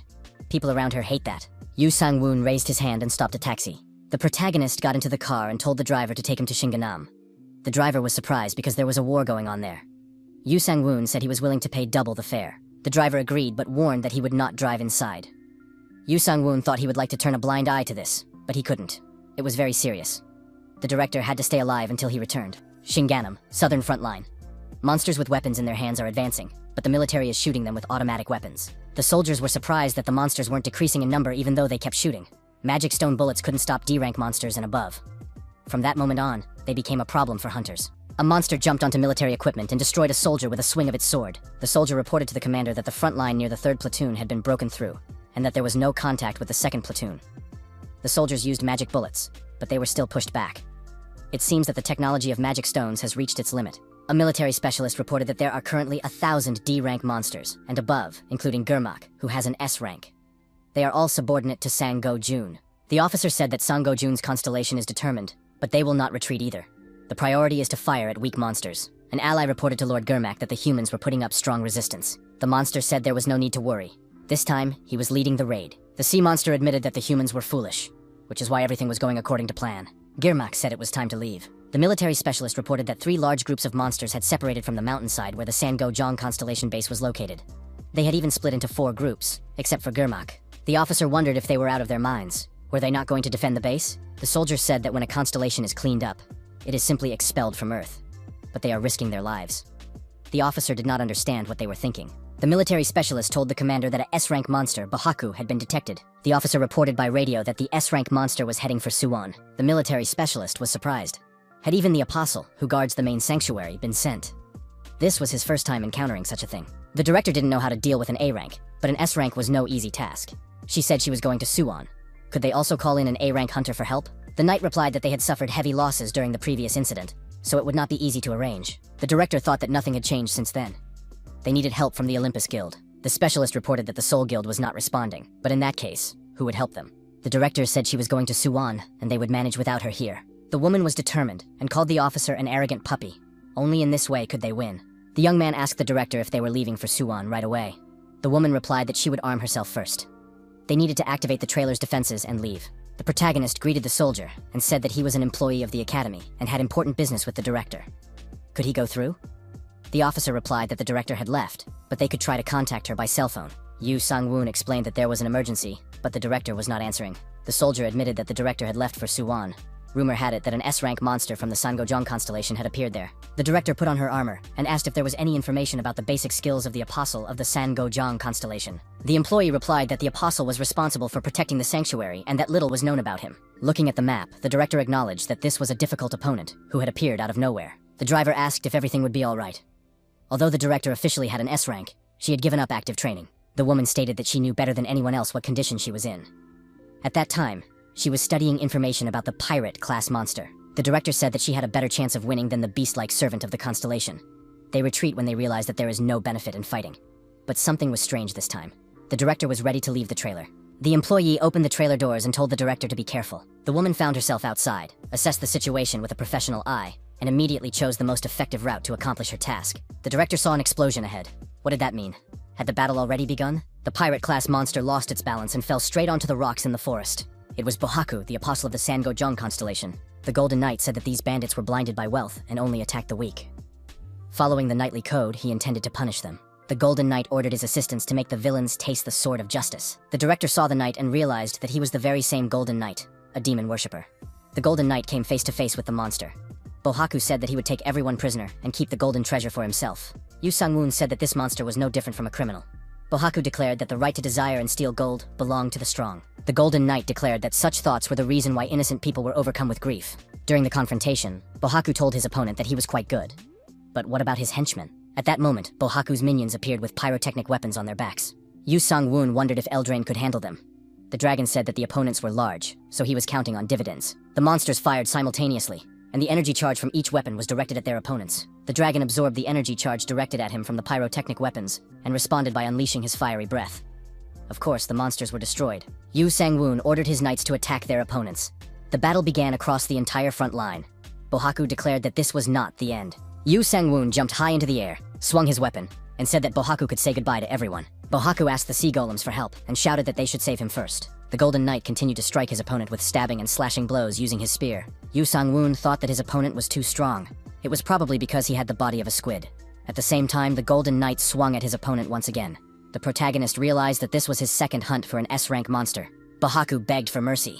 Yu Sangwoon asked what was the point of letting go of what had already become his prey. Experience to level up, magic stones, and even money.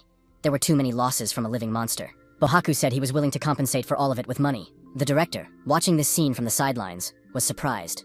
An S-rank monster begging for his life. She didn't think the Golden Knight, a demon worshipper, would accept such a pathetic bribe. Yu Sangwoon said that if Bohaku gave him twice as much, he would allow the monster to live. The young man added that he was willing to let his rival go only after the deal was completed. Bohaku thought for a moment and said that he accepted these terms, and swore by the name of the constellation Sangojong. Bohaku ordered his golems to stop fighting. The Golden Knight said that in that case, they needed to make a deal. Bohaku wouldn't try to cheat him, would he? Bohaku replied that the man should not worry. They never break their promises if they swear by the name of the constellation. He was ready to give his honest and noble word. Bohaku dumped a mountain of gold onto the clearing, and said that the Golden Knight could count it all and take it for himself. Bohaku asked if it would be enough. Yu Sangwoon admitted that the mountain looked pretty good. The monster said that in that case they would leave. The Golden Knight thought, who would have known that this monster had so much cash? There was no need to count it. It was clear that there would be several million. Yu Sangwoon looked at his assistants and wondered why they were silent. Gawolf asked the contractor if something was wrong. Yu Sangwoon wondered why his assistants had fallen silent. Was he blinded by selfishness?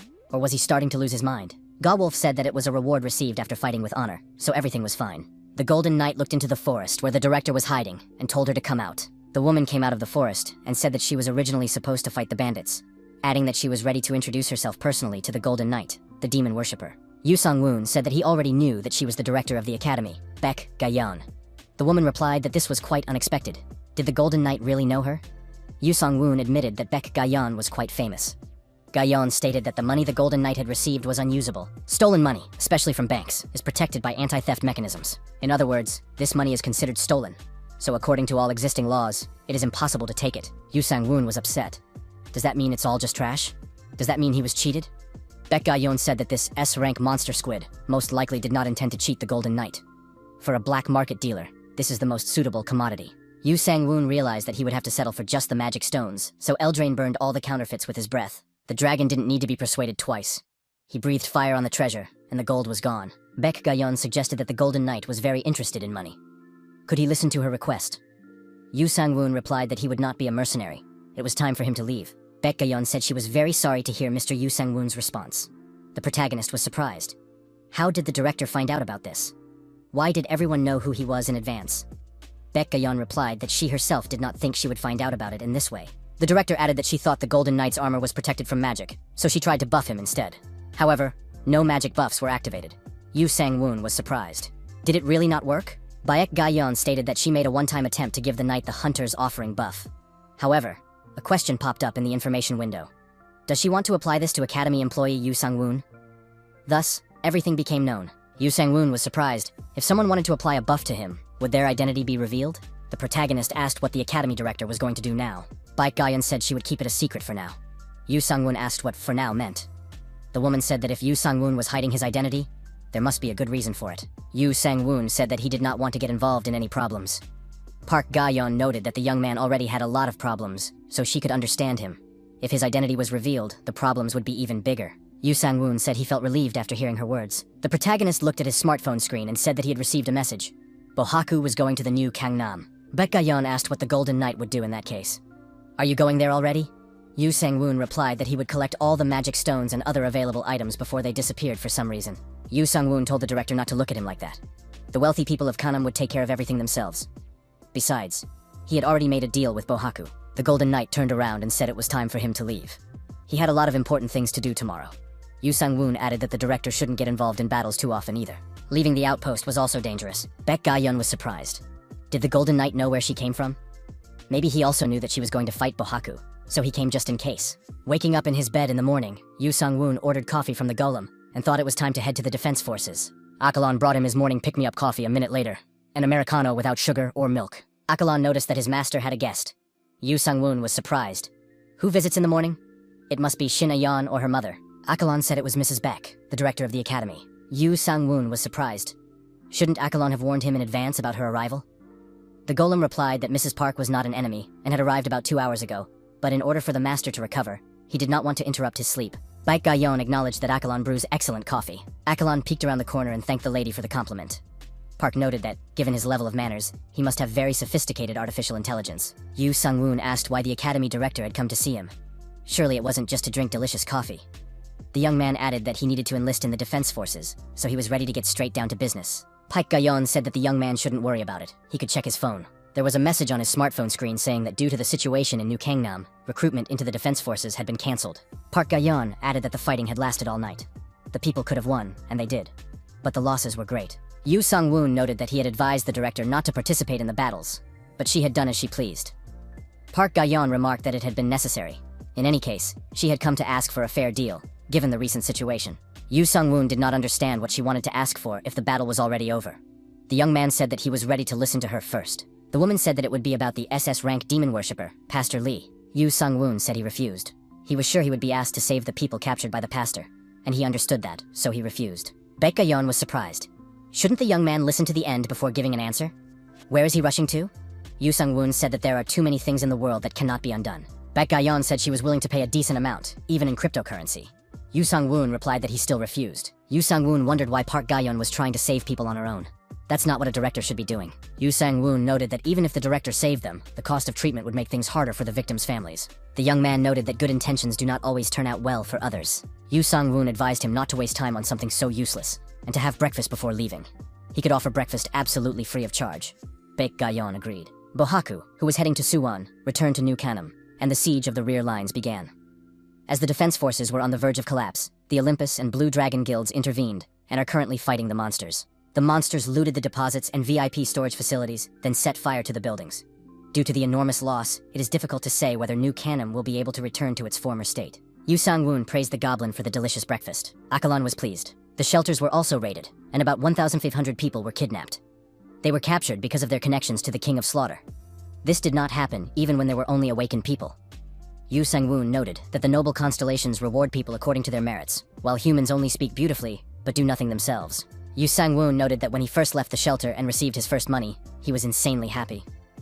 Only later did he find out that he had been underpaid. The young man added that even at the academy, the starting salary is the minimum wage. That is why people are interested in constellations. At least it is fair. Yu Sang-woon was surprised. Even if they destroy the world. Yu Sang-woon said that even when people are dying somewhere on the planet, only humans can care about their money at that moment. Even if the whole world collapses, the most important thing for a person will be how they feel. Has Baek Ga-yeon ever gone hungry? Has she ever rummaged through a trash can to find something to eat? If not, then there is no point in talking about the destruction of the world with her righteous delusions. Yu Sang-woon thought he had been too harsh. She was much older than him, after all. Baekgayeon said that his constellation had strange preferences. How could it cling to such a gloomy person? Yu Sang-woon said he didn't have a constellation. The academy director was surprised and asked what kind of power he had in that case. Yu Sang-woon replied that he didn't know. He knew only one thing. Whoever had foisted this garbage on him had made a big mistake. Park Ga-yeon asked what he planned to do with this power. If he didn't intervene in the situation in Gangnam, would he become a symbol of justice, fighting off evil, or something like that? Yu Sang-woon said he wouldn't do that. He would just reach a level where they couldn't bother him anymore, and then he would go back to farming. Baekgayeon was surprised. Was that really the goal of a young man with such power? Yu Sang-woon confirmed it. If he had a constellation, he would swear by its name. The director said she was simply speechless. Yu Sang-woon said that wasn't bad either. Then people wouldn't know that there was such a coward who only knew how to run away. Yu Sang-woon asked if Ms. Baek had finished her breakfast. It was time for him to leave. Baekgayeon said she had another request. The young man said he was ready to listen to her request. After all, the coward hadn't left yet. Baekgayeon asked if Yu Sang-woon could receive the Grandmaster's inheritance instead of her. If the young man was the type who only thought about his own safety, then this inheritance would be useful to him. The young people discussed the news that the head of the student council had decided to voluntarily leave his post after all. It was time for him to understand his place after the 3 greatest guilds had kicked him out. He asked if Woo-sung would go to the new Gangnam. Woo-sung said he had terminated that contract. They even decided to take the case of the violation to court. A student asked what would happen to Kang Ho. Woo-sung said that he was still S rank, so he would most likely agree to go anywhere. At that moment, Shin A-young entered the classroom. One of the students asked if little A-young hadn't been B rank for several years. What did she do to reach A rank? The student suggested that she had obtained a legendary skill book worth several million. Woo-sang admitted that she was considered an S-rank pseudo-hunter. Everyone must be nervous now. She is the 11th candidate for S-rank. Woo-sang asked A-yeon if she had thought about his earlier proposal. The girl repeated that she was going to stay in the country and work with her mother. Woo-sang suggested she think it over carefully. A future S-rank shouldn't be stuck in these shallow waters. She should go deeper. Shin A-yeon wondered if that was true, even considering that there were 2 SS ranks in these shallow waters.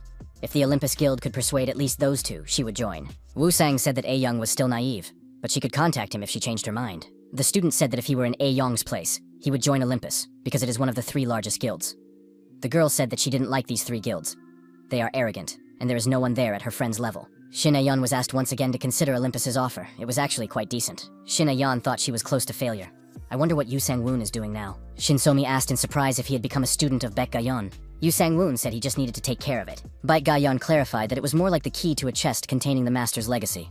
It was necessary to take care of it, and give it to someone who was truly worthy. Yu Sang-woon asked what would happen if he gave it to the wrong person. Baekgayeon replied that he would have to pay the price. For example, problems with leveling up, obtaining items, and conflicts with other guilds and groups. Baekgayeon added that if Yu Sang-woon agreed to her request, she would add him to the list of students. Shin So-mi said that if Yu Sang-woon became her student, Park Ga-yeon would have to be able to control any information about him. Now the young man would be able to calmly improve his level. Yu Sang-woon suggested that this would attract unnecessary attention. The guild leader said that since he was her student, he would not be involved in anything unnecessary, even if he showed above-average skills. Yu Sang-woon said, a party of 4 led by the guild leader. Does she have healing skills? Shin So-mi replied that she had allocated her remaining points to improving medical equipment and first aid skills. She had already applied to become the group's healer. Yu Sang-woon asked, did the guild leader also foresee the future in order to have a full set of healers? She can be relied upon. Shin So-mi asked why he was surprised. Anyone could have foreseen this. Yu Sang-woon was surprised. Why did she blush? The underground city of Kaesong. People with their hands tied are moving through the streets. They are prisoners of war. The driver told Pastor Lee that it was because of the recent incident in Gangnam. Pastor Lee looked closely at the faces of these people. The driver reported that a man known as the Golden Knight Demon Worshipper, who had destroyed the Archdemon Leghorn, had caused a commotion there. Shortly after that, Sango-jun's forces attacked, so now there is great turmoil there. Pastor Lee said, so, it turns out these scoundrels came here to sell the prisoners. That's not bad. But what happened to the foreign buyers? The driver reported that negotiations had failed with everyone, including the Emperor of the Constellations Qin, King Pei Yang, and the Communist Party. He added that the Emperor and the King rejected the negotiations on moral grounds, and the Communist Party said it would not negotiate anything except for hired support. Pastor Lee asked if the foreigners would really give money if they sent them support. That's just ridiculous, because they're basically offering to become their servants. The driver noted that since negotiations with the Communist Party had failed, there were problems with food supplies. Their numbers had increased due to scavengers brought in by the Archdemon Beasts and the King of Slaughter. Measures would have to be taken soon. Pastor Lee said that it was necessary to break through when there were insurmountable problems. The driver asked what they should do if the Golden Knight decided to join the game. He even had a dragon. Pastor Lee said that the driver had become too talkative and that he should shut up and drive. The driver understood and apologized. Pastor Lee added that the adults would figure it out themselves. Negotiations were underway in the White Knight Guild in broad daylight. Yu Sang-woon suggested that everyone introduce themselves. Are guild leader Shin So-mi and academy director Baek Ga-yeon acquainted? Shin So-mi said she was pleased to meet him. Yu Sang-woon asked if they had a common goal, C rank, and whether it was worth making a plan. Baek Ga-yeon asked why they shouldn't take B rank. Yu Sang-woon was surprised. They had only met today, and now they were going straight for B rank?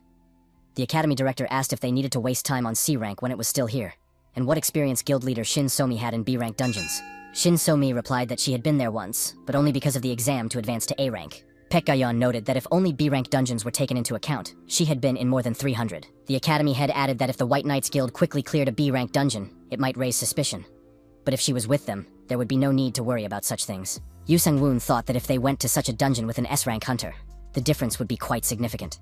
And going to a B rank dungeon when, in the opinion of those around them, their guild had barely reached C rank was, at the very least, unwise. Baek Ga-yeon had already informed the association that she would resign from her position to train a student, so there should be no problems. The head of the academy said they could leave right away. Yu Sang-woon agreed. If no one objects, it's better to do it right now.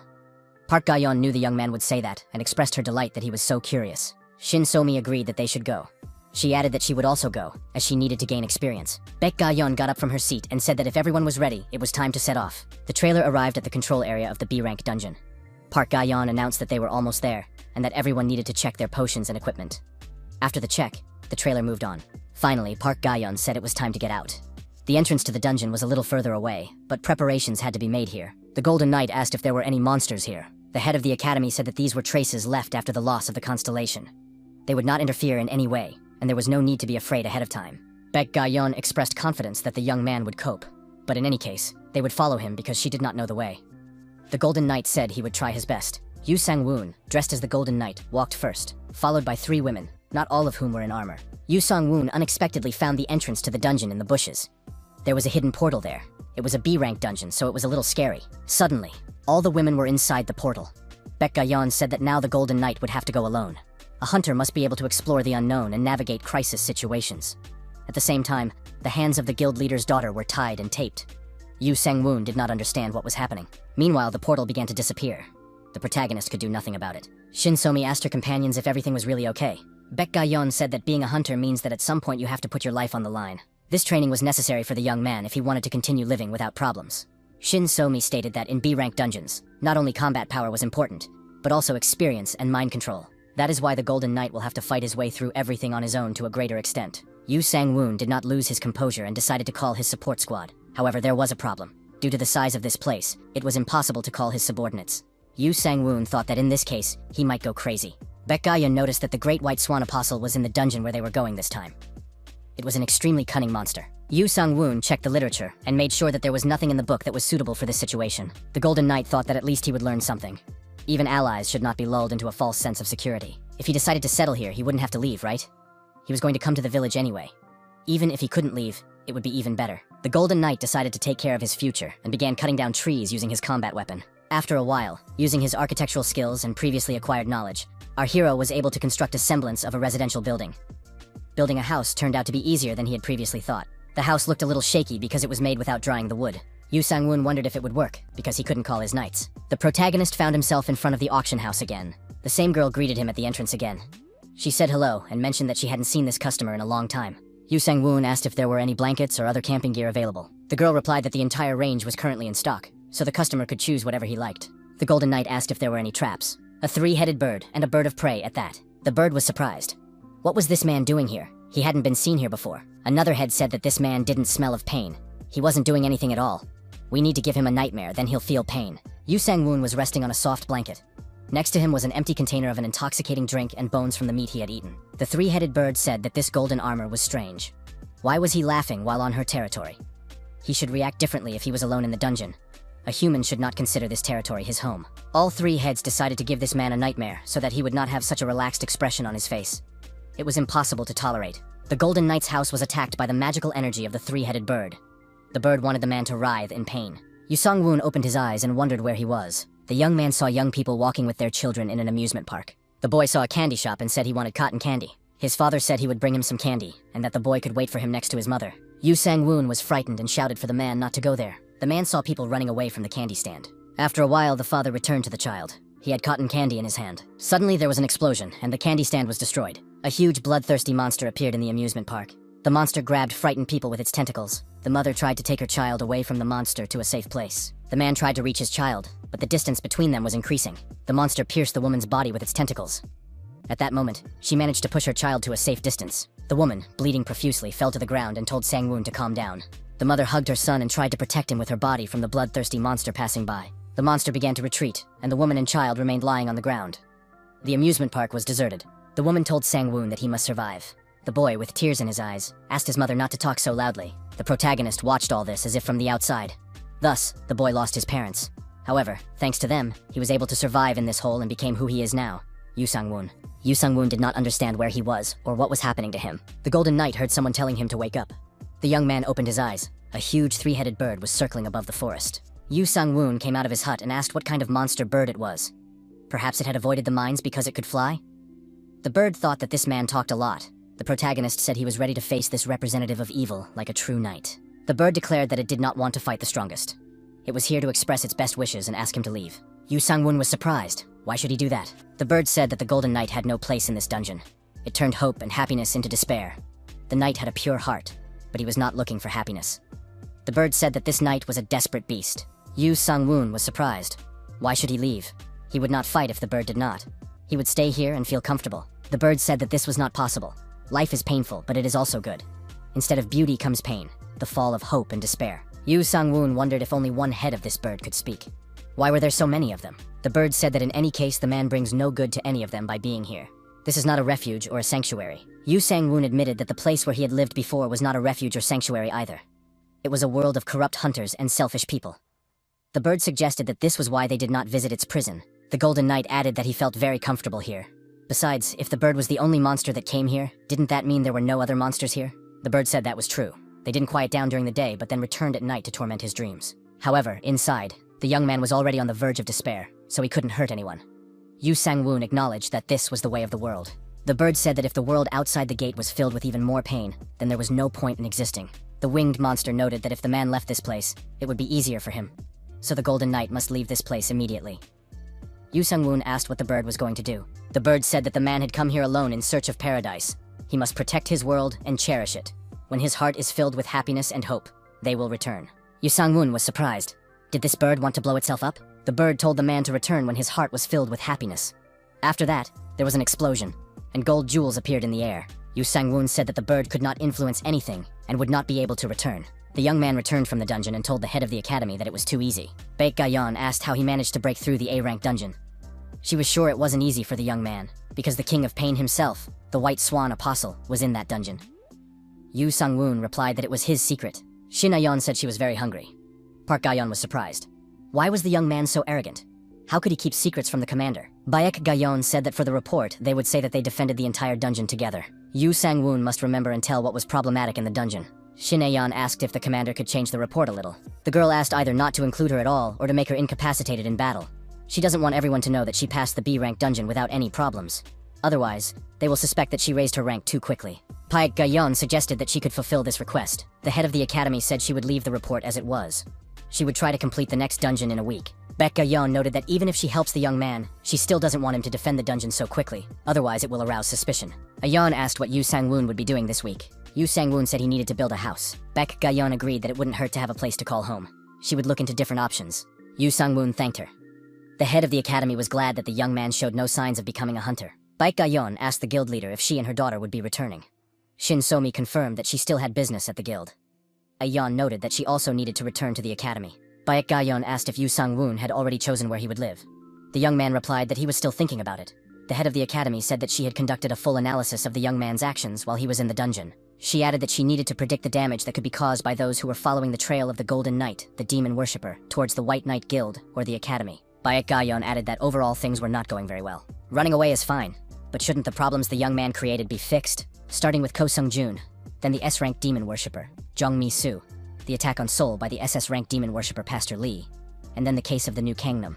With such a long trail of problems, the young man is bound to be caught. The scale of the damage is too great. The head of the academy added that the Olympus Guild would quickly catch up with the young man with that Titan spear. Yu Sang-woon thought that they would find out that he had visited the weapon shop. Baek Ga-yeon said that they might even realize that Yu Sang-woon was a Golden Knight. Yu Sang-woon thought he had been too careless. Yu Sang-woon looked at his smartphone screen and wondered why the Blue Dragon and Olympus had come to their guild. Shin So-mi asked the assistant who had arrived from the Blue Dragon and Olympus guilds. The assistant replied that it was the head, Ko Jong-soo, and the A-rank hunter. They wanted to talk in person. Shin So-mi thought that the conversation would be about the Golden Knight. The guild leader asked them to wait. The guests entered the office themselves and said that they were in a hurry and hoped that it would not take long. They suggested talking quickly. Shin So-mi wondered what had brought these people to her unremarkable guild. The head of the Blue Dragon asked where their E-rank hunter named Yu Sang-woon was. Shin So-mi replied that he was a student of the academy director, so she didn't know where he was now. The head of the Blue Dragon stated that he had seen the association's report on the dungeons. The woman added that she had already told them everything she knew, even filming the interrogation and providing the video. The Blue Dragon leader said that based on what they had learned from the Olympus Guild and the events that had taken place, they had reason to believe that the White Knight Guild was collaborating with the Golden Knight, the demon worshipper. The head of the Blue Dragon asked, "Is Yu Sang-woon the Golden Knight?" Shin So-mi replied that she knew nothing. The woman added that whether she confessed or not, it didn't really matter. She added that she had a working, business relationship with this young man. The guild helps him when necessary. He accepts her help. Shin So-mi understood that they would not budge until there was solid evidence. The head of the Blue Dragon said, "Shin So-mi, you understand that the Golden Knight was responsible for the first incident in New Kanam, right? If she doesn't tell us, she will be punished along with him." Shin So-mi was surprised. Was the head of the Blue Dragon threatening her? The man said he was warning her. The oil tycoons are more focused on finding the culprit of the Kanam incident than on rebuilding the city, even though the damage is enormous, because their money was at risk during the incident. They have been fighting each other since the wall was built. But if one of them catches the culprit, their ratings will skyrocket. It is enough to call those who fought during the first wave heroes. They just need a villain. They are trying to get rid of the people who, by coincidence, were involved in the incident in New Kanam and oppose the big three guilds. After all, hunters and associations are political arenas. The head of the Blue Dragon Guild said that he was letting his interlocutor know that it was time to choose the right side. The man added that he was not promising to be lenient. Shin So-mi did not expect this. The guests warned that they were ready to start using energy on Shin So-mi, and the head of the Blue Dragon said that the woman had to make a quick decision. The hunter from the Olympus Guild added that if they had to start, maybe she would talk then. Shin So-mi resisted with all her might. She thought she should tell the young man to stay away. Suddenly, there was an explosion in the building, and a hole appeared in the wall. The Golden Knight entered through it. He thought that these actions were not like him at all. Shin So-mi lay unconscious on the floor. The guests saw the Golden Knight and were extremely surprised. It was a complete surprise to them. The protagonist decided not to get involved in the battle and picked up the head of the Shin So-mi Guild.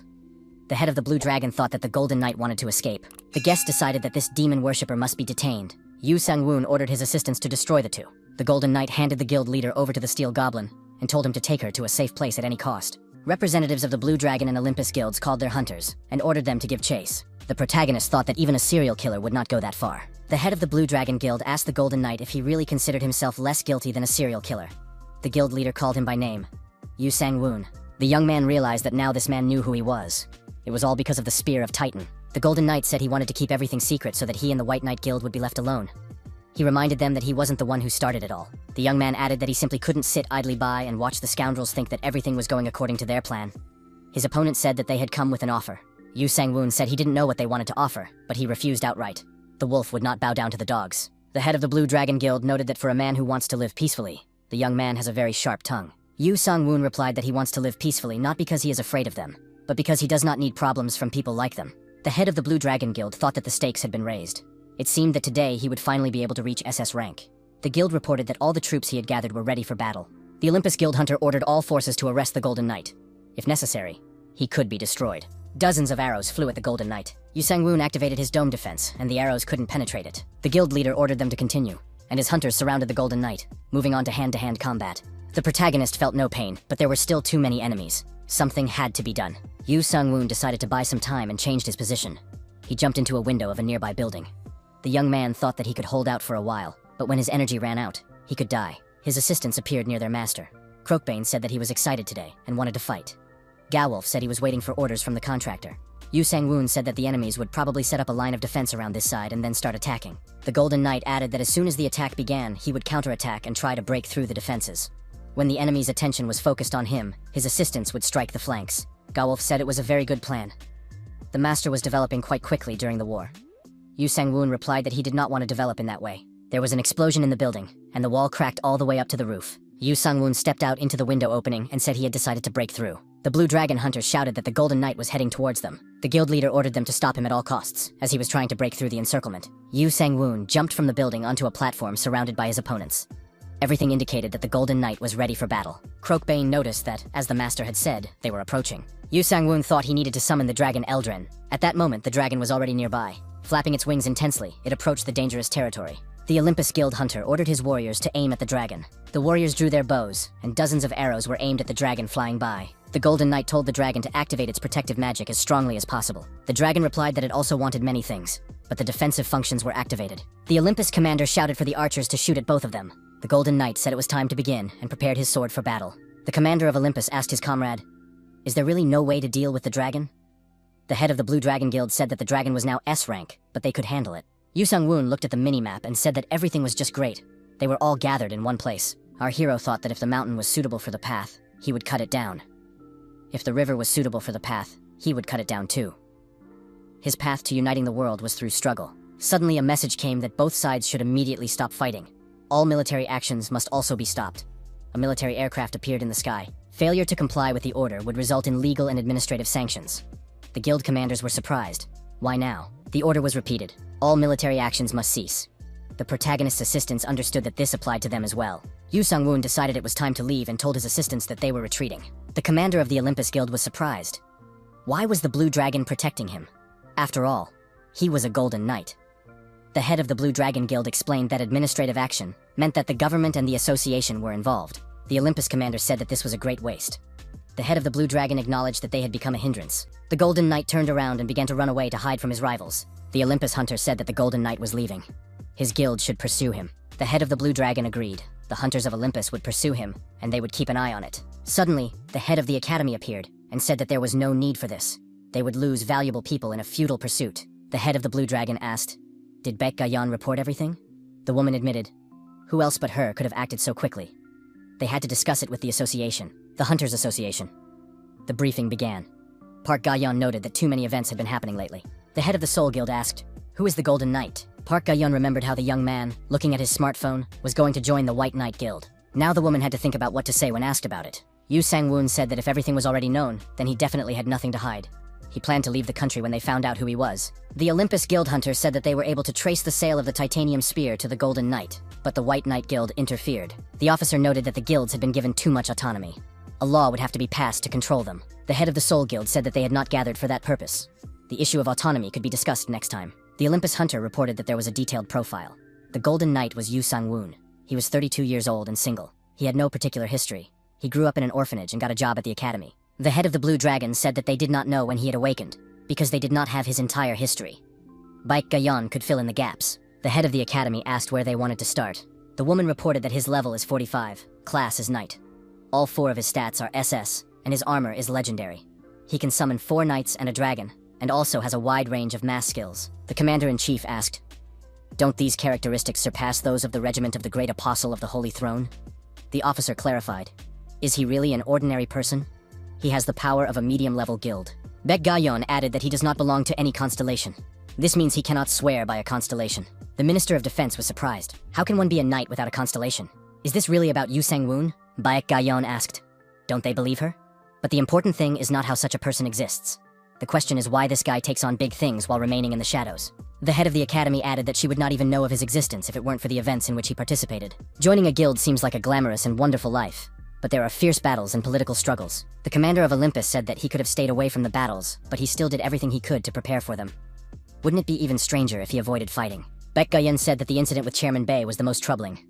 It was an accident for Yu Sang-woon. He was just trying to protect himself. Park Gayan asked if the head of the Blue Dragon Guild agreed with her. The head of the Soul Guild was indignant.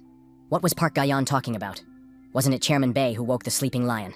Baek Gayan said that when the head of the Soul Guild fought him, he was involved in his illegal hobby. Did he take appropriate legal action against his private prison? The head of the academy said that Yu Sang-woon is not going to become a hunter. He just wants to have the power to protect himself. The woman added that the consequences are quite dire. He is an ordinary person without a constellation who suddenly became a being capable of ruling the world. The head of the Soul Guild asked what that meant. Baek Gayan asked what would happen if Yu Sang-woon revealed himself. He would have to move to another country. The officer asked what the White Knight Guild was doing. Obviously, they were hiding him illegally. The senior officer added that the guild leader and her daughter were involved. Now it's a problem for them. The head of the Soul Guild said that was true. If Shinsomi was involved, it was a problem for the entire guild. In that case, they would have to convene a meeting of the association's leaders, including the guild heads, and make a decision. An arrest warrant would be necessary. The Blue Dragon head thought that the Ministry or the Association would try to make this guy a guild hunter somehow. It would be better to get rid of him than to leave him to another guild. The underground city of Kimgas. The protagonist thought that things weren't as bad as previously assumed. Shinsomi said that there were many scavengers, but the city was still well guarded compared to Kaisen. The woman added that Kaisen was actually ruled by Pastor Lee. Yu Sung-woon thought that this was why Shinsomi had asked him to come here. Local hooligans approached the young people. One of them said that the guy, whom he had never seen before, had a girlfriend. Who were they? This was their hangout. Yu Sung-woon said that the three of them were being very noisy. One of the bullies recognized our hero. He said that he was a Golden Knight, an S-rank demon worshipper. The bullies checked the information against data from the internet and said that they had almost gotten themselves into trouble. The trio bowed, said they had been misunderstood, and that they were leaving right away. Yu Sung-woon thought that he was already a celebrity. Why were they so kind to him? They made him feel stupid. Yu Sung-woon noticed that everyone seemed to think the White Knight Guild was in cahoots with him. Shin So-mi said that in that case, the young man should take responsibility. Shin So-mi asked if something was wrong. Was she a burden to him? Yu Sung-woon replied that it wasn't true. Shin So-mi said that she believed Yu Sung-woon would definitely come to her aid, but she didn't think he would do it so decisively. Yu Sung-woon said that the guild leader trusted him, so he reciprocated that trust. Shin So-mi noted that from now on, each side would play to its own advantage. The Gangnam authorities would try to claim damages. Chairman Bei's case would eventually go to court, and influential people were involved. Most likely, they would just pretend to punish him and shift the blame onto others. Shin So-mi said that sooner or later, the young man would have to make a choice. The association or the guild. Yu Sang-woon said that he could remain a demon worshipper. The protagonist noted that despite everything, his goal remains the same: to continue living his life without interfering in other people's affairs. Yu Sang-woon added that after fighting the Blue Dragon Guild, he realized how difficult it was to resist the forces of several people. After all, to fight the guild, you need a similar organization. Shin So-mi asked if Yu Sang-woon was going to create his own guild. Yu Sang-woon replied that he would simply start recruiting new knights. Shin So-mi couldn't believe it. Was he really recruiting knights? Yu Sang-woon clarified that he meant S-rank knights, Akalon, Crocbane, and others. Shin So-mi noted that this was nothing more than an increase in personal power. What was important was who he decided to join forces with. Yu Sang-woon stated that he did not want to be part of the guild, but he also did not intend to engage in government work. Shin So-mi noted that this is precisely why they would have to work with the association. The young man said he just had an idea. He would contact the director, the Hunters Association. The president of the association is surprised. Where did the woman get such conditions? Baek Gayeon said that she simply passed on his words. The hunter was furious. Being a member of the association, going to the dungeon, but not responding to summonses, isn't that the same as being an autonomous guild? The billion-won fee is simply ridiculous. Baek Gayeon said she knew everything. But doesn't that mean they'll force the Golden Knight to work for them? It's also worthy of the association's SS rank. We need to think rationally. Don't those present think so? Is $1 trillion really that much for them? 4 S-class knights and a dragon. Isn't it more profitable to invest $1 trillion? The association representative said that this Yu Sung-woon is taking on too much. It's just ridiculous. One service can't cost that much. The government cannot allocate such an exorbitant amount of money. Paik So-mi asked what would happen if another party hired him for $1 trillion. The head of the academy added that having him would be in the national interest. The money could be taken from the defense budget or the police budget. If those present consider him a weapon, then he is nothing that could not be covered by $1 trillion. It's good value for money. The government's special representative asked what this guy was going to spend $1 trillion on.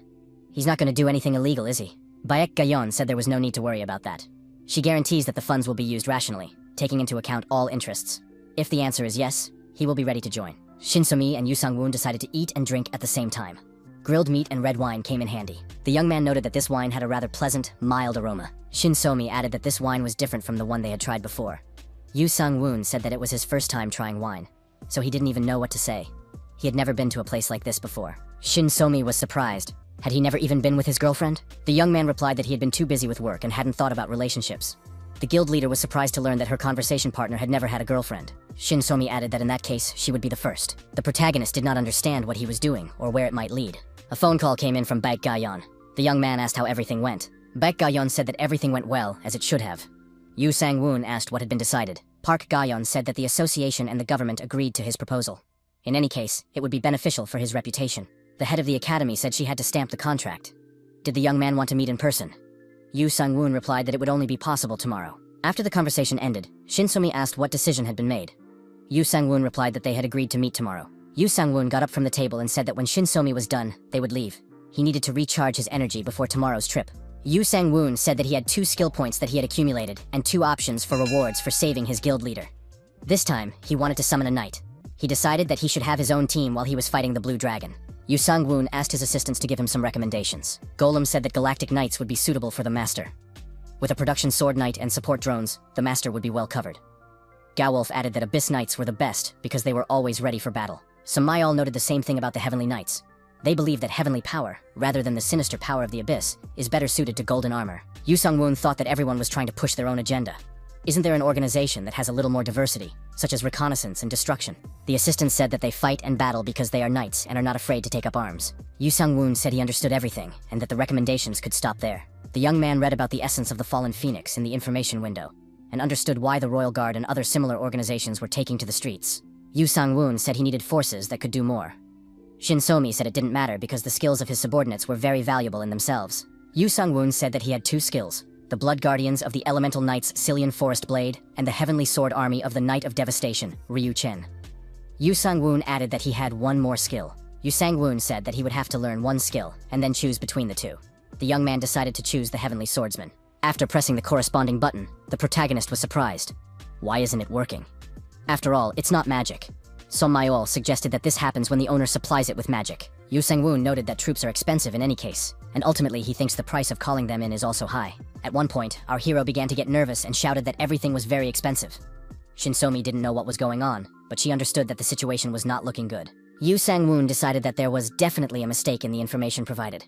Knights should be a separate purchase. Shinsomi asked if trying to assemble an army with 2 skills wasn't a problem. Yu Sang-woon said that he would describe 2 optional rewards, but first he needed to summon one of the soldiers of the Heavenly Sword Army as support. A knight appeared and said he had responded to the call. "What does His Majesty command?" he asked. The protagonist found it strange that the knight addressed him as king. The young man asked the knight his name. The summoned knight replied that he had no name, as he had been summoned as a soldier of the king. Yu Sang-woon regretted that the knight had no name. The knight said that his life belonged to the king. It was not worth asking him his name. It was better to send him into battle. Yu Sang-woon said that he had summoned the knight simply to get acquainted. Could he return? The knight replied that he was always at His Majesty's service and ready to be by his side. Yu Sang-woon thought that 1 soldier had taken a lot of effort. Shin So-mi asked if he had seen his stats and skills. Shin So-mi added that he had just had a soldier, an S-class hunter with impressive stats. In addition, he had 4 skills. Shin So-mi said that these soldiers were the most elite warriors at the king's table, and they never ran away. Even the knights were surprised when they saw this for the first time. Yu Sang-woon said that they had all these stats and skills. Yu Sang-woon noted that he did not have the skills to interpret status, so he could only use them in this way. He added that he did not know that such a status check existed. Shin So-mi was surprised. Had Yu Sang-woon been fighting all this time without looking at status? Although with such status, he doesn't need to choose his opponent. The protagonist said that this time, 2 knights were being summoned at once. He hoped that a good warrior would appear. The summoning continued, and the knights were about to appear. Their outlines were already visible. Each of the assistants wished for a knight who matched their description. It would be good to gather 3 holy knights together. The summoning process ended, and 2 knights knelt before the protagonist. One of the summoned knights said that he was the elite of the Heavenly Sword Army. Chief of Staff Yu Cheng has come at His Majesty's command. The other summoned knight said that he was the elite of the Sword Army. First Deputy Lee Jinsok greets His Majesty once again. Yu Sang-woon thought that he was stunned by their appearance alone. They were not obliged to obey him. If they didn't like him, they could leave. Shin So-mi said it would be a shame to just let them go. Gowolf was surprised. Had the contractor gone mad? Why did he want them back? Yu Sang-woon didn't think he was the same as these people. He wasn't one of their majesties, and didn't want to disappoint them later. Yu Sang-woon noted that they should be able to get along as equals, let alone fight. The young man added that, in any case, he might have the skill of the devastating heavenly sword, but he was not great, so they could leave if they wanted to.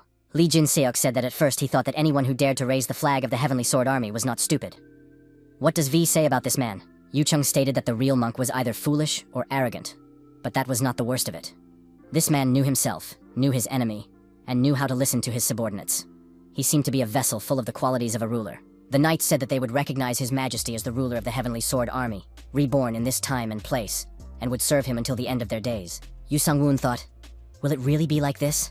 The protagonist said that he was an ordinary person, and did not have the grand ambitions to fight such great knights as these 2. Yu Ching said that was normal. Ambition is something you can work on at any time. You need to combine modesty with ambition, and the whole world will be at His Majesty's feet. Shin So-mi said that the young man became king with a small budget. Yu Sang-woon asked the head not to tease him. It sounded disgusting. Lee Jin-sok said that Her Majesty the Empress looked magnificent next to His Majesty. The young people blushed with embarrassment and said that the knights had misunderstood them. Yu Chang said that from now on, he would take over the management of His Majesty's finances and schedule, as well as the Heavenly Sword Army in this order. Would that be acceptable to His Majesty? Yu Sang-woon announced that from now on, he would be stepping down from his position. Yu Sang-woon disclosed his financial situation, and said that he wanted the knight to keep them in stocks and funds, and less in bonds. Yu Cheng-wei said that there was much to learn at this time. For now, he would make sure to acquire the necessary knowledge before starting work. Yu Sang-woon noted that he had no subjects he wanted to rule over. Therefore, he would prefer to be a partner, rather than a ruler. Yu Changwei said that the Heavenly Sword Army was the king's army, his personal guard. His Majesty did not dare to call himself anything else. Yu Sangwun offered to put the army in order. Yu Chengwei said that Sir Gawolf would lead the order. Gawolf remarked that he was beginning to like the Templars. Sam Miol would be the bodyguard. Angel acknowledged that this was a suitable job for her. Lord Akalan would be the quartermaster, and they would make a good pair when the supply officer of the Heavenly Army arrived later. Lord Crocbane would be on hand to lend a helping hand where strength was needed. Yu Chengwei said that tomorrow His Majesty would have a ceremony to sign a treaty with the organization. The protocol needed to be prepared. Vi said that His Highness need not worry. He has been commanding the Heavenly Sword Army for a long time, so he will make sure that every corner of this planet knows about His Majesty. Yu Sungwoon said that there was no need to do that. He would just sign the treaty. It had to be done without unnecessary witnesses. Yu Chingwei said that he would do everything he was ordered to do. Yu Sungwoon said that all the assistants could stay in the Knight's sanctuary for now. The Knight said that in that case, they would leave. Yu Sungwoon said he was very tired. It was only 2 people. Why all the fuss? Shin Somi said they were 2 S-rank knights. It was nothing to worry about. Shin Somi noted that they now had 6 S-rank knights. Now they could really take over the country. Yu Sangwoon thought that this power was indeed enough to take over any country at any time they wanted. Shin Somi was almost certain that Yu Sangwoon would be invited to a meeting tomorrow. Perhaps they would try to persuade the young man somehow. Hunters Association. Was the chairman going to ask the Golden Knight to take legal and administrative measures? The chairman said that it was already known that he would be subject to legal sanctions at the government level, so the desire to ensure the security of the country was obvious. The Golden Knight and his subordinate knights possessed S-rank abilities and above. They would be able to make a great contribution to ensuring the safety of the people. The reporter asked if there was no way to control them. The chairman said that this was a kind of national contract. They would continue to work on this. How will future disputes between the victims of the Kanam incident be resolved? How will disputes between the Soul Guild be resolved? The chairman replied that this issue would be resolved through mutual economic compensation. The chairman was asked whether the victims of the crisis in New Kanam would be compensated for their suffering. In other words, would the association ignore the opinions of ordinary citizens in favor of SS-ranked hunters? What is the government's position on this? The commander-in-chief said he would like to assure those present that they are actively listening to public opinion. The people will be treated reasonably. Someone noticed that a golden knight had appeared outside. A golden dragon was flying, carrying a knight who was indeed golden. Those present noted that the large dragon looked very powerful. The protagonist could not believe that he was attracting so much attention. The dragon landed, and those present, out of idle curiosity, photographed it from all angles and took selfies with it in the background. Yu Sangwoon dismounted. The dragon said it would stay there. Yu Sangwoon said he would return soon. Journalists asked how the Golden Knight, or rather, Yu Sangwoon, was feeling. Why hadn't he become a member of the association or a hunter after waking up? Many were interested in the Knight's constellation and his relationship with the head of the White Knights Guild. Security pushed back protesters, who usually disagreed with everything. In this case, some called for the Golden Knight to be punished. Baek Gayon said that even in his helmet, she could see his expression. They were already waiting for them inside. Yu Sangwoon said that public opinion of him was worse than he had expected. Park Gayon suggested that he shouldn't worry too much. He had far more supporters than haters. The guard told the knight to follow him. Yu Sangwoon entered the elevator, which took a long time to reach the desired floor. The young man wondered why they were going so deep. The employee said that for security reasons, the main facilities were located deep underground. Park Gayon noted that she had no choice but to use her abilities in hacking, magic, witchcraft, and possession to get there. Yu Sangwoon thought that if it became known that hunters were being paid trillions for contract work, it would cause a serious uproar. Yu Sangwoon entered the room and saw a presidium of 3 people. The young man thought that was too many for a single signature. The chairman told Mr. Yu Sangwoon to take a seat. The Golden Knight said he would just sign and leave. The chairman said that it wasn't that simple. He needed to check a lot of things, so it would be better if the knight sat down. Yu Sangwoon decided to be patient and sat down. The chairman said that there were several issues that needed to be agreed upon. They were going to sign a contract. Since they were going to pay a whole trillion, it was necessary to discuss the details. Yu Sangwoon was surprised. Did they really need to discuss anything? He would simply receive the money for the job, and then do it. The Presidium member said that this was too much. If the young man was lucky enough to wake up, he would use his power for the good of the country. Did the Golden Knight have any idea about the country's security? Yu Sangwoon asked the speaker who he was. The man said he was Bom Chul Park, Director of Operations for the Hunters Association. How can you be so selfish? He added. Yu Sangwoon asked if the director also oversaw the Blue Dragon and Soul Guilds. Bong Chul said that they operate within the rules of their association. The Golden Knight noted that both the Blue Dragon Guild and the Soul Guild. What's wrong with the Awakened raising the price? The Golden Knight asked if the Blue Dragon and Soul Guilds were following the association's rules. Does Bom Chul know what they are doing behind his back? Those present are not just pretending not to know. These guilds do all sorts of nasty things to monopolize hunters, even hiring scavengers. When have they ever been punished for this? Yu Sungwoon added that in any case, he has no desire to be part of this society. He is simply looking for work and wants to take this contract. Baek Gayon said that Yu Sangwoon should avoid battles that are not agreed upon with them. Yu Sangwoon noted that he has the right to refuse the request because people may take advantage of it and use him. Yu Sangwoon wants those present to take care of all subordinates in the country. After all, they will reject such a request, right? Therefore, he asks to be given the right to choose. The chairman said to bring him the contract. Ko Jong-yeon brought a huge stone with engraved inscriptions. A huge ink pen was brought in next. It was a diamond version of the contract used for the highest level, because electronic data is highly likely to disappear or be forged. Only a person with a rank no lower than S can sign it. Yu Sang-woon thought that there were no signs of tampering, and the contents were not damaged. After signing the contract, our hero noticed that there was a lot of news. Most of it was about the dragon. Baek Ga-yeon asked Aeon about the status of her guild. The girl said that everyone believed they were cooperating with the Golden Knight. Yu Sang-woon apologized for the trouble. Everything was turning out worse than he had expected. Shin Aeon asked Yu Sang-woon how things were going with her mother. Did he confess? Yu Sang-woon understood what she was talking about and said that Aeon had misunderstood everything. He was busy discussing and preparing for the consequences. Shin Aeon was surprised. Did Baek Ga-yeon really do nothing? The head of the academy said that she only knew how to fight, but she was not strong in this regard. V said that this was bad news. There had been a serious setback in the production of His Majesty's heir. Baek Ga-yeon asked who this was. Yu Chung-wei said that he was His Majesty's soldier. While waiting in the sanctuary, an important story was heard. Baek Ga-yeon was surprised. When did Yu Sang-woon manage to ascend the throne? Aeon said that it was probably a new knight that Yu Sang-woon had summoned. Yu Sang-woon was surprised. Why did the knight appear at this particular moment? He looked at what was in his inventory to get his finances in order. Yu Chung-wei replied that he was only there because His Highness had something important to say. It was extremely important to produce an heir. As Chief of Staff, he had to do something. The Chief of Staff said he would prepare rare liquors and herbs to boost His Majesty's vitality, and also make sure his sleep schedule remained unchanged so that he would always be in a good mood. Aeon asked what Yu Sang-woon was going to do now that his identity had been revealed. It would be difficult for him to live as an ordinary person now. Yu Sang-woon said he would try to find an accessible mountain in the local area. National parks had been closed after the monster outbreak, so it would be much easier to do so now. Yu Chung-wei added that there should be a river in front of the mountain as a symbol of fertility. Baek Ga-yeon suggested that the young man was looking for a stronghold. Yu Sang-woon admitted that he couldn't live on the mountain forever. If nothing worked out, he thought about buying a trailer and just wandering around the area. For some reason, Baek Ga-yeon thought so too.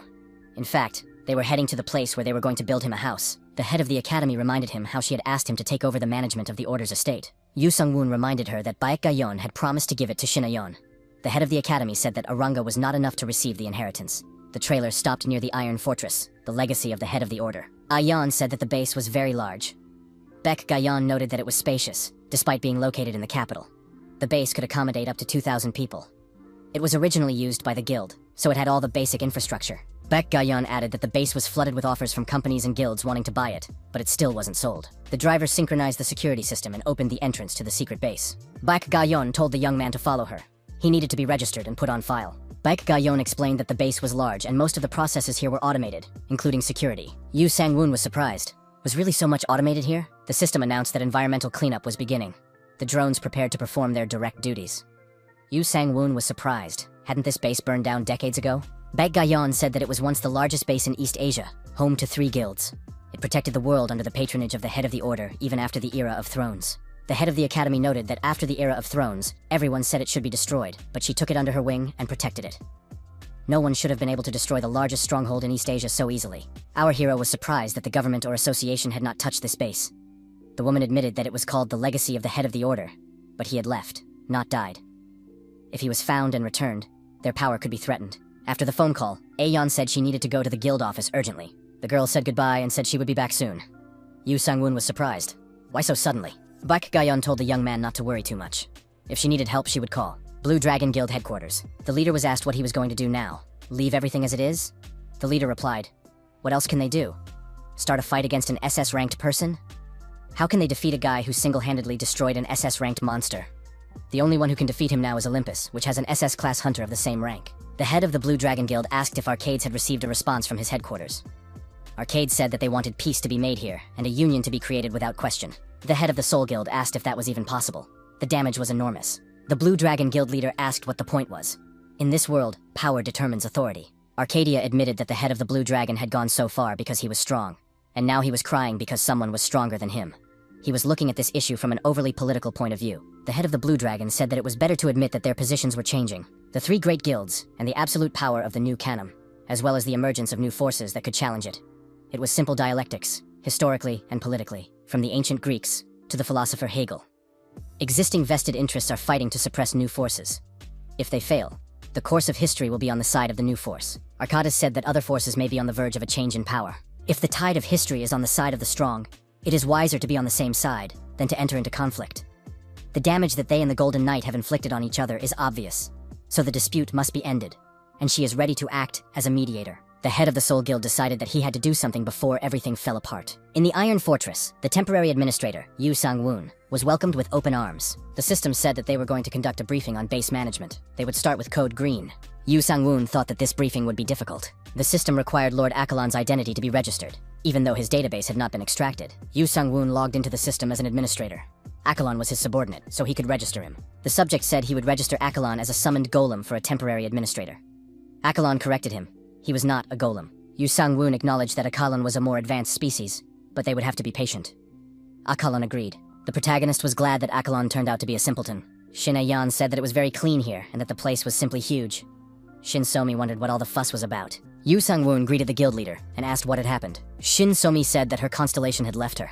Aeon added that her contract had expired and she was now out of the game. Shin Somi noted that it was a kind of agreement, so she wasn't cursed. There would be no punishment. Aeon admitted that she and her mother had lost a lot of levels and skills. Shin So-mi said that this was the price she had to pay for being the guild leader and failing to protect her home base. It was a huge loss of prestige for the guild, and she deserved the wrath of all its members. Aeon admitted that she didn't have to leave, but her mother was moving, and she couldn't stay. So she just hung up the phone. Yu Sang-woon said that if Shin So-mi had plans for the future, he would do everything he could to help. He also said that if So-mi stayed with him, her level would recover, and he could teach her some skills. Why not find a new constellation? Shin So-mi said that they don't like people who have cancelled classes. Yu Sang-woon pointed out that all advanced skills are only unlocked at higher ranks or with the help of skill books. Yu Sang-woon thought that once a constellation appeared, it was common practice to align with it or be guided by it.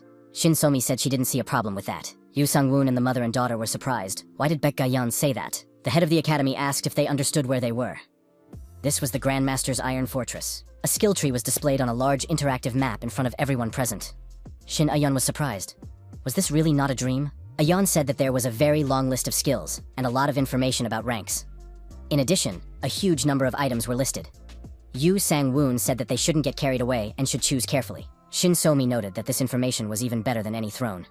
Baek Ga-yeon said that she had kept it secret for fear that the information would fall into the wrong hands, but now she believed that those present would not use it for evil. The head of the academy noted that this skill tree also had its drawbacks. Yu Sang-woon looked at Ayeon, who was carefully studying the information, and said that the girls could definitely be relied upon.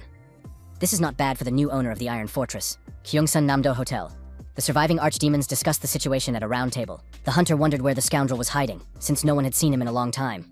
His colleague asked what he was up to. Another hunter said that they had sealed his face, so they needed to get out of there quickly. Pastor Lee met the hunters at the door and asked where they were going. The hunters were frightened, and one of them said that they were just going out for a moment to relieve themselves. Pastor Lee told them not to be foolish and suggested that everyone return to their seats. Pastor Ali suggested that those present begin the ceremony. First, Pastor Lee decided to introduce the person who would help them make a plan. The hunters saw the head of the Soul Guild and were surprised. How did he get here? What is going on here? The hunters armed themselves and shouted that they were not easy prey. Was the pastor trying to sell them out? Pastor Lee told everyone to calm down, because they were the ones who had approached him with a proposal for cooperation. One of the hunters asked what the point was, since this was Shim Kang-hoon from the Soul Guild. The guild leader said he understood their doubts, but that the enemy of his enemy was his friend. Shim Kang-hoon said that all he was asking was to join forces for a while to deal with this Golden Knight. If they let him get away, it could endanger this place. Shim Kang-hoon told Pastor Lee that if the archdemons went where the Golden Knight appeared, he would follow them and ask for their cooperation. Pastor Lee replied that it was an excellent idea. He was very eager to see how compatible the S-rank Lord and the archdemons were. The head of the Soul Guild suggested that the archdemons work together and focus on defeating the Golden Knight. The reward would be commensurate. Pastor Lee swore allegiance to those present in the name of King Butcher. Shim Kang-hoon said he would leave Pastor Lee behind and keep him informed of the details of the operation. Pastor Lee said that the head of the Soul Guild was their wildcard against the Golden Knight and a spy to sow chaos in the enemy's internal affairs. The hunter said he didn't expect that. He is almost certain that the Soul Guild is now criminals. They have lost too much and are seeking revenge. They want to destroy the Golden Knight and make a name for themselves, but after that, they will stab them in the back. One of the hunters said that they could destroy the Golden Knight first, and maybe even take over the Soul Guild if they had time. Pastor Lee said that Shim Kang-hoon won't stab them in the back. His goal is to destroy the country immediately after defeating the Golden Knight. That is why the head of the Soul Guild will not betray them until that goal is achieved. While in the Iron Fortress, the protagonist asked what they were thinking. Baek Ga-yeon said that the young man was an SS-ranked hunter, so they wanted to get to know him better. Besides, he had a contract with the association. The young man picked up the gift box and said it was from Olympus. How quickly they went from threatening to joining forces with the Blue Dragon. Yu Sang-woon threw the box aside and said that part of him wanted to take everything back. Baek Ga-yeon recommended keeping it just in case. The chief of staff said that His Majesty had made the right decision, that they should not refuse the services. An employee approached Yu Sang-woon and said he had been asked to deliver something. Yu Sung-woo told the employee that the letter would be delivered through him and took the document. Yu Sung-woo handed the package to the gentleman and said that he had received a letter. Our hero had 2 sheets of paper in his hands. He said that the letter was written in glowing platitudes about how the Blue Dragon had no choice at the time. If he needed new weapons besides the Titan's spear, he could come to them. Samyeol handed the box to the gentleman and said that fighting the great evil was the embodiment of chivalry. Yu Sang-woon asked what she had in her hands. Samyeol replied that she had collected all the letters and notices that had been stacked at the entrance. Yu Sang-woon asked Baek Ga-yeon if he really had to visit the association. The woman replied that it was a standard procedure, so he would have to go through it. Yu Sang-woon threw the letter away and said he didn't want to establish a relationship with the association. Another document appeared in the young man's hands, a complaint from an organization for the restoration of southern regions. Baek Ga-yeon said not to worry. She had a law firm she knew. The young man said he would take care of it himself. Yu Sang-woon said he would continue to deal with the scoundrels the same way they did. The protagonist said that in the end, there was only one complaint to worry about. There was no competition or bidding for all the B-rank dungeons they were going to clear. Baek Ga-yeon said that right now, she was more concerned about what they would do with the damage than the dungeon. The young man said that he was going to deal with the dungeons first, and that she shouldn't worry too much about it. Baek Ga-yeon didn't know what Yu Sang-woon was going to do, but at the same time, she didn't know what to do herself. The trailer moved along the set route. Yu Sang-woon wondered why he was behind the wheel. Couldn't the assistants drive the vehicle? The chief of staff expressed regret that only the master could use the Iron Horse. Yu Sang-woon asked Akalon if he really couldn't drive. The golem admitted that he didn't have a driver's license. Yu Sang-woon noted that Akalon was indeed a law-abiding tin can. Even from a distance, it was clear that the entrance to the cave was carefully guarded. Gawolf assessed the situation and said that this time, everything was different. There were wizards and steam-powered machines here.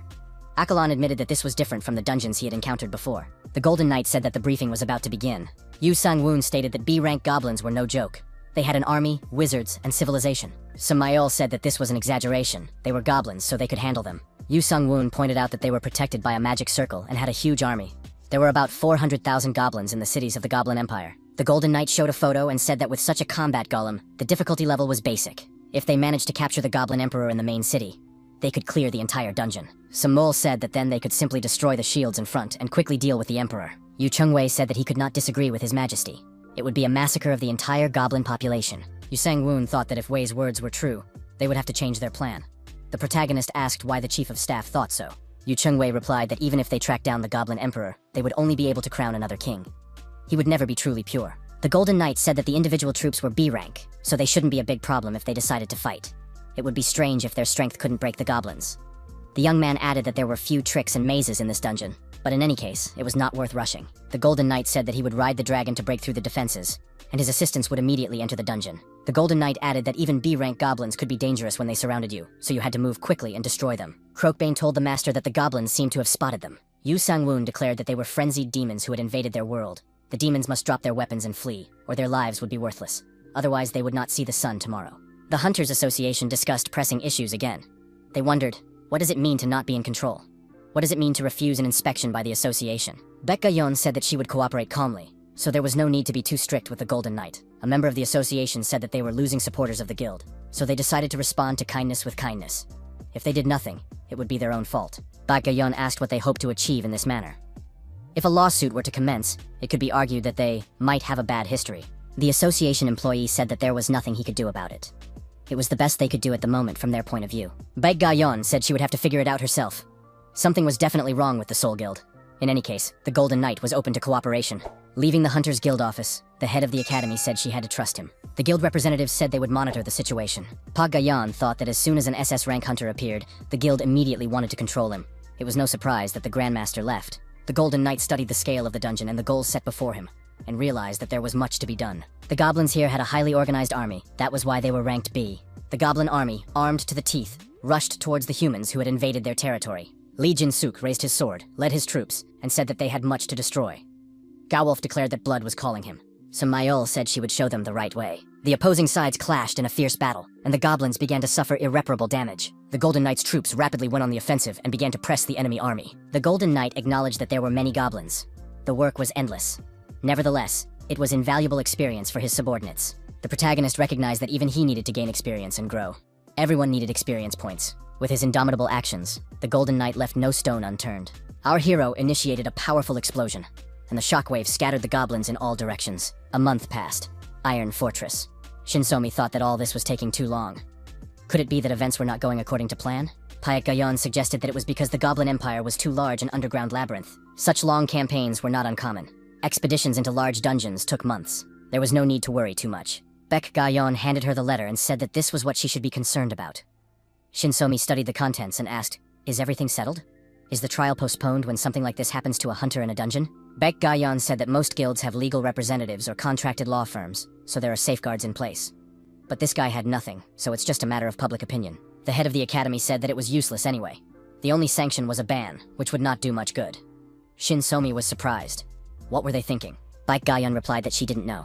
Shinsomi said that if the head of the academy found out that the complaint was related to the guild, it could be used. Baek Gayon said that she had been trying to investigate the case for about a month, but even their own members didn't know what was going on. An emergency alert came from the association.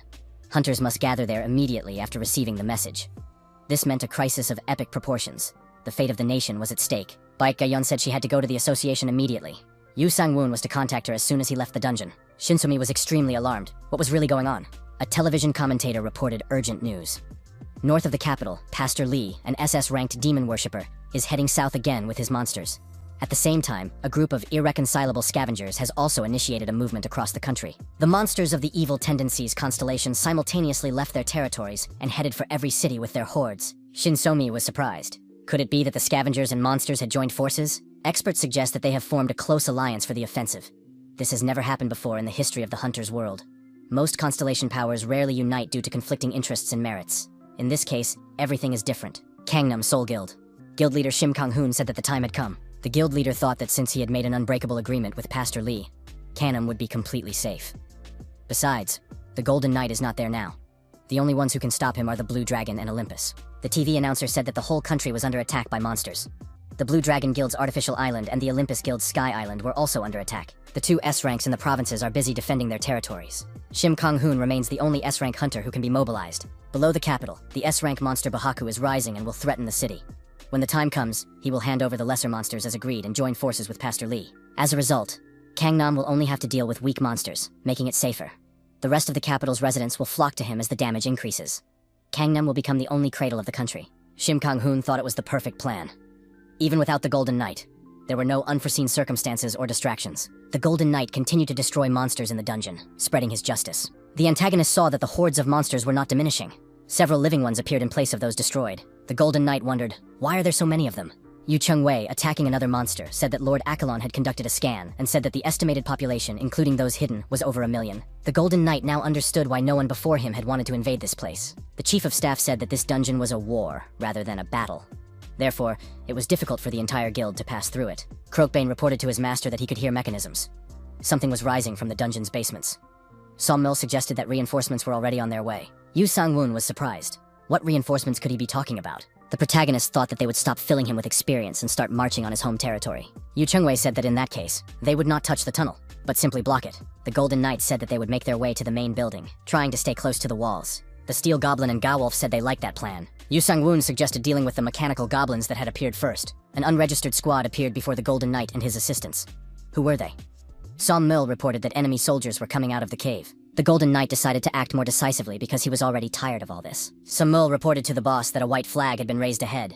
The monster boss with the white flag was approaching the line of confrontation. The enemies dropped their weapons and followed the Goblin Emperor with the white flag. The Goblin Emperor approached in a carriage and continued to hold the white flag aloft. The Chief of Staff said that this might be a trick, so it was necessary to be on guard.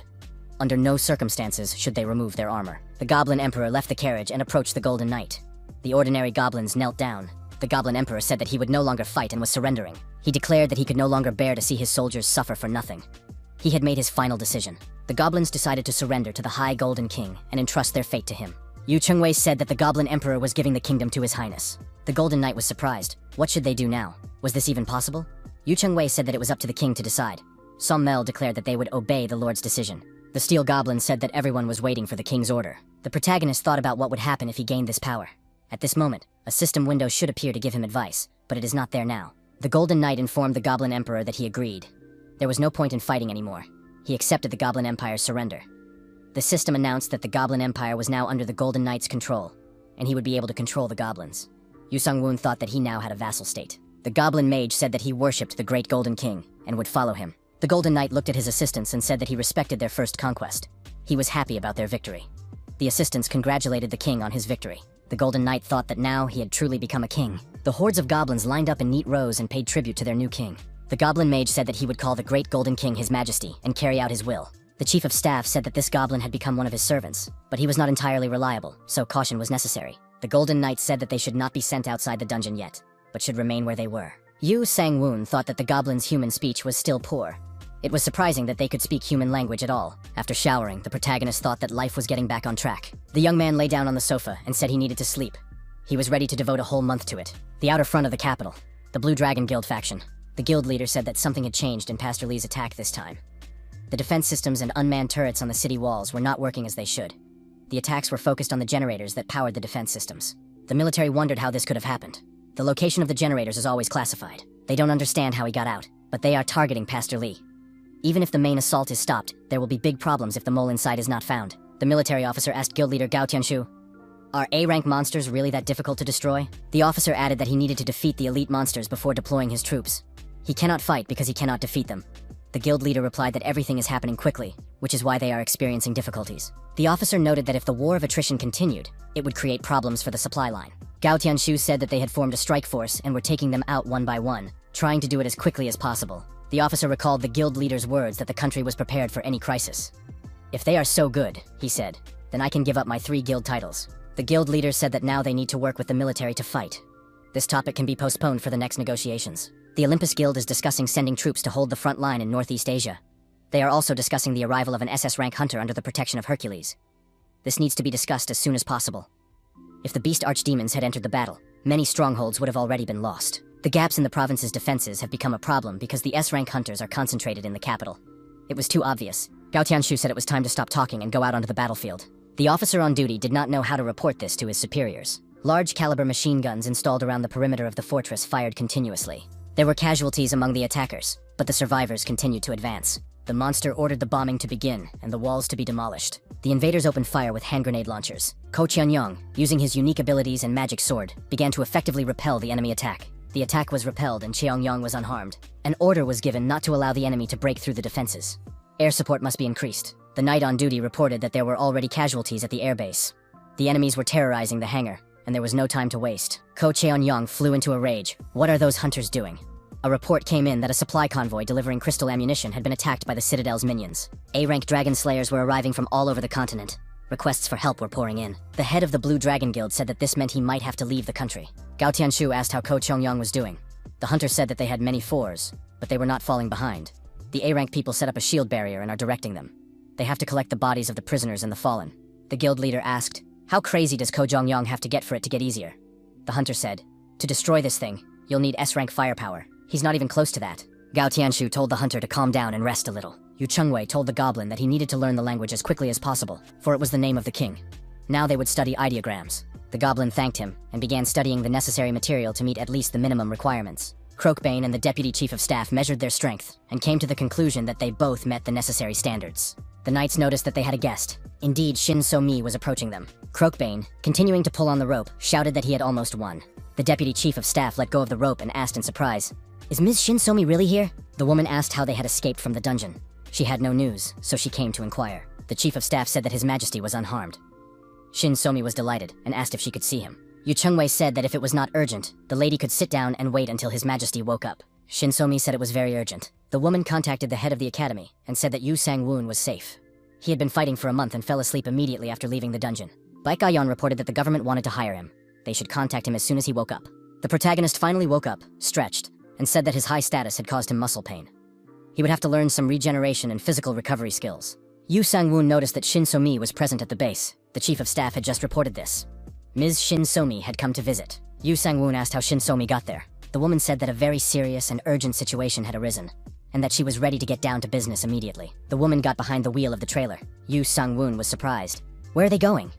Shin So-mi replied that they were going to the Iron Fortress. Shin So-mi said that the government had placed an order for 1,000,000,000 won. The young man was surprised. "Is that normal?" His companion replied that she would tell him the details at the fortress, as the situation could get out of control. Yu Sang-woon believed that he would never receive any more orders. Shin So-mi reminded him that it was very dangerous and difficult. It was a national crisis. The woman understood that the Golden Knight did not like doing such things, but many people's lives were at stake. Yu Sang-woon asked Baek Ga-yeon what had really happened and who these people were. Pa Ga-young replied that they had been sent by the government to carry out an order. The special representative said that they had no idea what they were getting themselves into. An unprecedented joint offensive was underway by malevolent constellations and scavengers. They were concentrated around the Apostle Butcher, Pastor Lee, an SS-ranked demon. They were threatening the entire country. The specialist showed a map and said that the material could be found on it. Yu Sang-woon thought this was abnormal. Why would they pay $1 trillion for him? The government representative said that Pastor Lee must be destroyed. Yu Sang-woon thought that this pastor was collaborating with archdemons. Our hero decided that he would not lose this battle in any case. But this could give them a reason to use him for political purposes, and that could not be allowed. The government representative asked if this was all covered by the contract. The Golden Knight said he couldn't do it just like that, so he needed guarantees. The government official understood that he was talking about an advance payment. Yu Sang-woon added that they had a strategic military fund. It was the same as his guild. The government official said that they were under attack at the moment, so it was difficult to handle such a large advance payment. The Golden Knight was surprised. Hadn't the state approved the $1 trillion order in the first place? Not because of the cost of operating the equipment in such a disaster or combat situation.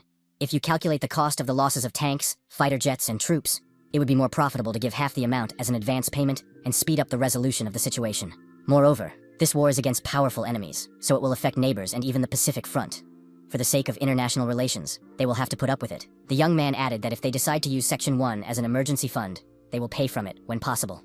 The country's leadership can transfer money at its discretion. The Golden Knight said he did not understand what the problem was. Perhaps it was simply a matter of the finance minister. The government representative said that people are dying.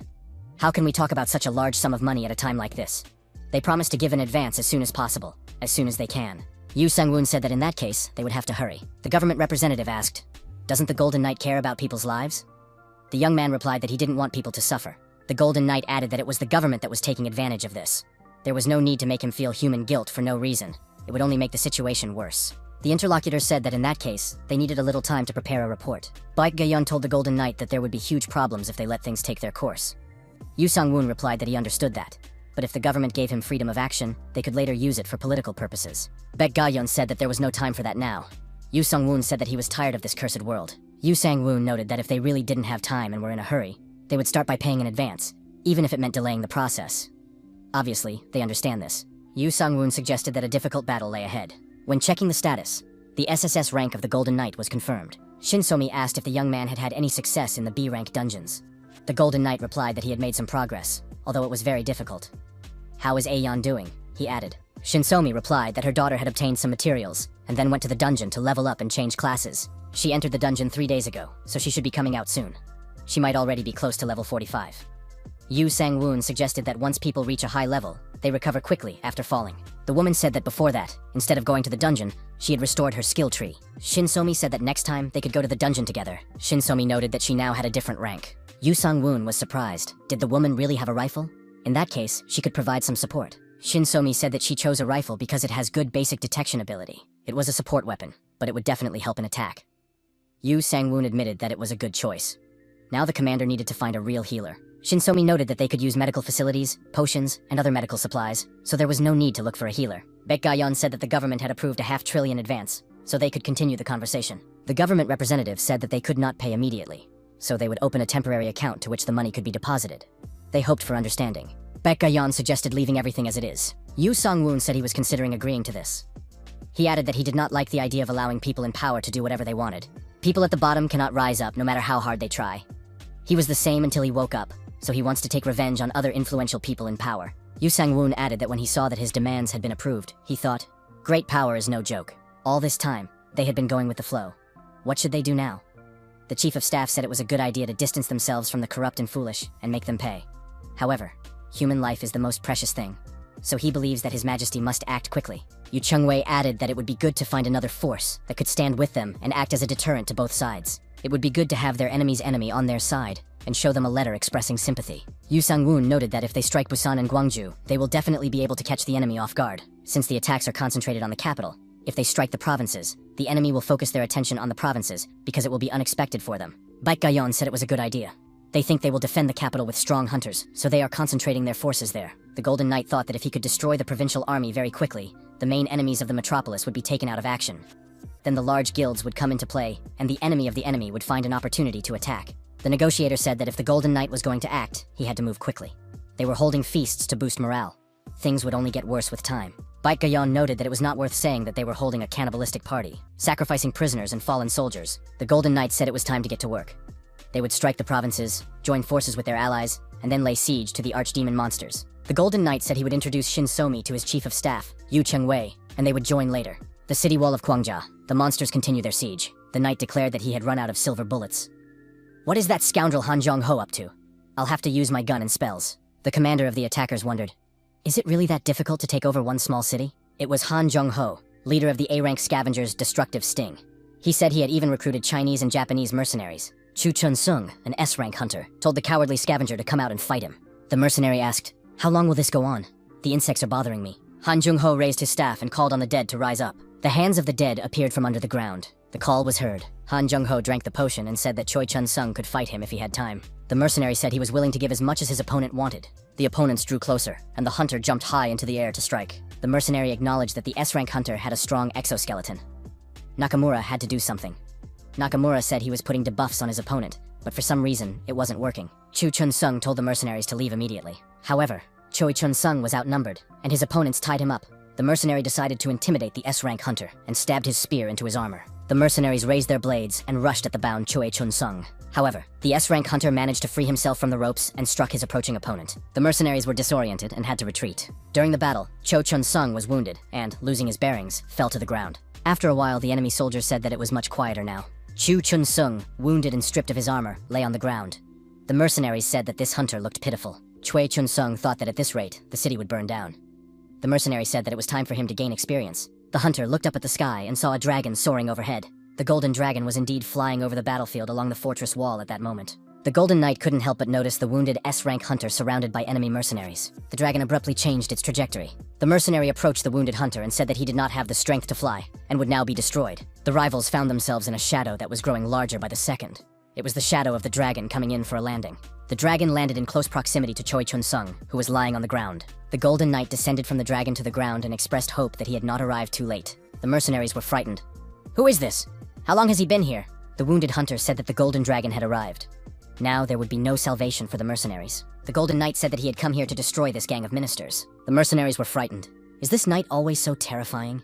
Yu Sung-woon ordered his assistants to attack the enemies. Ga-wolf shouted, "The war has begun, and there will be no mercy for them." The leader of the scavengers thought that the Golden Knight seemed stronger than he had been described. He decided to retreat. Ga-wolf, who was behind Han Jong-ho, asked where he was going. Ga-wolf asked the man, is he supposed to be their leader? Han Jong-ho shouted that he needed help. They had to stop this guy. Ga-wolf said they could try to stop him if they could. However, the necromancer would definitely fail. Ga-wolf stabbed his opponent in the back with his sword and said, "A blow to the heart is all it takes to destroy the commander." Ga-wolf destroyed his opponent and absorbed his soul. The chief necromancer was finished. The steel goblin also wasted no time. Everyone near Akalon was deactivated and destroyed. The Golden Knight said he was counting on Croakbeard. Akalon must destroy the rest. A Chinese mercenary, judging by his clothing and martial arts skills, came out to fight the protagonist. Using his skills and weapons, the Golden Dragon did not give his opponent a chance to even land an effective blow. His comrades shouted at the mercenary to retreat immediately. He had no chance of winning this fight. Yu Sang-woon thought that if there was a Japanese mercenary here, it could make for a nice collection. Chu Chun-sung thought that the Golden Knight's opponents were S-rank mercenaries. Croakbane asked the wounded hunter how he was doing. Cho Chun-sung replied that he was feeling a little better now. The hunter asked Croakbane who he was. The monster introduced himself and said that he was protecting this man on his master's orders. Croakbane handed him a potion and said that the man should heal quickly. Chu Chun-sung thought that there were a lot of them gathered here, and the situation was gradually becoming clearer. The Golden Knight said that the head of the Soul Guild was definitely weaker. That was why he had recruited mercenaries from Japan and China. Ga-wolf showed the skull and said that the Black Mage was not as good as previously thought. Chu Chun-sung said that he needed to protect the city. The Golden Knight replied that there was already someone to protect the city. Besides, they had destroyed the enemy leader, so now they would most likely retreat. The Golden Knight said that Chun-sung could send the scavengers to retreat in order to clear the underground city. The Neo-Sinan suburb is the largest den of scavengers on this side of the country. This region has escaped government control due to its location on the coast and islands. It began to develop during the Age of Awakening, the Age of Constellations, in Anders City. Now, it is the center of illegal trade between the countries of Southeast Asia. There were many buildings on the islands, which means that the salt fields are no longer there. Chu Chun-sung said that sea salt production is a thing of the past. Now the main industry is drug and slave trade. The Golden Knight said that this is too much for a small island. Chu Chun-sung noted that, judging by the influx of front companies and foreign capital, hunters with ties to the Triads and Yakuza are involved. The Golden Knight said that even if this is not the case, the place needs to be cleaned up. Chu Chun-sung said he understood everything. The question remains, what to do with the slaves who were detained after the cleanup? Yu Sang-woon said that they must be rescued, because they are also people, enslaved against their will. Therefore, if they are set free, they will most likely end up destitute or join the ranks of scavengers. There are some problems that the government and the association cannot easily prevent. As a result, crime rates and the costs of resocialization increase. These are huge drawbacks. Yu Sang-woon realized that there was a problem, and that there were ways to deal with it, but it wasn't that simple. Our hero thought that the things he considered absurd were too scattered. This is the problem with society. If you close one door, another will open. Therefore, they must cause as little damage as possible. That is why they cannot do anything about this problem right now. Yu Sang-woon asked the hunter if there was no way to save the people there. Chui Chun-sung replied that for now, they just had to wait and watch. The Golden Knight said that they had to do something at the national level. He wasn't going to argue, but he couldn't help himself. Chu Chun-sung said that he knows it's a national emergency, but he still wants to help. He wants to serve his country just like the Golden Knight. Yu Sang-woon told Chun-sung not to be so devoted to his country. There are many people here who need a hunter, so he should focus on protecting this place. Ga-wolf asked his boss if the original plan wasn't to join forces with the S-rank hunters in the south. Yu Sang-woon suggested that they should leave a few hunters in Chola province, as they didn't know when Neo Shin'an would strike again deep inside the country. After the protagonist's return, the townspeople said that the Golden Dragon Knight had appeared. The residents thanked the Golden Dragon Knight and expressed their respect for him. A reporter asked the young man if he could tell them what brought him there. Yu Sang-woon apologized and said he had a busy schedule. Yu Sang-woon told the dragon that they were leaving. The mayor was surprised why they were leaving, as many townspeople had come to meet them. Chu Chun-sung put on his beetle armor again and told the Golden Knight not to leave. Chui Chun-sung said he wanted to tell the young man a story. He was an S-rank hunter, but that was only because he had previously worked in the Forest Service and then awakened and taken the Druid class. It took him a lot of training. The beetle added that when he became stronger, he would focus on defense, as the Golden Knight had said. Yu Sang-woon said that he was not the guild leader or an instructor, so he could not give any instructions. Yu Sang-woon told Akalon that they were leaving. Samael suggested going up to scan the area and assess the situation. Yu Sang-woon agreed that Samael would be able to hold out long enough before feeling tired. Yu Sang-woon asked what the current situation was. They needed to check the capital and the province of Gyeongsang. Akalon reported that a battle was currently underway in the capital between Pastor Lee's minions and the archdemons. It was necessary to evacuate and head to the nearest shelter. Dalamaji-gil, Handagu, and Busan were on the line. There were still a large number of mermaids and sea creatures in front of the D-City Department. They were currently fighting against the guilds and military forces of Busan. However, the enemy commander, the Mermaid Warlord, is sending monsters from the Mermaid Palace. Yu Sang-woon suggested that the Busan side is holding up quite well. This war is becoming increasingly protracted. This is because Busan's friend is quite competent. Yu Sang-woon unexpectedly saw a knight in new armor in front of him and said it was a surprise to him. The hunter said he turned into a flying fish and crawled through a crack at the top. Yu Sang-woon said that he was able to escape before everything turned into a big mess. Yu Sang-woon said that by staying with him, Choi Chun-sung would achieve nothing. There would only be a lot of quarrels. Choi Chun-sung said that if the Golden Knight couldn't train them or keep them under control, he would prefer to have them as partners. Yu Sang-woon said that it was almost the same thing, not much different. Besides, he was just a mercenary who carried out destruction on orders. He couldn't match the moral dedication of the hunter Choi Chun-sung. Choi Chun-sung said that even if that were the case, he could still understand how the Golden Knight felt. The main thing was to save people if possible. If the Golden Knight can save someone, even if it means abandoning his moral commitment, that will be enough. The hunter said that he can save them because he has the strength, ability, and power. Chu Chun-sung noted that no matter how much he asked the association and the government for help, they did not care about the lives of the people here. He no longer wanted people to die before his eyes. That's why, instead of following their instructions and orders, he increasingly felt that he wanted to be with Yu Sang-woon. Yu Sang-woon replied that he understood, but he also didn't want to do what the association and the government told him to do. Neo Shin'an felt the same way. The hunter said that they were afraid of the Golden Knight. Yu Chonghui told His Majesty that there were many reasons to make this hunter his man. The Deputy Chief of Staff added that it was a mixture of revenge, compassion, and respect for His Majesty. Samyul added that the desire to save people is a powerful force that can serve well. Croakbane said he was ready to welcome the Insect Man into their ranks. Gewolf informed the gentleman that he would prepare a contract. Goblin added that he was also ready to accept this hunter into his family circle. The Golden Knight told Chun Sun that he could not help him or do anything for him. There might be no reward for his labor, but if the hunter did not mind, he asked for his help. S-rank hunter, elementalist Jian Jia, activated the Thunder Giant while fighting in modern-day Busan Hyundai. The huge monster that emerged from the water was struck by lightning and thunderbolts. The monster moved across the water's surface, and the water monsters scattered in different directions. Yu Sang-woon asked, "Is that Jian Jia, the elementalist?"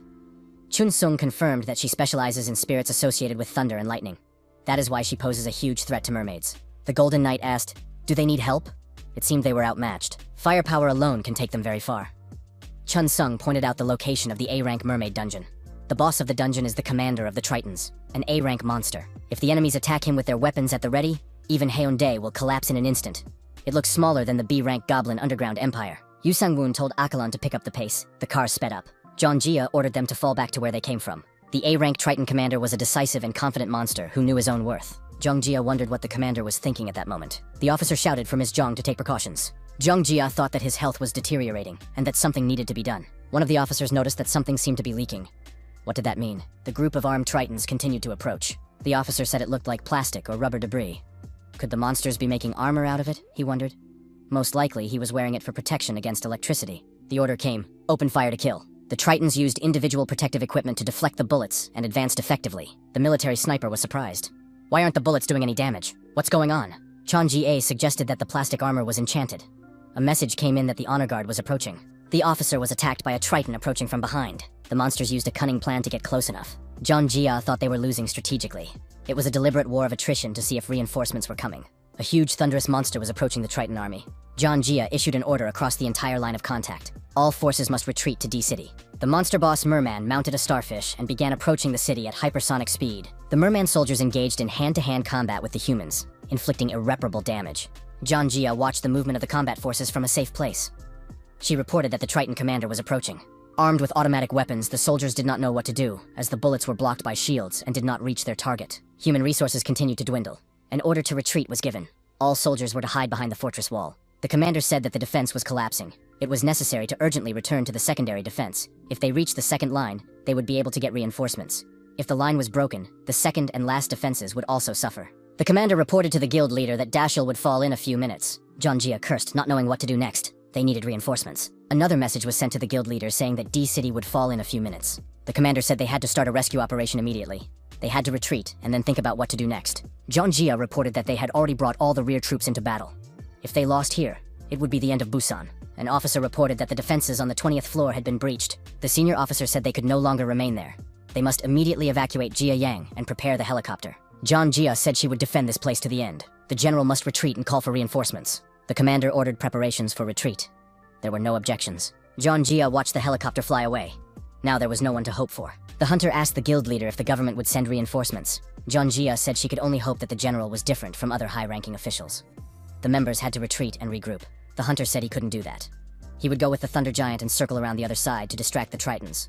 Alone, the guild leader could be in danger. Suddenly, something flashed in the sky, and everything around was engulfed in flames.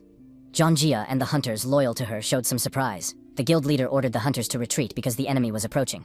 The hunter said that if the leader succeeded, she must return. Zhang Jia looked at the chaos and did not understand what she was doing. How could she have let this happen? Suddenly, an insect knight appeared before Zhang Jia and said that he had arrived after cleaning up. The guild leader was surprised. How did the knight get here? She had heard that things were also turbulent there. The insect knight reported that reinforcements had arrived. Zhang Jia was surprised. Who would help in such a situation? However, a flying dragon appeared in the sky. The dragon immediately began to destroy the enemy's living force with its fiery breath. The Golden Knight asked the monsters, "How dare you invade human territory?" The protagonist's assistants were filled with the desire to join the battle and win an unconditional victory. Our hero declared that since he, the Golden Knight, had arrived in Busan, their victory was lost. If they did not want to perish, they must immediately return to their mermaid palace. Zhang Jia said that these were too strong words. But how did these saviors even get here? She asked. The Insect Knight said that they could talk about that later. Right now, they had to fight. Zhang Jia declared that she could finally fight the merfolk commander. Chun Sung said that he would personally take care of the boss. Zhang Jia replied that in that case, she would take care of the rest. Zhang Jia activated her energy charge and declared that she would destroy all the Tritons gathered around her. The electric charge was activated. All the hunters and creatures involved prepared to deliver a decisive blow to the Tritons to knock them far back. After the battle, the Golden Dragon said that the fishy smell would haunt him for a long time. He would have to charge extra for detergent to get rid of the smell of these vile creatures. Yu Sang-woon said that first they had to finish the job, and then they could talk about payment. The dragon said that if the man didn't remind him, he might forget. Yu Sang-woon said that the sky should test his sword, which had reached its zenith. This blow would prove that he was a star on this earth. The strike was truly impressive, and he was awarded the rank of Emperor of the Heavenly Flow of Swords. The boss of the Tritons thought it was just one strike. They couldn't handle this night. The order was given to begin a general retreat. The knights were disappointed. Were the monsters really retreating? They couldn't let the boss get away. The Triton boss, retreating, said that next time he would make the death of these people painful. Croakbane grabbed the monster by the leg and said that it couldn't just run away like that. Croakbane pushed the monster out of the water and it flew far away onto land. The Triton fell right at our hero's feet. The Golden Knight was pleasantly surprised to learn that Croakbane was such a good swimmer. Some mole noticed that he had received the blessing of the goddess of swamps and rivers. The Steel Goblin suggested cutting the merman into small pieces. Yu Sang-woon was surprised. Was Akalon really ready to eat him? Akalon replied that newts were nutritious and delicious, easy to digest. They could be used as medicine.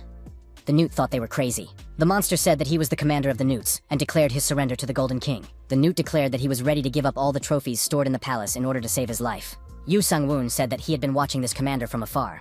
His attacks were extremely malicious. He even attacked fleeing opponents from behind. The protagonist added that he could not accept the surrender of a scoundrel who did not have a shred of chivalry in him. Chun Sung asked Jung Jia if everything was settled here. The guild leader replied that everything had been cleared up on land as well. Chun Sung suggested going downstairs. He thought there was still a lot to deal with. Chun Sung told the protagonist that S-rank hunter Jung Jia had arrived. Jung Jia thanked the Golden Knight for coming and providing passive assistance. Thanks to him, she was still alive. A little longer, and something irreparable would have happened. Yu Sung-woon noticed that the news reported that this region had held its ground with dignity. Apparently, that wasn't quite the case. The guild leader said that they had brought all their troops from the rear to the front and fought. If the Golden Knight had arrived 10 minutes later, D-City would have been destroyed in an instant. Yu Sung-woon thought that such a modest person was rare these days. Jung Jia said that she should have acted strategically, but it didn't work out. The guild leader bowed again and thanked him for arriving in time. Yu Sung-woon said that the reward for an A-rank boss was huge. Thanks to the guild leader, he had fun too. It seemed strange, but the dungeon did not disappear. The dungeon turned into a B-rank mermaid palace. Jung Jia said that the entire dungeon would only disappear when all the quests were completed. Apparently, the conditions had changed, because she caught the boss outside the dungeon. Yu Sang-woon said that for a while they wouldn't even think of attacking here. In that case, they needed to go somewhere else. That was the end of his mission. If they needed more help, he would always be available. The protagonist left his business card. The guild leader thanked him once again. Yu Sung-woon asked the chief of staff if he was done with the trophies. Yu Chang-wei said he was done on time. Yu Sung-woon asked why there were so many trophies. Yu Chang-wei replied that His Highness's exploits were great. Yu Sung-woon told the hunter, Chung Sun, that he would contact him as soon as the situation here improved. There was no need to worry. Capital, Northern Front. The hunter said that it was very annoying. They had been waiting for several days with no results. It would be nice to beat someone up and take their money. It would be better if they went to the provinces, then they would earn more money. The hunters turned into archdemons. One of them said he hadn't feasted outdoors in a long time. His colleague said that even the desserts were perfect, especially the meat pudding. The archdemons were back in their real form, sitting at the table after finishing their meal. One of them asked Pastor Lee, "Is there any more bone pudding?" Pastor Lee replied that there was plenty of pudding left, so they could eat as much as they wanted. The assistants brought huge dishes intended for the archdemons. Pastor Lee found it strange that he had not come to all this commotion. Was he monitoring the situation? An assistant came closer and whispered something in Pastor Lee's ear. The pastor announced that the Golden Knight had appeared and cleansed Gwangju and Busan. The archdemons reacted to this news with heightened indignation. Pastor Lee concluded that this was precisely why the Golden Knight had not appeared here. Pastor Lee told the apostles of the Great Butcher King that there was a small problem. Were they willing to listen to his one request? The archdemons said that they had eaten their fill, so it would be good to stretch their legs. They were willing to help a little if they received a potion to increase their level. The pastor said that all they had to do was destroy a few power generators in the place he had mentioned. Archdemon said that in case they had to deal with Pastor Lee's requests again, they should make sure to get the level up potion. Baran said he would go first. Even if Gutman was a little faster, he had more destructive power.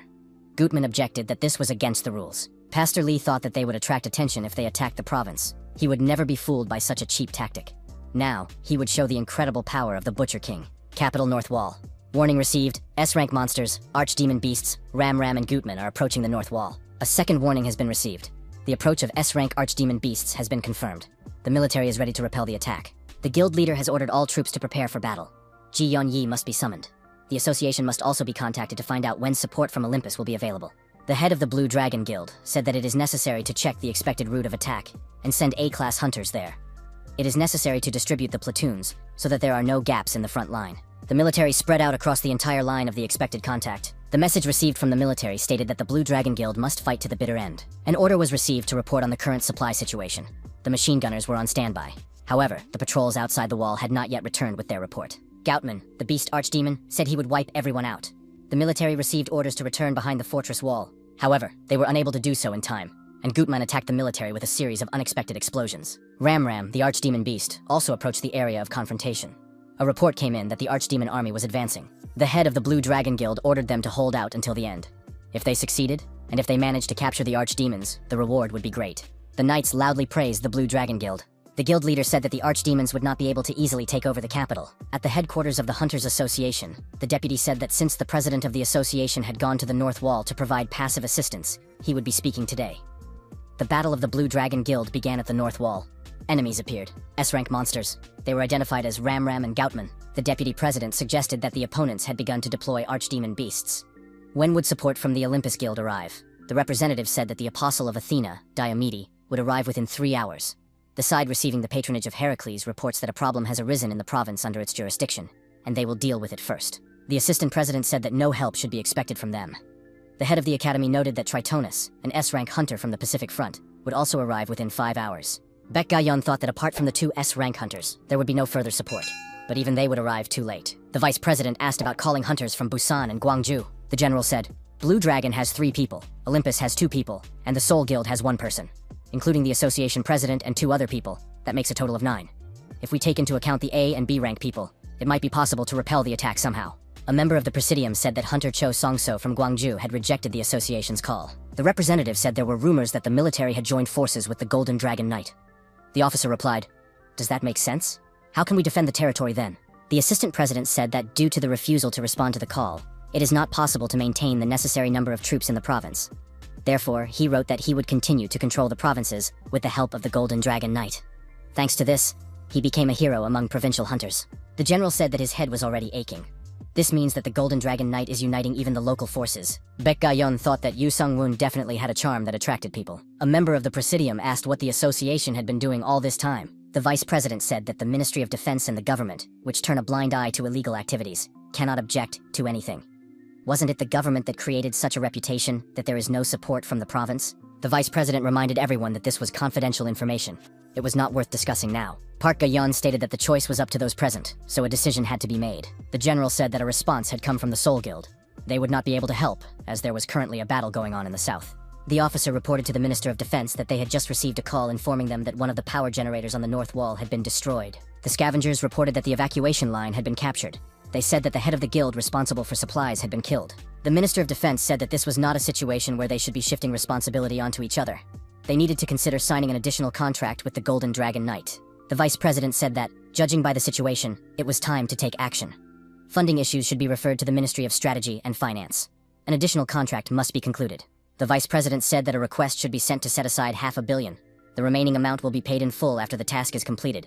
Yu Sang-woon received the information by phone and said he was heading to the capital.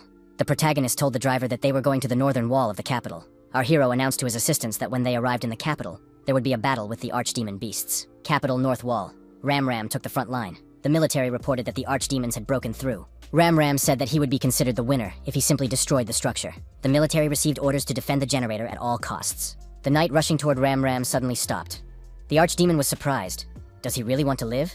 Ram approached the surviving generator and dealt it a devastating blow. The archdemon said that this time he was betting on his victory. Suddenly, a warrior appeared, acting under the leadership of the constellation of Lady Athena. The woman said she had come to punish the demons of the evil god.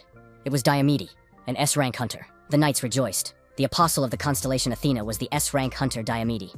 That meant they were saved. Reinforcements were on the way. Diomede said she would place the archdemon's head on the altar of Lady Athena. Ram replied that he would present Diomede's head to the great Butcher King. Ko Cheon-young informed the head of the Blue Dragon Guild that Diomede had arrived. They needed to focus and be vigilant. Now they could strike as one. Goutman called on Baphomet's minions to attack. The head of the Blue Dragon Guild told his comrades to gather their courage and aim for Gutman. The men mobilized their resources and rushed to attack Gutman and his minions. However, there were so many minions that the attack could be overwhelmed. The huntress was captured by one of the monsters and cried out that there were too many of these villains here. The guild leader shouted that they were recklessly rushing to their doom and that they needed to get out of there. Che Ji-yeon broke free from the monster's clutches and managed to fly up. Goutman laughed. Did they really think it would be easy to finish him off? The Blue Dragon Guild leader ordered them to fight with all their might. Today, they must win. Ram said that all this was starting to annoy him. The people fought with their last ounce of strength. When would Tritonus arrive? Everyone was already at their limit. Przewalski said that Ram was helpless against this girl, and he was no longer having fun. Wasn't it time to end it? Gutman grabbed one of the warriors and said it wasn't time to end it yet. Diomede thought that the situation was only getting worse. If things continued in the same vein, people would be destroyed. Diomede activated the skill, Cry of Ares. The hunters noted that Diomede used her signature skill very quickly.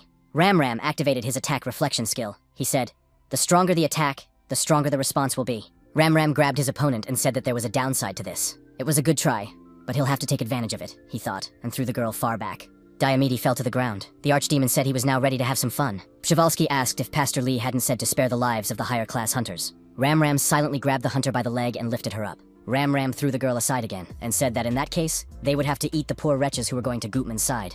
The hunters were ordered to rescue Lady Diomede.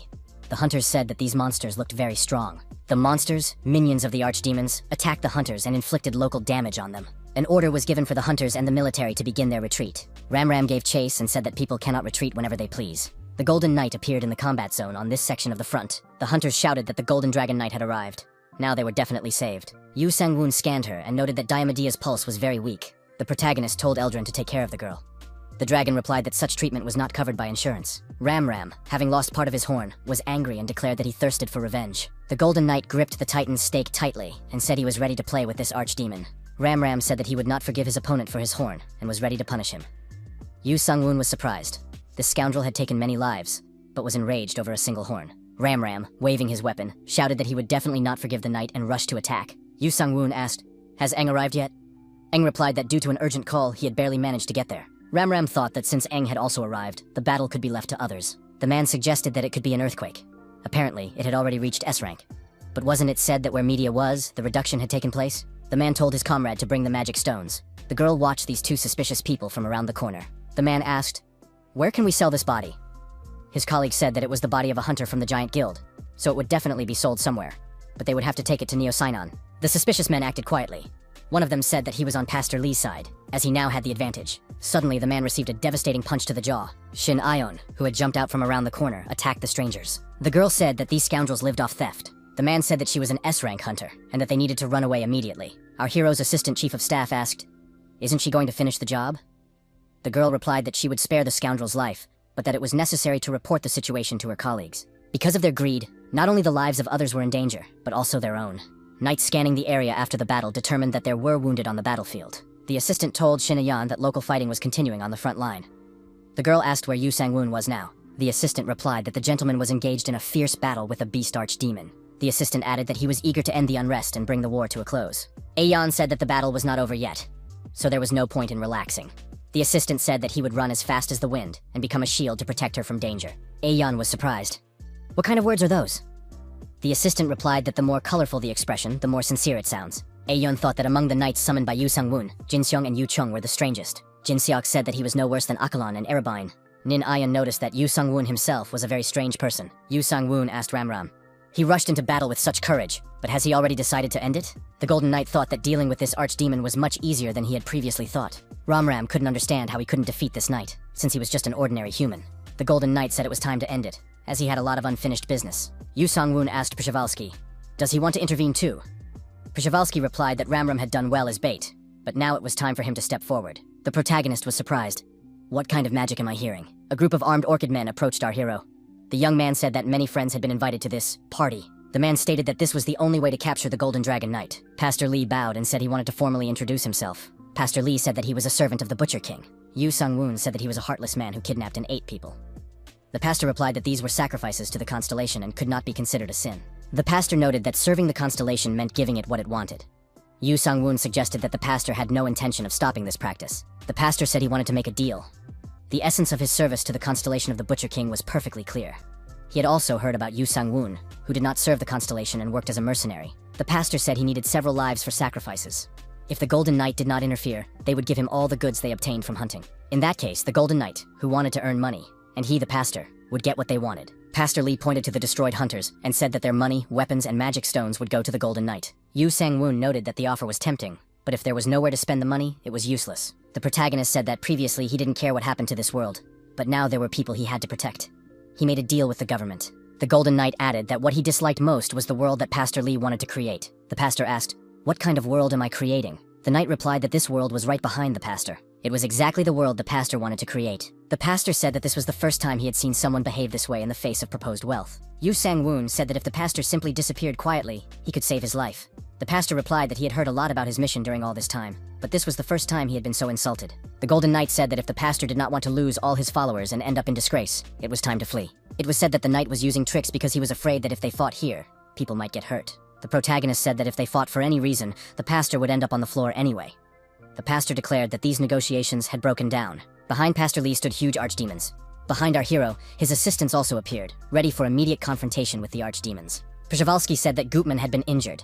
At some point, he stopped feeling his energy. Yu Sang-woon noted that now it was his turn. Przhevalsky declared that he would personally destroy everyone with his own hands. Yu Sang-woon ordered all his assistants to go into battle. Everyone had to be ready to fight without any limits. The hunters noticed that the Golden Dragon Knight and his assistants were fighting against the archdemons and their minions. The journalist reported that he had managed to capture on video how the Golden Dragon Knight descended. It was necessary to urgently prepare the microphone and check the sound. The military pushed the journalists away, warning them that it was dangerous there. A group of onlookers gathered nearby.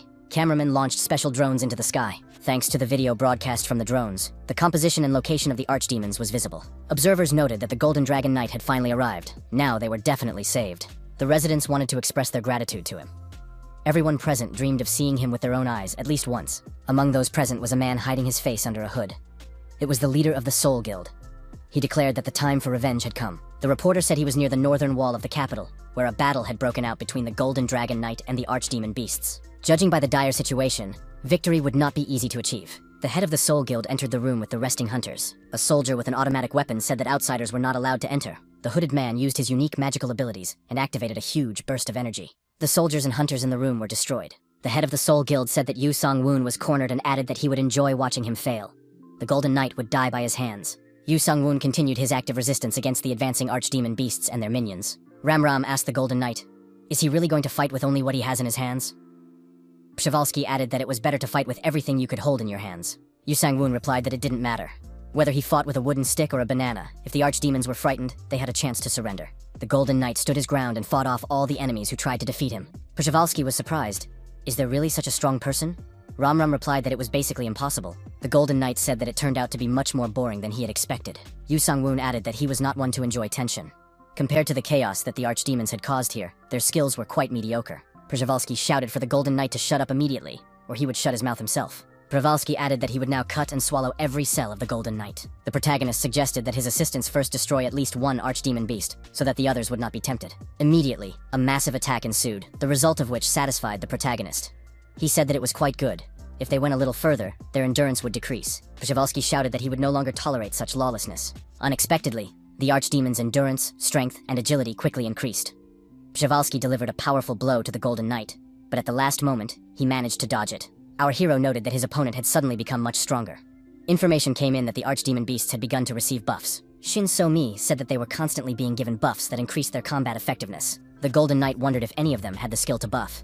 Perhaps it was the pastor. Shin So-mi replied that it was not a buff from the Butcher King constellation. She added that it was a buff from Shim Kang-hoon. The Golden Knight looked up at the fortress wall and saw two people standing on it, Pastor Lee and Shim Kang-hoon. The pastor said it was close. The head of the Soul Guild replied that he had removed the barrier from the wall, so now they could do whatever they wanted. The guild leader added that in any case, the Golden Knight's head must go to him.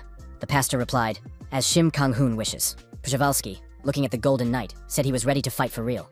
The Golden Dragon Knight could attack him. Yu Sang-woon noted that the Great Beast Archdemon relies on buffs from humans, and this should be confusing. Przewalski added that it was the pastor who did this, and thanks to these buffs, he remained alive. Shin So-mi stated that a total of 5 buffs were applied to this monster. The Golden Knight noted that all characteristics had almost doubled. This was no joke. Gawolf was forced to admit that these scoundrels had unexpectedly grown stronger. Akalon noted that thanks to the buffs, the stats had improved significantly. The protagonist asked if they had a chance of winning. Gawolf stated that victory was something they had to create themselves. Samul said that despite their lack of debuff skills, they felt they could fight. Akalon added that their chance of victory was 74%. No problem. The Golden Knight announced that in that case, they would continue. Samul said that they had not yet given 100%. Croakbane called for them to fight until complete victory. Przewalski wondered what the opponents were discussing. Were they hoping for something? The Golden Knight called on his comrades to work together as a team. The confrontation continued. At the headquarters of the Hunters Association, they watched the ongoing battle and wondered who had given them the buff. Shin So-mi, who was in the Iron Fortress, reported that Shim Kang-hoon's verification was complete. He was indeed the head of the Soul Guild. A current employee of the Hunters Association headquarters said that was unbelievable. Was the head of the Soul Guild really capable of such a thing? The colleague added that it appeared Shim Kang-hoon had begun cooperating with Pastor Lee. But why would he need to do that? Didn't he create an illusion to confuse everyone? The general noted that Shim Kang-hoon is currently in Gangnam and is putting all his energy into stopping the advance of the S-rank monster Bohaku. No matter how much he dislikes the Golden Dragon Knight, could he really conspire with Pastor Lee? The special agent stated that if the head of the Soul Guild conspired, he would lose too much. His colleague added that it might be an illusion or a trick. Shin So-mi asked, "Can an illusion use buffs that well?" No illusion can do that. In addition, the barrier surrounding the wall had been dispelled. This is not something that can only be done from the inside. In that case, the most likely person is Shim Kang-hoon. The general said that the truth must be found out. Shim Kang-hoon's location in Gangnam must be determined. In any case, they must support the Golden Dragon Knight. He will be helpless if the buffed beast archdemons break through the wall. The general said that a support squad could be organized right now and intervene quickly. The knight and his comrades, despite their opponent's buffs, put up a good fight. Gawolf said it would be strange if they won. Croakbane added that their opponents had no strategy or teamwork. All their fighting techniques were at the level of cavemen. Their strategy was not up to par. Ram continued to shout that he would destroy everyone. The Golden Knight knocked the nearest archdemon to the ground and swung his weapon at him. After his opponent was deactivated, the protagonist said that they were nothing special. Yu Sang-woon urged his comrades not to worry and to attack the archdemons across the entire front in a single burst. Przhevalsky reported that Ram had been destroyed. How are these people even capable of such a thing? Pastor Lee asked the head of the Soul Guild how this happened. Shim Kang-hoon replied that he himself was in shock. Pastor Lee said that if they lost this battle, Shim Kang-hoon would be held responsible. The rivals stood facing each other as if they were going head to head. Shim Kang-hoon said that the buff had become poison. They had no concept of teamwork, so they only hurt each other. Krokbane noted that the enemies were still quite strong, so they must not forget about defense. After these words, the opponents went on the attack again, and when they collided, a huge amount of excess energy was released. Shim Kang-hoon, watching this ineffective fight, said it would be better to remove the buffs. Pastor Lee admitted that it was a complete failure. The head of the Soul Guild shouted that it was not his failure. Wasn't it a failure from the very beginning to gather such disparate scoundrels? The head of the Blue Dragon Guild also took part in repelling the attack of the archdemons and their minions. Goutman, bleeding profusely, continued to fight. The head of the Blue Dragon Guild delivered a devastating blow, and the archdemon was destroyed. The guild leader said they had won. That meant they would soon receive bonuses. Ko Cheon-yang admitted that they had succeeded this time. Pastor Lee said they would have to retreat. The head of the Soul Guild said he would retreat too. If he left Gangnam for too long, it would arouse suspicion. Pastor Lee said that even though they had failed, the guild leader had done a good job. They had to give him the promised reward. The pastor noted that it was necessary to think of this as a sign of trust in order to plan further actions. Shim Kang-hoon replied that in that case, he would accept the gift and put the ring on his finger. He said that he could feel black energy, which was a very good thing. The skull depicted on the ring began to absorb the guild leader's life energy. Shim Kang-hoon grabbed his hand, turned blue, and groaned in pain. Pastor Lee reminded him that the guild leader would be held responsible in case of failure. The pastor added that Shim Kang-hoon's life would be offered to the constellation of the Butcher King. The guild leader screamed, fell to the floor, and stopped moving. Pastor Lee removed the ring from Shim Kang-hoon's motionless hand and told him to rest in peace in the arms of the Butcher King. Przhevalsky reported that an order to retreat had been given. The archdemon declared that next time he would step on the Golden Knight's throat and show no mercy. Gawolf asked the master, "Surely they won't give chase?"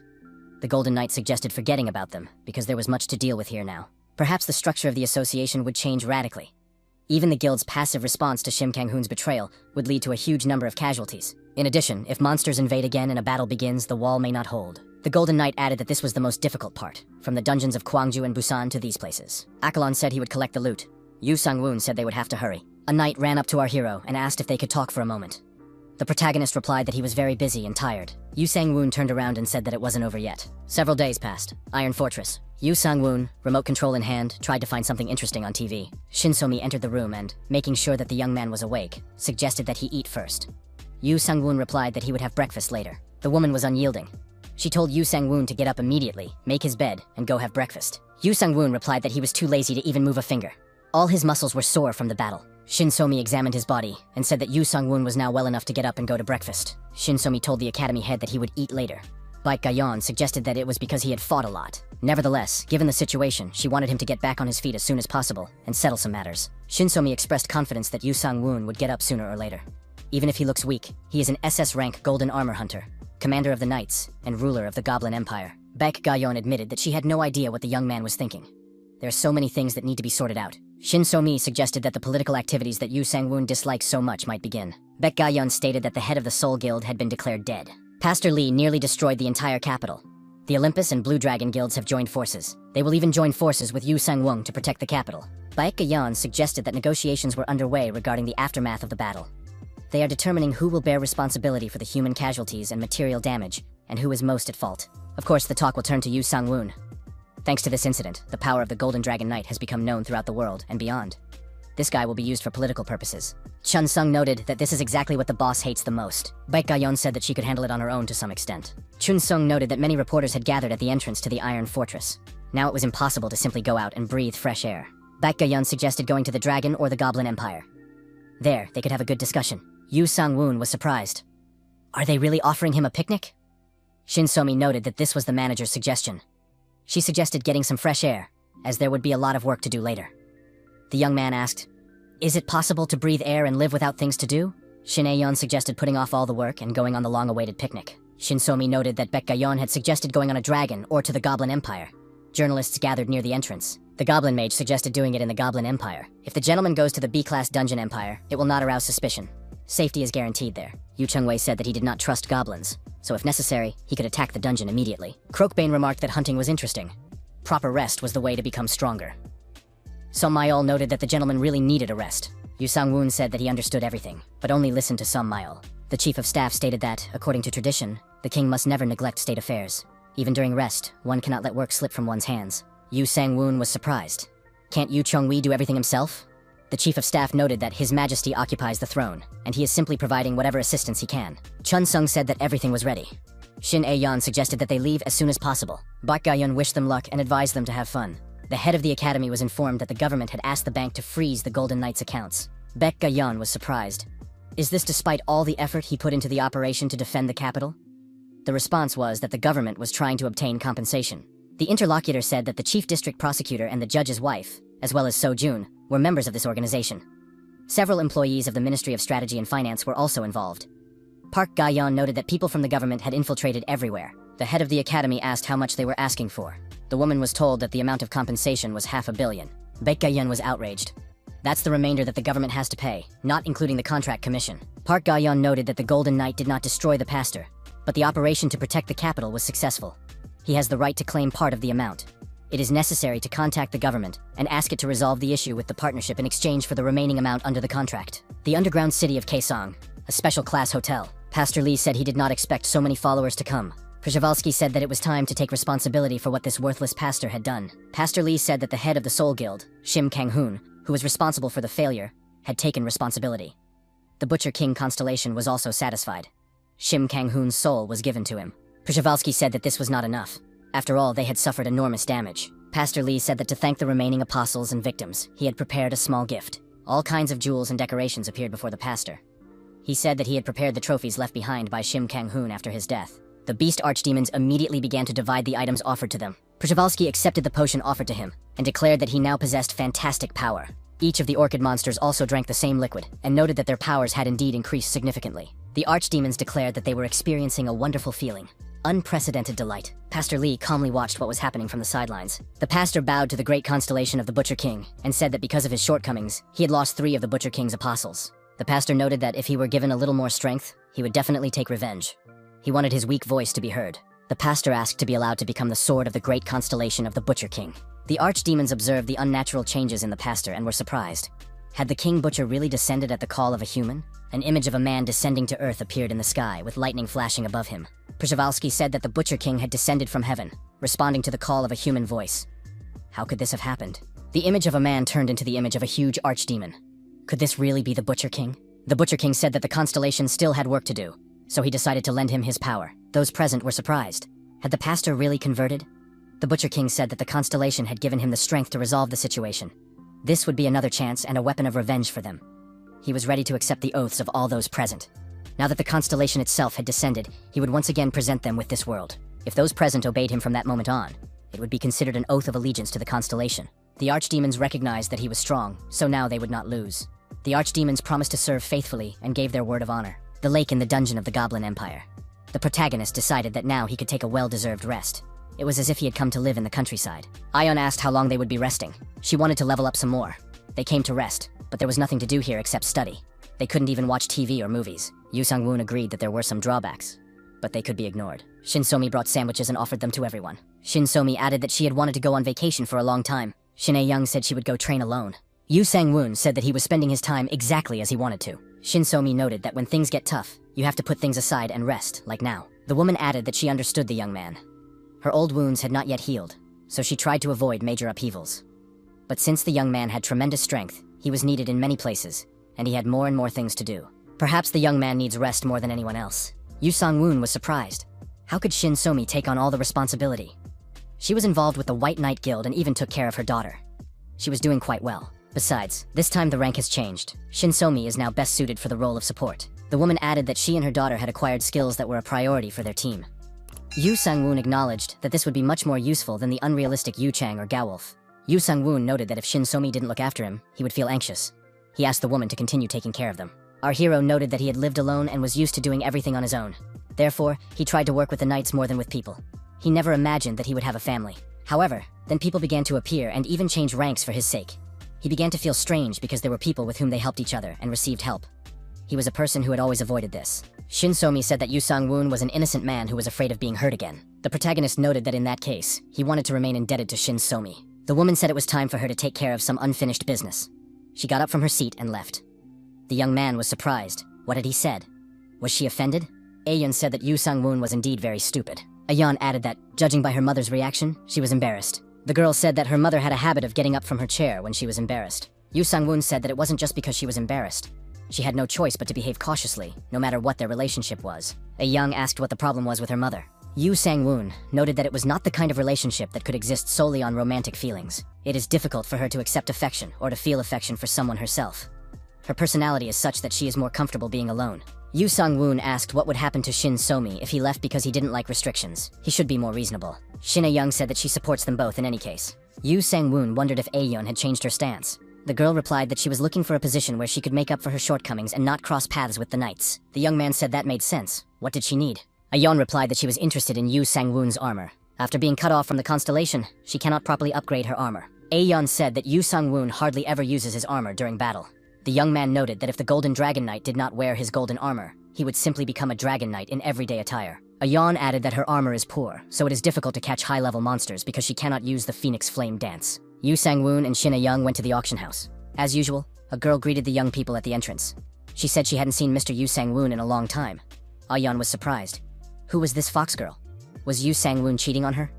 Yu Sang-woon replied that it was just a store and they had a strictly business relationship. Yu Sang-woon said he wanted to sell the equipment of the Archdemon Ramram.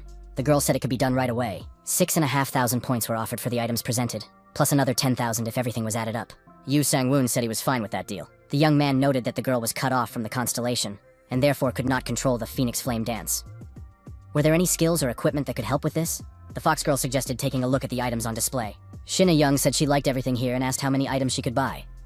Yu Sang-woon gave her an approximate price. Ayeon said she could handle it with the equipment. Long-range weapons were ordered. One support from Shin So-mi would be enough. Ayeon was surprised. Couldn't her mother learn magic? Yu Sang-woon replied that her class was knight, which was better than magic. The fox girl suggested spears with diamond-tipped blades. Yu Sang-woon said he needed ranged weapons. The fox girl explained that spear throwing was a skill of true knights, so it was possible to circumvent the ban on the use of ranged weapons. Yu Sang-woon thought that the spear was intended for ancient people, who were skilled at aiming accurately. It was one of the forces that allowed people since ancient times to fight large animals. Later, the bow appeared, but because the materials were difficult to obtain, it was necessary to make arrows separately, and learning to use a bow was difficult. Yu Sang-woon asked if there was a sample for demonstration. The girl said that after receiving 1,000 points, they would provide it for free. Yu Sang-woon took it in his hands and decided to try it out. The protagonist threw the spear far ahead, and after it landed, there was an explosion. The fox girl stated that the destructive power of the spear's strike is determined by the strength and concentration of the thrower, and that the young man can throw it much harder than others. Yu Sang-woon noted that there were no warnings about spear throwing for knights. The fox girl said that the sword is a symbol of victory, power, and war, while the spear is a symbol of the soldier's weapon and defender of civilization. Yu Sang-woon showed her the Titan spear, and asked what would happen if he threw it instead of a spear. The girl asked, "Are you talking about the Titan's wheel?" The girl explained that it was a very difficult weapon to use. It was kept in storage because there were practically no people capable of using it. It cannot be remelted. Like a spear, the spear is not designed for long distances, so it will be possible to avoid restrictions for knights. Yu Sang-woon said that in that case, he would buy everything they had. After the deal was made, the Golden Knight and Shin A-young studied the acquired weapons. A-young wondered if Yu Sang-woon really intended to use it as a long-range weapon. Yu Sang-woon recalled what Foxy had said. If the destructive power is determined by the strength and concentration of the thrower, and the weight and hardness of the thrown object are added to this, then it can deliver greater impact force. Ayeon said that it sounded like a lecture on the new weapons of some country that was becoming more and more powerful. The Golden Knight said he was ready to begin training. A level 7 protective spell was cast. The protagonist announced that this was test number 1 and threw the spear with all his might. All degrees of defense were broken through, and the spear went through like butter. At the same time, a shockwave with an increased temperature was formed. The hero's assistants were hit by the wave and were thrown in different directions. The dragon was surprised. What had the Golden Knight done? Ayeon declared that it was a full-fledged rocket, a new type of weapon. Akalon acknowledged that it was very dangerous. Gawolf also became interested in acquiring such a thing. Chun Sung anxiously asked the commander what was going on. Shin So-mi rushed over, not having had time to change out of her swimsuit. Yu Sang-woon announced that it was a test of a new weapon. Ayeon honestly confirmed this. Shin So-mi wondered how strong this guy could be. Now he was so powerful that it was shocking. Yu Sang-woon suggested that there was no need for test number 2. He broke Eldrin's 7-layer magic barrier and considered that sufficient. In the distance, the sound of the Goblin Emperor's horn could be heard, a signal that the Emperor was leaving the castle. Yu Sang-woon wondered what to do about this. The Goblin Emperor rode up to Yu Sang-woon in a carriage and approached the young man with his entourage. The Emperor bowed and said that it was an honor for them to greet His Majesty. Yu Sang-woon greeted him, said that they had not seen each other for a long time, and asked what had happened, because he had been told that he could rest peacefully. The emperor replied that he had come here with an urgent request to his majesty. Filled with reverential fear, he reported that the previous king could not leave the dungeon, but there was no choice. Yu Sang-woon said he was ready to listen carefully to the emperor of the goblins. The mage said that the emperor would like his majesty to exchange the magic stones. Yu Sang-woon asked why the goblin needed them. The goblin mage explained that magic stones are an important resource for maintaining their world. Supplies are running low, and it is unknown how many years they will last. They cannot stand by and watch their fellow tribesmen perish, so they came with a request. Yu Sang-woon was surprised. Could the magic stones really run out? The goblin mage said that there used to be many huge monsters and animals here, so there were no problems.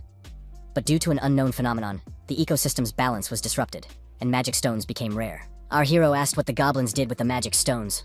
The goblin mage said that they could be considered the fuel that sustains their entire empire. The young man thought, "That means the stones are like oil on Earth." The protagonist replied that he would exchange them. The goblins bowed and thanked his majesty. Yu Sang-woon added that he had one condition. It is ineffective to hold on to resources that are already depleted and difficult to extract. Instead of resources such as oil or coal, it is better to develop technology. On Earth, the global economy depends on coal and oil, which even leads to wars, but here they are used by slaves. Yu Sang-woon said that goblins should consider this an alternative resource to magic stones and use it as the foundation for their empire. Although environmental problems will arise, it is better than the gradual collapse of the country due to the depletion of resources. Yu Sang-woon noted that this would be a condition for exchanging magic stones. They need to find the means and methods and deliver results. The protagonist asked what the goblins could give him in exchange for the magic stones. After negotiations with the goblins, Yu Chungwei said that Akalon had prepared meat for a barbecue. The chief of staff asked the gentleman what he had promised the goblins. The young man replied that he had asked for goblin troops in exchange for magic stones. They themselves would need precious metals and material resources. But since they had plenty of living resources, he said he would accept them as they were. In order to preserve the goblin system, resources needed to be replaced. It is impossible to get rid of them completely. Yu Chungwei noted that he was impressed by His Majesty's sincere concern. The goblin soldiers provided would belong to the Heavenly Sword Army, the capital, headquarters of the Hunters Association. A proposal was made to begin the afternoon report. There was a report on the completion of all barrier reconstruction work. The positions of all generals were outlined, and there were plans to create effective nuclei to disorient the enemy. The special representative said that the barrier had been repaired quickly. But what about compensation? It is difficult to replenish the budget, as the costs of the Dragon Knight are high. The general inquired whether Pastor Lee's location had been discovered. The association representative noted that the pastor was nowhere to be found, including in Anders City, Keeson. According to sources, he disappeared after the explosion in the penthouse of the hotel in Keeson. A satellite image of the moment of the explosion was presented to everyone present. The pastor was seen entering the hotel, but there is no confirmation that he left the hotel after the explosion. The official noted that a dispute had arisen over who was responsible for the defeat. The possibility of Pastor Lee's death should be considered. The general turned on the video and said that what was on the screen was Pastor Lee's favorite prison for hunters. This was where Pastor Lee kept the surviving hunters he had captured. Their life energy was used to develop potions and medicines to increase levels. It was a kind of symbolic place for the pastor. If changes began there, it was obvious that something had begun to change in the pastor's life as well. The general added that if strife had broken out and it wasn't the pastor, then someone else had taken his place. The case needed to be investigated more thoroughly. There was no point in making assumptions. Evidence of his condition had to be found. The general ordered the mobilization of hunters in all areas, the commanders of each unit, everyone, right down to the police. 3 days passed in the dungeon of the Goblin Empire. Shin Somi said that it was difficult for her to exchange visions with animals, as each had its own vision. Chun Sung noted that he was aware of all the difficulties of the situation. Shin Ayan acknowledged that all skills are good. If you have the skill to exchange what you see with animals, it will help with reconnaissance. Somi was surprised. Where did her daughter learn this? So-mi noted that making magic bullets is a great skill. Since her main class is a mage, she can use it effectively. Shin A-young noted that thanks to the new powerful skill book, she can now properly use the Phoenix Dance. Shin So-mi thought that Yu Sang-woon had helped them a lot again. Ayan looked at her mother and asked if she was thinking about Yu Sang-woon. Shin So-mi came to her senses and shook her head. The woman insisted that her daughter was mistaken, but she blushed with embarrassment. The golden dragon soared in the sky. No one expected a storm to break out. Sang-woon, sitting on the dragon, said that the view was simply amazing. The dragon couldn't believe that he was working as a taxi driver for magic stones. The young man received a message on his smartphone about rumors spreading about Pastor Lee's death, and realized that he needed to return to headquarters. Yu Sung-woon returned to the Iron Fortress and reviewed the necessary documents. Our hero declared that Pastor Lee would not simply disappear. It all seemed strange, even if it was stated that he had died due to internal strife. Baek Ga-yun said that if you look at what happened, that's exactly how it was. But 3 archdemon beasts had died, and the Butcher King's constellation had no choice but to fly into a rage. Yu Sang-woon added that he would be lucky if the pastor really died. But if the Butcher King disappears, someone else will appear. Baek Ga-yun replied that this was the crux of the problem. That is why the association has not yet confirmed the pastor's death. If he had died, the government would have had to pay everything immediately. However, this process is being delayed. Yu Sang-woon noted that since he did not personally kill the pastor, it was necessary to wait for confirmation of his death. The head of the academy said that a gathering of hunters would be announced. She believes that the Golden Knight should show up and strengthen his position. Yu Sang-woon said that he did not want this at all. Baek Ga-yeon noted that if people trust the young man, his position will become clear. With great power comes great responsibility. The protagonist said he had already heard this. Yu Sang-woon added that he would be in the dungeon with his friends anyway. When the call comes, the director can contact him. The Goblin Dungeon, Croakbane said he likes to sunbathe. Yu Sang-woon asked what Akalon was doing now. Croakbane replied that the golem was gathering data piece by piece. The young man told Akalon that it was time to prepare for departure.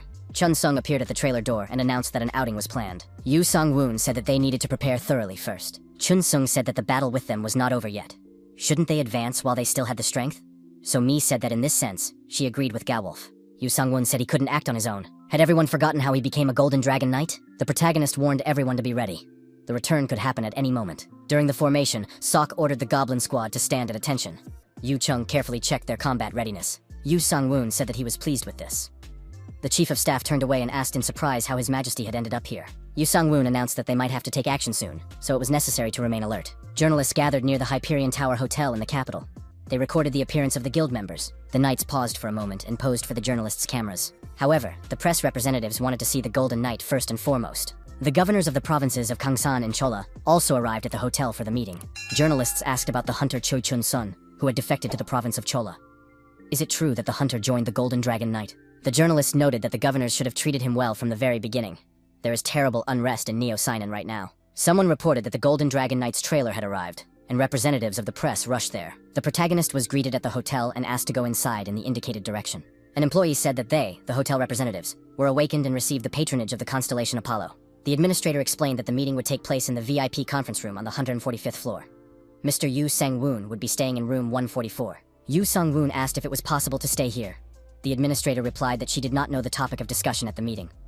Since there are many other business conferences, many guilds will stay here for a long time after the meeting ends. All interested parties and other guests were accommodated in the VIP conference room. Those present noticed the appearance of the Golden Knight in the hall. The protagonist glanced around the room and concluded that half of the capital's guilds were not present. The administrator asked everyone to take their seats. The hunters' meeting begins. The chair of the meeting said that information would be provided in connection with recent events. There was a report on the consequences of the anomaly and the battle. All those present were provided with relevant materials for review. It was a report on the damage after the incident in Shinkaname. It was proposed to voice opinions on the information presented in the materials and discuss the distribution of responsibility. Former Seoul Guild head Lee Jong-won was demoted to C-class, and guild head Shim Kong-hoon was found dead north of the barrier. All surviving guild members are under investigation and have signed a pledge not to leave the area. Depending on the results of the investigation, the Seoul Guild may be disbanded. The general suggested discussing the Shim Kang-hoon case later. On the agenda was the case of unintentional destruction by Hunter Cho Chun-soo. While on a mission to protect Gwangju, he left the combat zone without notifying the association or the relevant unit. The hunter stated that due to Chung-soon's absence, there were no S-rank hunters in Gwangju, but he defended the city without any support. He left only after ensuring Gwangju's safety during a large-scale invasion. The general said that leaving the territory for which you are responsible without permission is definitely a problem. It is equivalent to desertion. If it were wartime, he would have been executed without trial. Since the emergency alert was lifted after the successful defense, this issue was brought up at the post-war meeting. The relevant minister inquired about the position regarding the Yu Sang-woon group, which Chun Sung had joined. The protagonist understood why the minister was bringing this up, but wondered why he was referring to it as the Yu Sang-woon group. Yu Sang-woon said that, as an academy employee, he felt that ultimately groups of hunters could not avoid politics. Important hunters were concentrated only in the capital, and in rural areas there were not even enough A-rank hunters, let alone S-rank hunters. By gathering all the strong hunters, the largest guilds are growing in strength, while the provinces are falling into decline. Without strong hunters, security suffers. Highly skilled hunters are left to suffer even more.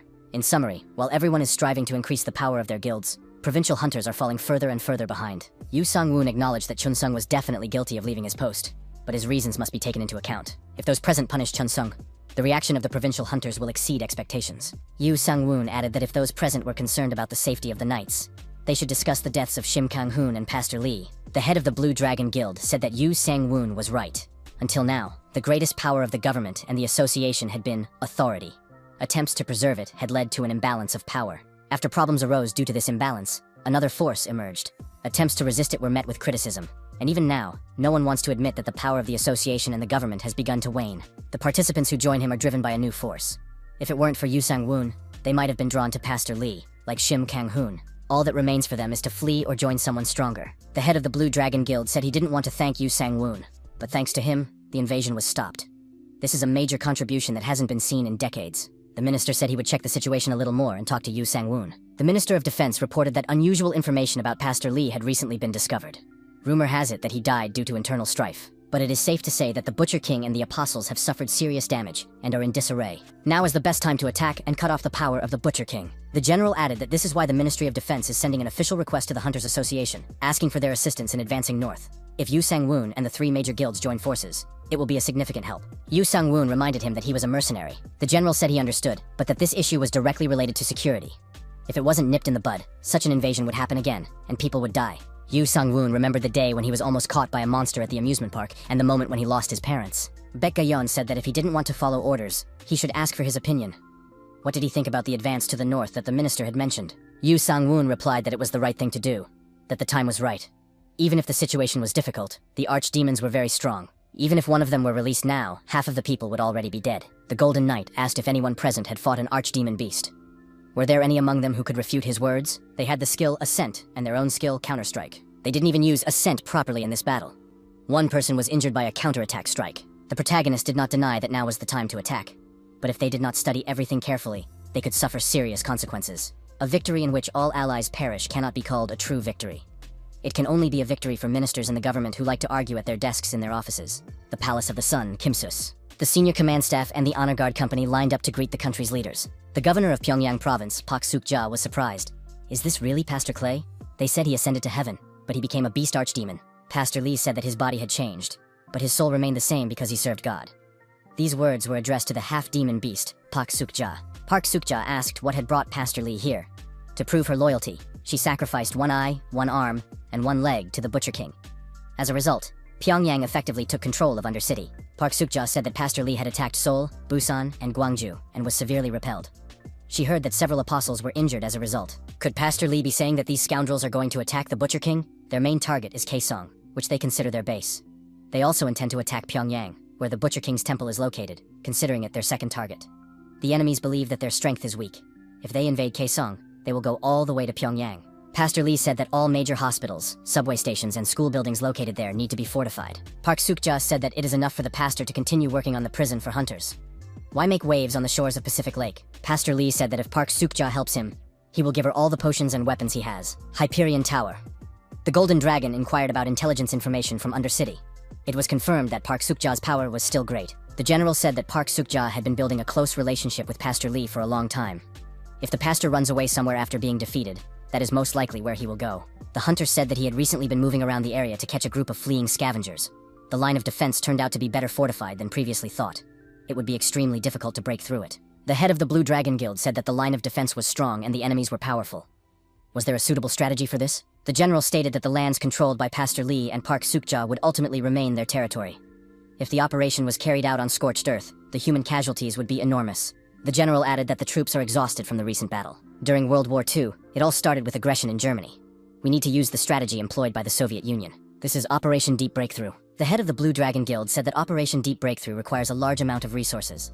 The size of the army must also exceed that of the enemy. Artillery and infantry units are deployed across the entire front.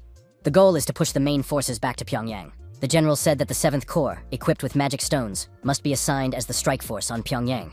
The 5 main corps will engage in battle on all fronts. The knight said that for such an operation, they need to pass through the dungeon faster and expand their ranks. This will not be a normal operation. The general stated that as soon as the exact schedule and plan of attack were determined, everyone would be notified. Confidentiality must be maintained. This was a special military strategy. Baek Ga-yeon asked what the Golden Knight thought about this.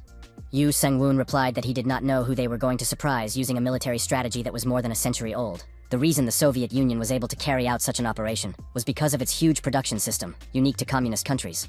They could mass-produce tanks and supply the troops. The Golden Knight noted that after they had caused chaos by striking everywhere, they hit vital points. He doesn't even know if they have such capabilities now.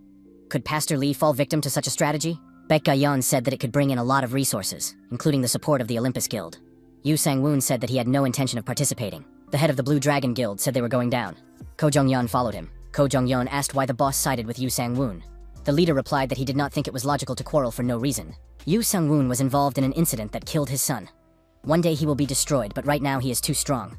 We need to train guild members as quickly as possible by capturing high-level dungeons and Pastor Lee's archdemon beasts. The guild leader added that all they could do was endure and obey until that moment. The guild representatives were waiting, comfortably seated in soft armchairs. A holographic image of the high priest appeared. The elder asked what had happened. Diomedes said that they had decided to join forces to defeat the Butcher King. However, Pastor Lee's whereabouts were unknown. The high priest said that Pastor Lee's spiritual power could not be traced, so he appeared to be dead. But it was obvious that he was hiding somewhere in the north of the Korean peninsula. Diomedes said he would keep that in mind. What information is there about Yu Sang-woon? It is clear that he is still taking a passive stance. It seems that he does not want to draw attention to himself. The high priest said that Diomedes should keep a close eye on this knight. Apparently, he is hiding some great intention that is impossible to predict. The high priest asked how he behaved when he was nearby. It was necessary to observe him very carefully. A few days later, at the Iron Fortress, the chief of staff said he had information that would help defeat the Butcher King. Yu Chengwei suggested increasing the size of the Heavenly Sword Army and strengthening the troops. Baek Gayan was surprised. Not asking for support, but just increasing the troops? However, there are rumors that she may be excluded from this operation. This must be checked. The Golden Knight's combat abilities are well known, but it is not worth taking too much risk. Yu Sang-woon said he saw no need to increase the troops. The chief of staff noted that if they found themselves at a disadvantage, he would ask His Majesty for help again. Chengwei expressed his hope that His Majesty would not refuse such a request.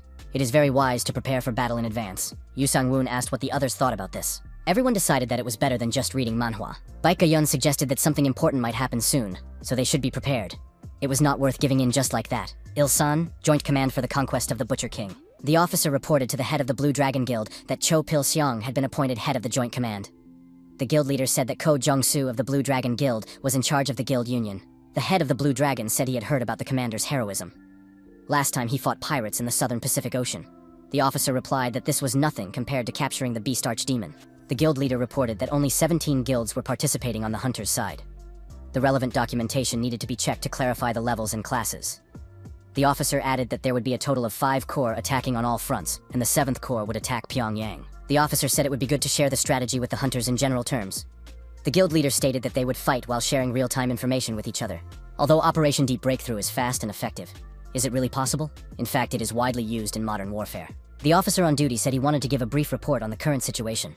At present, there are no reports of combat operations on the front lines. All 5 corps are awaiting orders to advance. With the start of the attack, the 7th Corps troops equipped with magic stones stationed here will advance towards Pyongyang. The strategy is to strike deep. The 7th Corps, which will attack Busan, will be nearby. Whatever happens, they just need to attack. The guild leader asked if there was a possibility of an attack from the rear. The officer reported that the 7th Corps Special Forces Brigade was equipped with magic stone equipment. They would be deployed on the middle bridgehead. The 3rd Corps would follow them and control the surrounding area. The enemies would not be able to besiege them. The guild leader believed that this might not work. The 3rd Corps specializes in defensive tasks. Would they be able to be vigilant enough? It was decided to fully deploy the front line and distract the enemy's attention. The officer warned that the large guilds should fight as close to the 7th Corps as possible. If something unexpected happened, they would be able to provide immediate support. Command of the operation to suppress the Butcher King. Armored vehicles are fully manned and ready to advance to the front lines. The guild leader declared that it was time to move out. The officer on duty relayed the order to commence the operation. The head of the military operation inquired about the information regarding the Hunters' alliance. The offensive began on all fronts, with the Blue Dragon Guild advancing towards Pyongyang, led by Go Chen-sun. The officer reported that 3 minutes after the start of the operation, the first shelling began in the areas of Kasong and others. The man said they had to drop everything. If the Butcher King caught them, he would surely wipe them out. These people were lucky to have been caught here. The air battle was in full swing. The pilot said they would continue with precision bombing to minimize civilian casualties. Within an hour of the start of the operation, infantry had been deployed across the entire front. The hunters are focused on strike positions deep inside. After clearing Kisan, they plan to advance directly on Pyongyang. The official spokesman said that even politicians are paying close attention to this operation. If it fails, His Excellency will have serious problems. They already have enough problems with people like the Golden Knight. The officer said that his interlocutor had nothing to worry about. They would definitely accomplish their mission. The official representative stated that if everything goes well, new opportunities will open up for the general. He could receive an invitation to a position in the capital. The officer expressed confidence that the minister would be able to resolve the issue. Everything is being done for the good of the people. The interlocutors decided that after the operation was completed, they would have dinner together at a nice place. The official representative asked not to publicize this meeting, because there is a lot of talk now about corruption in military recruitment. The fighting was in full swing. The City Hall building was bombed and was on fire. The resistance of the scavengers was growing stronger. The military commander said that their unit was suffering heavy losses. The 7th Corps and the Hunter unit had to get to Pyongyang faster. They had to clear the way at any cost. The military understood that they had no choice but to hold out until the forces from the rear completed their mission. A report came in that the Hunter detachment was already approaching. However, the terrorists opened fire on the approaching trailers.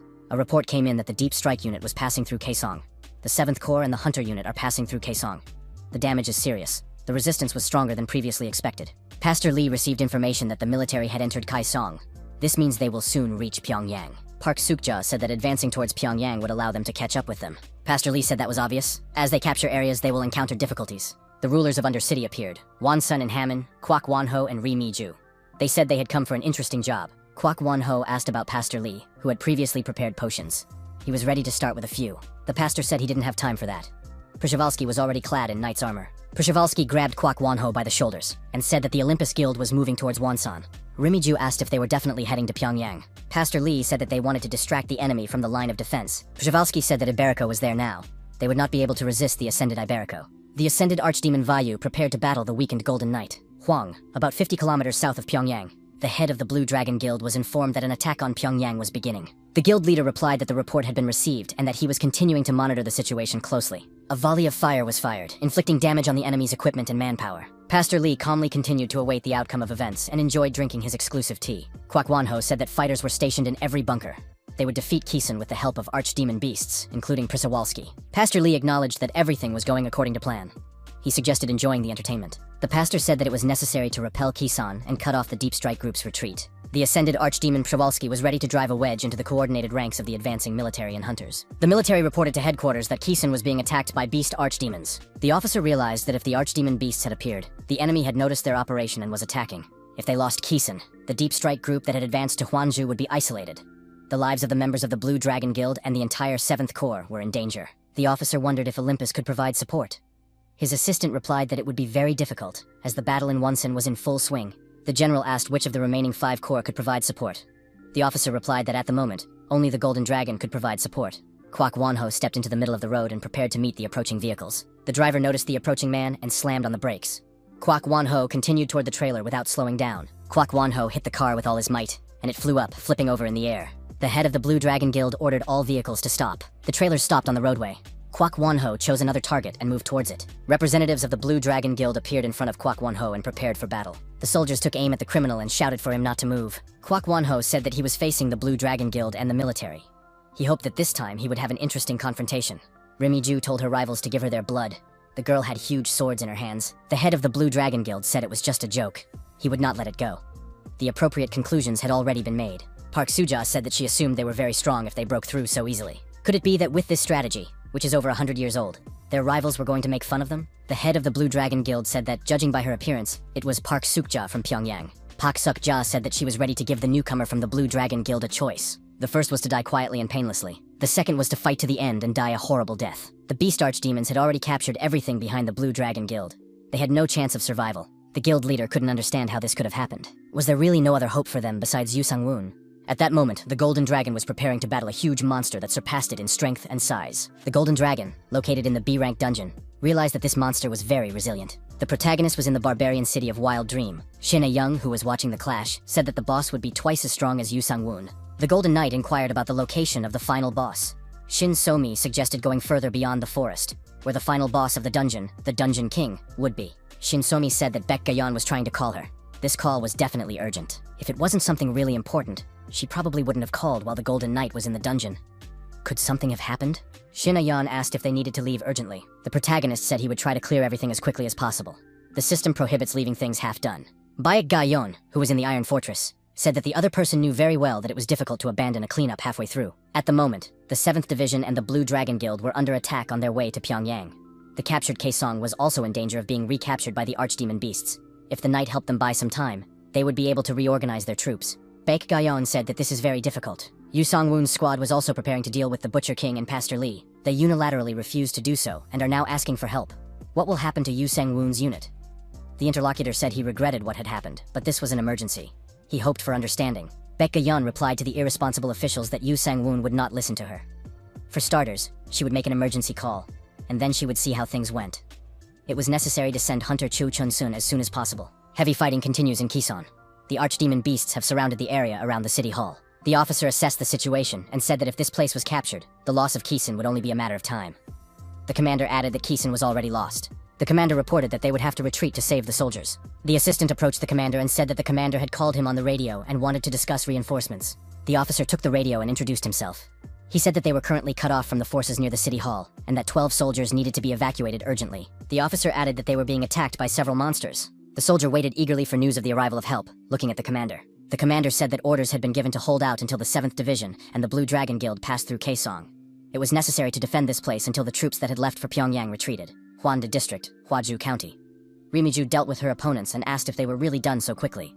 Ko Chun-young understood that he was facing a very strong opponent. Rimiju said that this was not the end, and that she wanted to have a little more fun. Ko Cheon-young thought that if this continued, they would have no chance of winning. However, while Kwak Won-ho was distracted by the soldiers, he and Ji-yeon might be able to defeat Rimiju if they tried their best. Ko Jong-young said that if their opponent wanted it so badly, they could try to have some fun. Park Sukja said that all the members of the Blue Dragon Guild had died.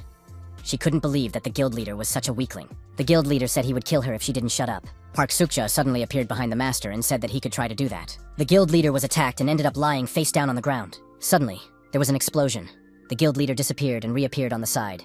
He had an unnatural look in his eyes and lightning danced around him. Park Sukja declared that she was ready to start the second round. The Golden Knight looked up at the sky and saw a huge creature he had never seen before. The protagonist said that this was the final boss, the king of the arena.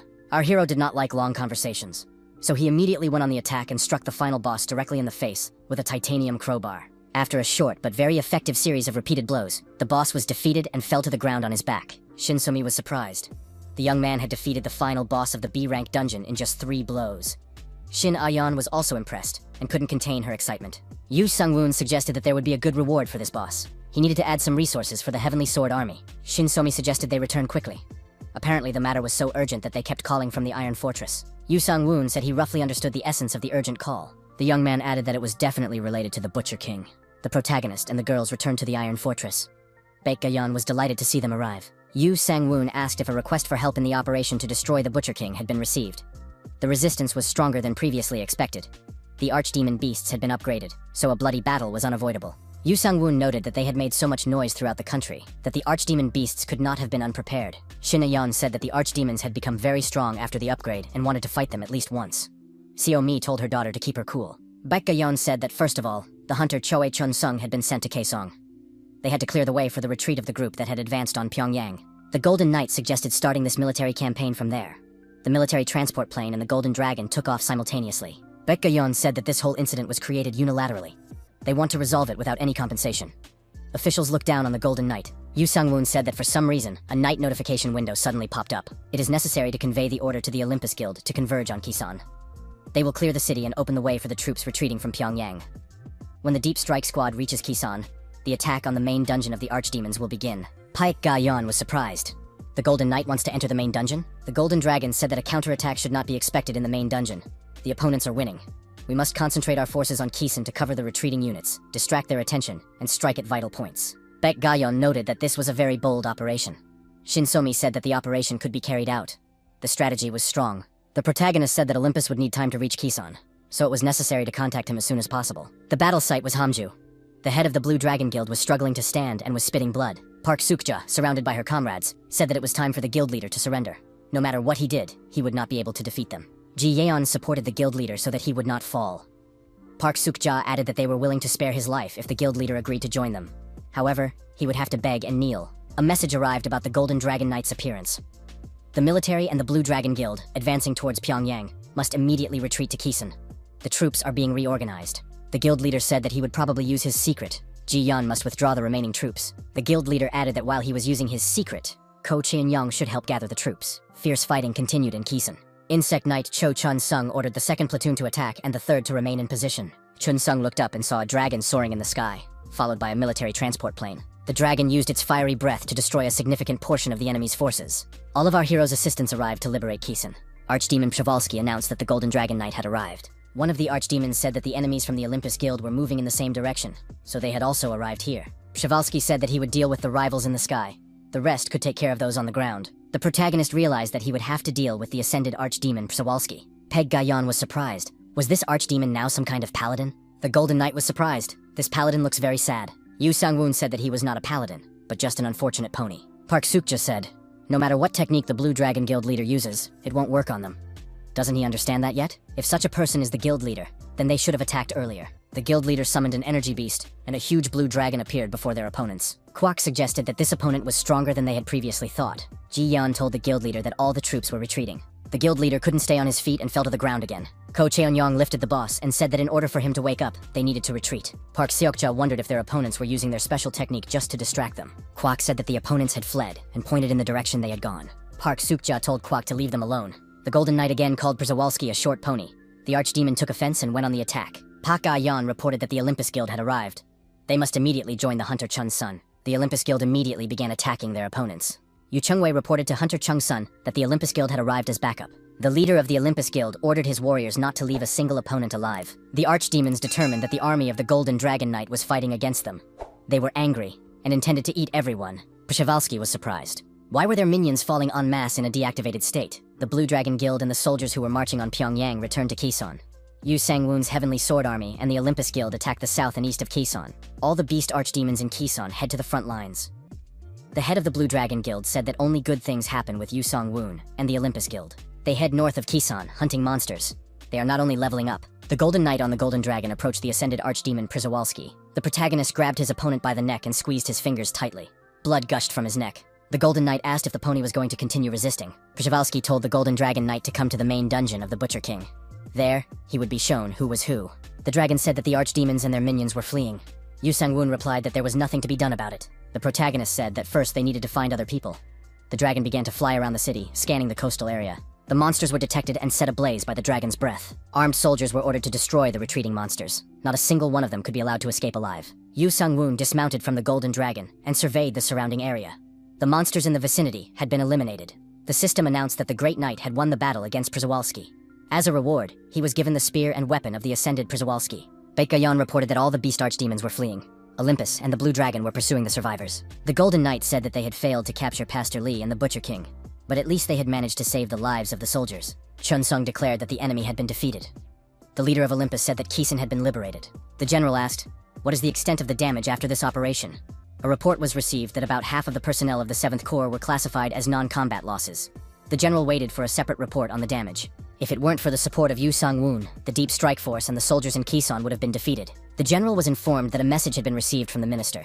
The general understood that in fact, this operation had been a complete failure. The Blue Dragon Guild and the Olympus Guild participated in this operation. It was also carried out with the support of the Ministry of National Defense. The capture operation successfully expanded the line of defense. Baek Ga-yeon understood that the operation had completely failed, but the news said that it had been successful. Shin So-mi said that this was wrong. Aeon noted that the news does not lie, but it does not convey accurate information either. Yu Sang-woon thought that this was the dominance of the media. Aeon added that they didn't say a word about the Golden Dragon Knight. However, in the news, on the internet, and on social media, he was portrayed as a hero. Baek Ga-yeon noted that it is not profitable for the government to turn a specific person into a hero. So-mi said that the Blue Dragon Guild is currently in Kisan, clearing out the remaining archdemons and scavengers. Many hunters have risen in rank. Yu Sang-woon said that those who failed to carry out the operation successfully are now eating the sweet leftovers. Baek Ga-yeon asked our hero what he thought about capturing the Butcher King. If they left things as they were, either they would attack first, or the Blue Dragon would. Yu Sang-woon said that no matter what, he started it, so he had to finish it. Now that they had rested, it was time to start preparing for Pyongyang. Pyongyang. All the apostles returned to the main dungeon. Pastor Lee said that they did well to block their opponents' attacks, even though they didn't suffer much damage. Kwak said that there were no problems with the soldiers and the Blue Dragon Guild, but Yu Sang-woon suddenly intervened and ruined everything. Rimi-ju said that the arrival of the Olympus Guild in Kaesong had confused them. If they had continued fighting a little longer, they would have had a big advantage. The pastor asked why the apostles had returned to the main dungeon. They should have fought to the end. The pastor added that there was no reason to doubt the words and actions of the Butcher King and his apostles. It was an obvious fact. There were no winners or losers in this battle. At its center was Yu Sang-woon. If it weren't for him, the blocks would have been broken, and the archdemons would have reached Seoul with their counterattacks. Kwak reminded everyone that this was exactly what he had been saying. If they didn't deal with this man, he would interfere again. Pastor Lee said that the top leadership knew about this. The Blue Dragon Guild, the Olympus Guild, the military, Seoul, the government, none of that mattered. They had to get rid of a man named Yu Sang-woon somehow. The pastor said that it would be difficult for the main army to reach Pyongyang. The goal of the Butcher King and the apostles was to lure Yu Sang-woon into the main dungeon, even if it meant borrowing power from other evil constellations. Park Suk-ja asked, "Is the evil constellation the frozen ruler from Siberia?" The pastor said that they had no choice but to consider all possible options. He did a little research and found out that Park Suk-ja came from the same orphanage as Yu Sang-woon. Park Suk-ja said that the orphanage was a very dirty place. Both boys and girls were forced to do manual labor. If you were unlucky, you could become their plaything. Most people who leave the orphanage become scavengers or homeless. Park Suk-ja suggested that Yu Sang-woon was their most famous graduate. Pastor Lee said that the girl opened up as soon as the topic came up. Park Sukja explained that she was just reminiscing about the past and didn't mean anything else. Pastor Lee said that Yu Sang-woon and his team would soon arrive in Pyongyang. They also needed to prepare. The pastor said that while visiting the Butcher King, he had thought long and hard about life and ethics. He came to the conclusion that in order for the Butcher King to rule this world, blind creatures that did not exist before and would serve only him must come into being. Pastor Lee showed his companions the warriors of the Butcher King, whom he had created personally as a result of many years of research. Beasts, archdemons, and humans. The new species were bred through genetic combinations. The pastor said that he had actually kidnapped people not only for this purpose, but also to prepare potions. Pastor Lee officially introduced the Butcher King's loyal dogs, the arch marionettes, to those present. While in the Iron Fortress, the protagonist decided to check the status window. Would there be enough there to deal with the Butcher King and Pastor Lee? Ayun looked at the same status window and said that these were her stepfather's stats. These words came as a surprise to our hero. Ayong was surprised. After all the stats are at the SSS level, and all the skills are unique. Wasn't that the level of a constellation? Yu Sang-woon was the embodiment of a constellation. So Mi said that she had also been looking at other people's stats for a long time, but this was the first time she had seen such stats. Aeon added that there were also the knights in the Heavenly Sword Army. If Yu Sang-woon wanted to, he could take over the whole world. However, with great power comes great responsibility. Baek Ga-yeon said that if the young man is selfish, he will go down the path of darkness and decay. The constellations would not have given him such power for no reason. The head of the academy said that the young man would have to figure out their intentions and use this power correctly. Yu Sang-woon said that he knew nothing about such things, but he did not intend to become famous as a hero or a villain. Yu Sang-woon said that in any case, he needed to hone his skills so that he could easily summon the Heavenly Sword Army. Yu Sang-woon asked the girls to stop pressuring him. Why do they always do this when he's checking his statuses? Baek Ga-yeon noted that she also had something to say. While investigating Pastor Lee's whereabouts, they discovered something interesting. The head of the academy showed old photos of the boy with his parents at an amusement park. The protagonist couldn't help but recognize these people. Baek Ga-yeon added that traces had been found at the scene indicating the involvement of the apostles of the Butcher King. The head of the academy did not know how involved he was, but they had been spotted outside the city on the day of the attack. Yu Sang-woon said that at that time, they were supposed to be watching the Butcher King. Why didn't they do anything? Baek Ga-yeon replied that Pastor Lee had bribed the local hunter and the police. The woman showed 2 photos and asked, "Is he the same as he is now? Doesn't he age because he absorbs the energy of living beings?" Yu Sang-woon asked why they were being told about this now. Baek Ga-yeon replied that it was important because it would affect the whole world. The woman added that there was information about the shelter where the young man had been kept. Pastor Lee's influence was also present there. The pastor interfered with the shelter's structure to attract more scavengers to his side. He even replaced the managers with his own people. The woman added that at that time, the entire association was working for Pastor Lee. The head of the academy said that the young man was a typical victim of theirs. Yu Sang-woon said he wanted to prepare an attack on Pastor Lee and the Butcher King. All procedures must be followed. Baek Ga-yeon said that now there was a clear goal, to eliminate Pastor Lee and the Butcher King. The enemy must be defeated, but there were a few things that needed to be taken care of in advance. After the punitive operation, the government imposed a ban on travel to the areas where the massacre took place. If you go there without permission, there will be problems. Baek Ga-yeon asked our hero, "Isn't the Golden Knight going to lead the Heavenly Sword Army?" From the government's point of view, Yu Sang-woon and his soldiers are ordinary soldiers. The government may decide that the young man has become a traitor. Yu Sang-woon replied that he had always done so. Since then, it had been a direction that benefited the people or the government. It should be useful too. But now everything is different. Of course, the punitive command had failed in its mission. But if the young man went against the government's orders, it would be a problem from the government's point of view, regardless of whether he destroyed the Butcher King or not. Baek Ga-yeon said that if Yu Sang-woon goes against the Butcher King, the government will naturally impose sanctions. Thus, regardless of whether Yu Sang-woon succeeds or fails, he will have to explain himself. The reason could be a decree prohibiting travel. After the failure of the punitive operation, the political situation is in chaos. The hunters of the Blue Dragon Guild are raising their level on a large scale and trying to take over the association. The opposition is launching an offensive against the ruling party, which organized these repressions. Public opinion is also leaning towards transferring power to the Blue Dragon Guild. Baek Ga-yeon said that the young man should take advantage of this opportunity to influence the association. Public opinion is on the side of the Blue Dragon, so if he appears in the association, the people will support him. Then society will unite to attack the Butcher King. The head of the academy said that they should start by strengthening internal unity. Yu Sang-woon said he didn't understand why it was so difficult to simply catch the bad guys. Baek Ga-yeon advised Yu Sang-woon not to think only of himself. He should think of those family members who trust only him and follow him. The Iron Fortress announced plans to implement social projects worth 10 trillion won in the provinces. The project includes the creation of an additional shelter, as well as the construction of surveillance equipment and barriers to protect the territory. In addition, there is an intention to provide periodic financial support to the association to help fight criminal constellations. As a result, the government intends to present the Golden Knight with a letter of appreciation. The head of the Blue Dragon Guild was angry. They are hinting that the Blue Dragon has grown too big and will ignore public opinion. Ko Cheong-yeon said that there must be a reason for such a change. The guild leader noted that it may seem as if he is merely expressing public discontent, but he is smarter than many think. Whatever his goal may be, he surely believes that nothing is impossible if power is backed by public opinion. Ji-yeon asked what the head was going to do. The boss replied that the association also proposes to develop support projects for local areas. In the eyes of the people, it appears that Yu Sang-woon is not doing this alone, but in conjunction with the association. The guild leader added that they are still doing business with the guys from the Big Rats. They need them to gather information about the Iron Fortress, what their goal is, and the exact number of troops. Singangnam Alley. The man handed the money to his interlocutor and said that they did not want to leave any traces, so they would pay in cash. It is necessary to find out the number of troops in the Iron Fortress and the goals of the Golden Knight. The man took the money and said that they like cash, so they will do their job well. The man who handed over the money said that they must remain in the shadows. This should have nothing to do with them. The opponent noted that even though they are an information company, they have good skills. Using drones, the spies monitored the Iron Fortress.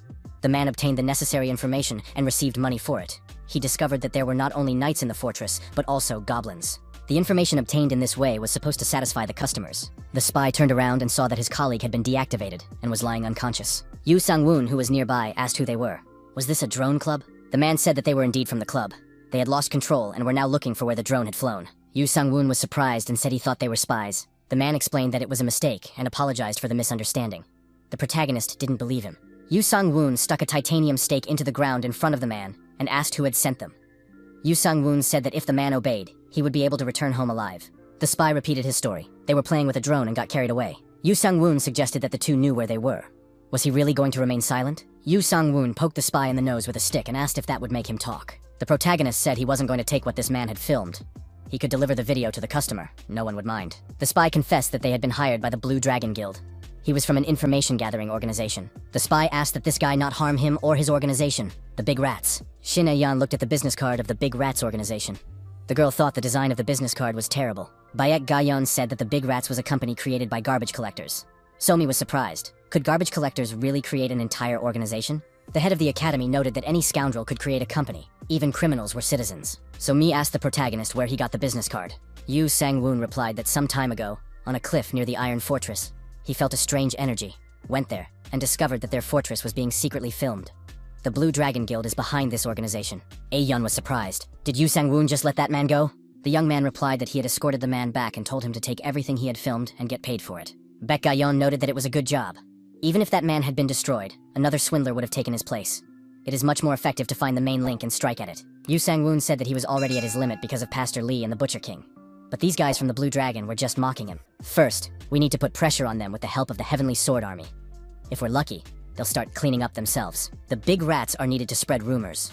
This is necessary so that they know that if they cooperate with the Blue Dragon, it will all end badly in the end. The Academy presented a list of Blue Dragon Guild partners. Among them, we need to weed out companies that act as cleaners, from furniture factories to catering companies.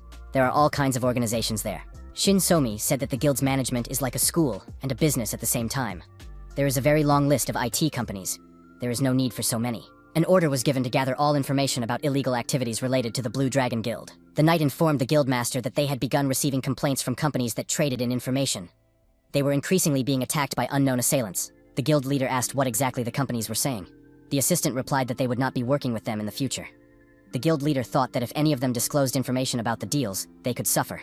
The assistant said that the situation was indeed urgent. The guild leader said that all compromising documents must be destroyed. Rumors began to spread throughout the city that people who had cooperated with the Blue Dragon were dying. Information about the Blue Dragon's illegal deals surfaced, and the Golden Knight began to track them down. Apparently, this is why the Blue Dragon decided to cut off its tail. However, the Golden Knight did not destroy a single garbage collector. The Blue Dragon began to destroy everyone who had anything to do with it. The man explained that most of them became scavengers because they hated the association or the government. Where else could they go for help? It was better to turn to the Golden Knight for help. A large number of people approached the Iron Fortress and announced that they were surrendering unconditionally. They would not cause any trouble and asked to be accepted. The news reported that the Golden Knight was becoming the center of attention, calling the garbage collectors to the center of the capital, to the Iron Fortress. All the garbage collectors expressed their intention to surrender and obey any order from the Golden Knight, Yu Sang-woon. Citizens and police authorities welcomed this, saying it significantly improves security. The garbage collectors announced their mass surrender. However, the military expresses concern that this may be a private recruitment of soldiers. As the government has not yet expressed its position, the controversy is expected to continue for some time. The head of the Blue Dragon Guild was extremely angry after hearing this news. This Yu Sang-woon has definitely crossed the line. The office door flew open and the police appeared. The officer asked if Go Jong-soo, the head of the Blue Dragon Guild, was there. The officer showed the guild leader an arrest warrant. He was accused of inciting assault, embezzling public funds, and violating the Personal Information Protection Act. Go Jung-soo asked if the police were going to arrest him right now. The police officer replied that it would just be a conversation. Ji Yeon explained that information about recent cases had been leaked because the garbage collectors had switched to Yu Sang-woon. The guild leader would be released soon anyway, due to insufficient evidence and the law protecting hunters. It would be best to go with the police now. The head of the Blue Dragon Guild obediently left the office and followed the police. Journalists asked the association president if he could comment on the case in which the Blue Dragon Guild hired garbage collectors to illegally gather information. Did the president know about the criminal activities of guild leader Go Jung-soo? What information did the guild leader illegally gather? The protagonist also watched the information appearing on television about this matter. In connection with the investigation of the case of guild leader Go Jung-soo, there were opinions that the Golden Dragon Knight Yu Sang-woon should join the Hunters Association. Yu Sang-woon stated that before attacking the Butcher King and Pastor Lee, they must unite public opinion. Baek Ga-yeon told the young man that he had done a good job. It was time to move on to the next stage. Baek Ga-yeon added that now everyone knows that Yu Sang-woon is from an orphanage. Therefore, it would be good to provide large-scale support to orphanages. Yu Sang-woon replied that it was also necessary to get rid of all the trashy orphanages that took bribes and abused children. The protagonist said that he intends to hold the National Assembly members who turned a blind eye to such orphanages accountable. Such homes must be destroyed, and children who have nowhere to go must be taken in. There are many such children throughout the country, but the Iron Fortress is currently too small for this. Therefore, it needs to be significantly expanded. Several days passed. Shin So-mi reported that information had come in from Kisan. The archdemon had been spotted in Siberia. It was reported that a man named Park Suk-ja and Archidolls had appeared in the direction of Vladivostok. Rumor has it that this monster is a mixture of archdemon and human genes. Russia, Vladivostok. The Archidolls, armed with clubs, are moving around the city, deactivating everyone they encounter in order to capture them later. The captives are led through the city with their hands tied. One of the prisoners tried to escape and jumped to the side. The guard yelled at him. The man fell, and Kvak approached him. The thug asked where he was going to run. Kwak hit the prisoner, and he fell to the ground. Kwak asked the guards where they were looking. Why should he have to catch someone? Kwak angrily hit one of the guards. Couldn't they control the situation? Park Suk-ja admitted that the guards lacked discipline. Kwak wanted to continue the preventive training of the guards, but Park Suk-ja said that was enough. Kwak told the guards to get up or they would become raw materials themselves. Rimi-ju asked what Kwak was doing there. The bully replied that the guards couldn't handle ordinary people. Rimi-ju said there was no need to worry. Every person was important to them for creating the Archicaucus. It seemed that Pastor Lee had something grand in mind. Yu Sang-woon watched the news and realized that there was no information about Vladivostok. Perhaps the media was also under control. If the outside world learned about Pastor Lee's evil deeds, it would become a weak point in front of the West. Yu Sang-woon decided that he should go there himself. Shin A-young said she also wanted to go to Russia. Yu Sang-woon said it would not be a tourist trip. Shin So-mi asked to be taken along. It would be good for her to get some fresh air after a long stay in the Iron Fortress. So-mi noted that it would be like a family trip. Yu Chung and Chun Sung would take care of the garrison's defense and training. Yu Sang-woon agreed, saying that they would go together, but they might have to fight. Shin A-yeon said that was even better. So-mi reminded everyone that she was the leader. The Golden Dragon took the passengers on board, and our hero and the girls set off for Cold Russia. The dragon requested an increased fare, like a real taxi driver, for transporting 3 people. Yu Sang-woon said that the dragon should consider it a personal favor, because these girls were his family. Shin A-young was shivering from the cold. She didn't know it was possible to freeze. Why hadn't anyone warned her about this? Shin So-mi was surprised. Did A-young think that the flight to Russia would take place in a warm corridor? A-yeon said that if she dressed too warmly, it might hinder her during the fight. Yu Sang-woon was surprised. Why did A-yeon decide that there would definitely be a fight? A-yeon warned that if the people at the bottom didn't stop teasing her, she would start causing trouble herself, even if everything was calm. The Golden Dragon warned that they were crossing the border into Russia and needed to be prepared. The flight over the city took place at night, under a full moon. The city seemed deserted. After landing, our hero suggested looking around. Yu Sang-woon said he didn't feel anything at all. Akalon reported that nothing had been detected without signals. Sa-mayol warned that she sensed an enormous evil force. A-yeon saw a child's toy lying on the ground. It looked rather depressing. So-mi warned everyone that something was approaching. Akalon also warned of the approach of unknown signatures. The Golden Knight and his squad found themselves surrounded. A huge number of unknown entities were detected around the entire perimeter. Akalon reported to his boss that these were beast-like monsters that did not emit biological signals. Shin So-mi immediately determined that they were Archie cookies, puppets created by Pastor Lee. The pastor had brought people here to use them as material. How far would he go in his monstrous deeds? The Archie cookie reached out its hand and lunged at the rescue team. Shin So-mi reacted in a unique way and immediately opened fire with an automatic weapon. The Archicookless began to approach the heroes from all sides. Yu Sang-woon, his companions, and the team of assistants prepared to repel the monster's attack. The protagonist gave the go-ahead to destroy the Archicookless. The ring was closing in and the enemy was almost upon them. The heroes stood back to back. Pastor Lee was informed that Yu Sang-woon's squad had appeared in Vladivostok. The reporter said that since the arriving force was small, the Archicookles had been deployed. Pastor Lee did not think that this would attract them when they had not yet dealt with Pyongyang. He assumed that Yu Sang-woon was pursuing selfish goals and was far from common sense and politics. The assistant said that it was a small group, 10 people at most, so everything would be resolved soon. The pastor was surprised. Had they learned nothing from the recent incident? The pastor added that this was precisely why they were being beaten everywhere. Even if a division were sent, it would not be able to stop these 10 people. The pastor said it would be better to make arca cockle, or a potion, out of these two. The pastor added that he was joking, and didn't think a potion made from such people would be very useful. The man added that if the assistants continue to bring bad news, he will be very upset. It is necessary to go to the place and convey this to Park Suk-ja, Ri Mi-ju, and Kwak Won-ho. He is not going to destroy them. It is necessary to bring one arm of each of these guys. Then everyone will receive a special reward. Akelon reported that reinforcements were approaching the Arcacules and requested confirmation. Some Mial told the commander that there were too many of them. Yu Sang-woon said that it was not a sword, but it could work too. The young man swung the titanium stake and said, "Heaven must accept his sword, which has reached its peak. This blow must show that he is a star on this earth." After these words, there was an explosion with a powerful release of energy. Park Suk-ja felt the ground shake beneath her feet. Kwak Won-ho was surprised. What was that? Park Suk-ja said that Yu Sang-woon's squad was not far away. Kwak Won-ho said that they were constantly getting in the way. Park Suk-ja reported that Pastor Lee had ordered them to deal with this problem. Kwak Won-ho replied that he had no objection. Park Suk-ja ordered everyone to follow them. Only a minimal number of troops would remain to transport the material. The Hunters Association asked Park Ga-yeon in surprise if the Golden Knight had really gone to Vladivostok. No matter how much of a hero he is, he cannot ignore political and international relations. Park Ga-yeon replied that the image she was showing reflected the current situation in Vladivostok, recently received from Yu Sang-woon's group. The head of the academy replied that she understood the concern about the international situation. But first and foremost, people needed to be saved. The government officials said that this could become a problem regardless of whether they take action, so they will have to save the people. Does Park Ga-yeon understand what Pastor Lee is aiming for? Baek Ga-yeon noted that since the materials were running out in the north of the country, Pastor Lee had gone to Vladivostok to get them. There is no need to clarify what is meant by materials. If he collects the necessary amount, where will he strike? Of course, directly at the south of the country. Thus, Yu Sang-woon's departure for Vladivostok was the best choice for the country, both politically and diplomatically. The special representative asked what Yu Sang-woon planned to do after arriving in Vladivostok. Baek Ga-yeon said, "If the lips die, the teeth will freeze. Everything is already crystal clear." A proposal was made to neutralize the entire northern region, including Pyongyang. The Butcher King is raging, so China is in a difficult position, and hostility towards the Butcher has increased due to the incident in Vladivostok. They will definitely want to get rid of him. Baek Ga-yeon noted that they would not want the government, the US, and the Olympus guilds to cross Pyongyang and reach the Yalu and Tumen rivers. Based on these motivations, they are lukewarm about removing the Butcher King. It is necessary to declare neutralization and attack Pyongyang to expel the Butcher King and Pastor Lee. The special representative asked whether China and Russia would accept this. This plan is not like the unification of the entire peninsula. The communists already talked about something similar in the 1950s. No one knows whether they will accept it now. Park Ga-yeon noted that if the Butcher King and Pastor Lee are destroyed, the evil forces in China and Russia will not just sit idly by. If they flee, they will eventually go to China or Russia. What will happen to these countries in that case? The woman added that while the Butcher King and Pastor Lee are being ousted, China and Russia will be busy taking care of themselves. In the end, the northern region will have to be occupied. The head of the academy asked if they still saw a problem in international relations. Gawolf said that the counterparty was strong. Akelon added that no further movements had been detected in the vicinity. So Mi asked Akelon to report this earlier next time.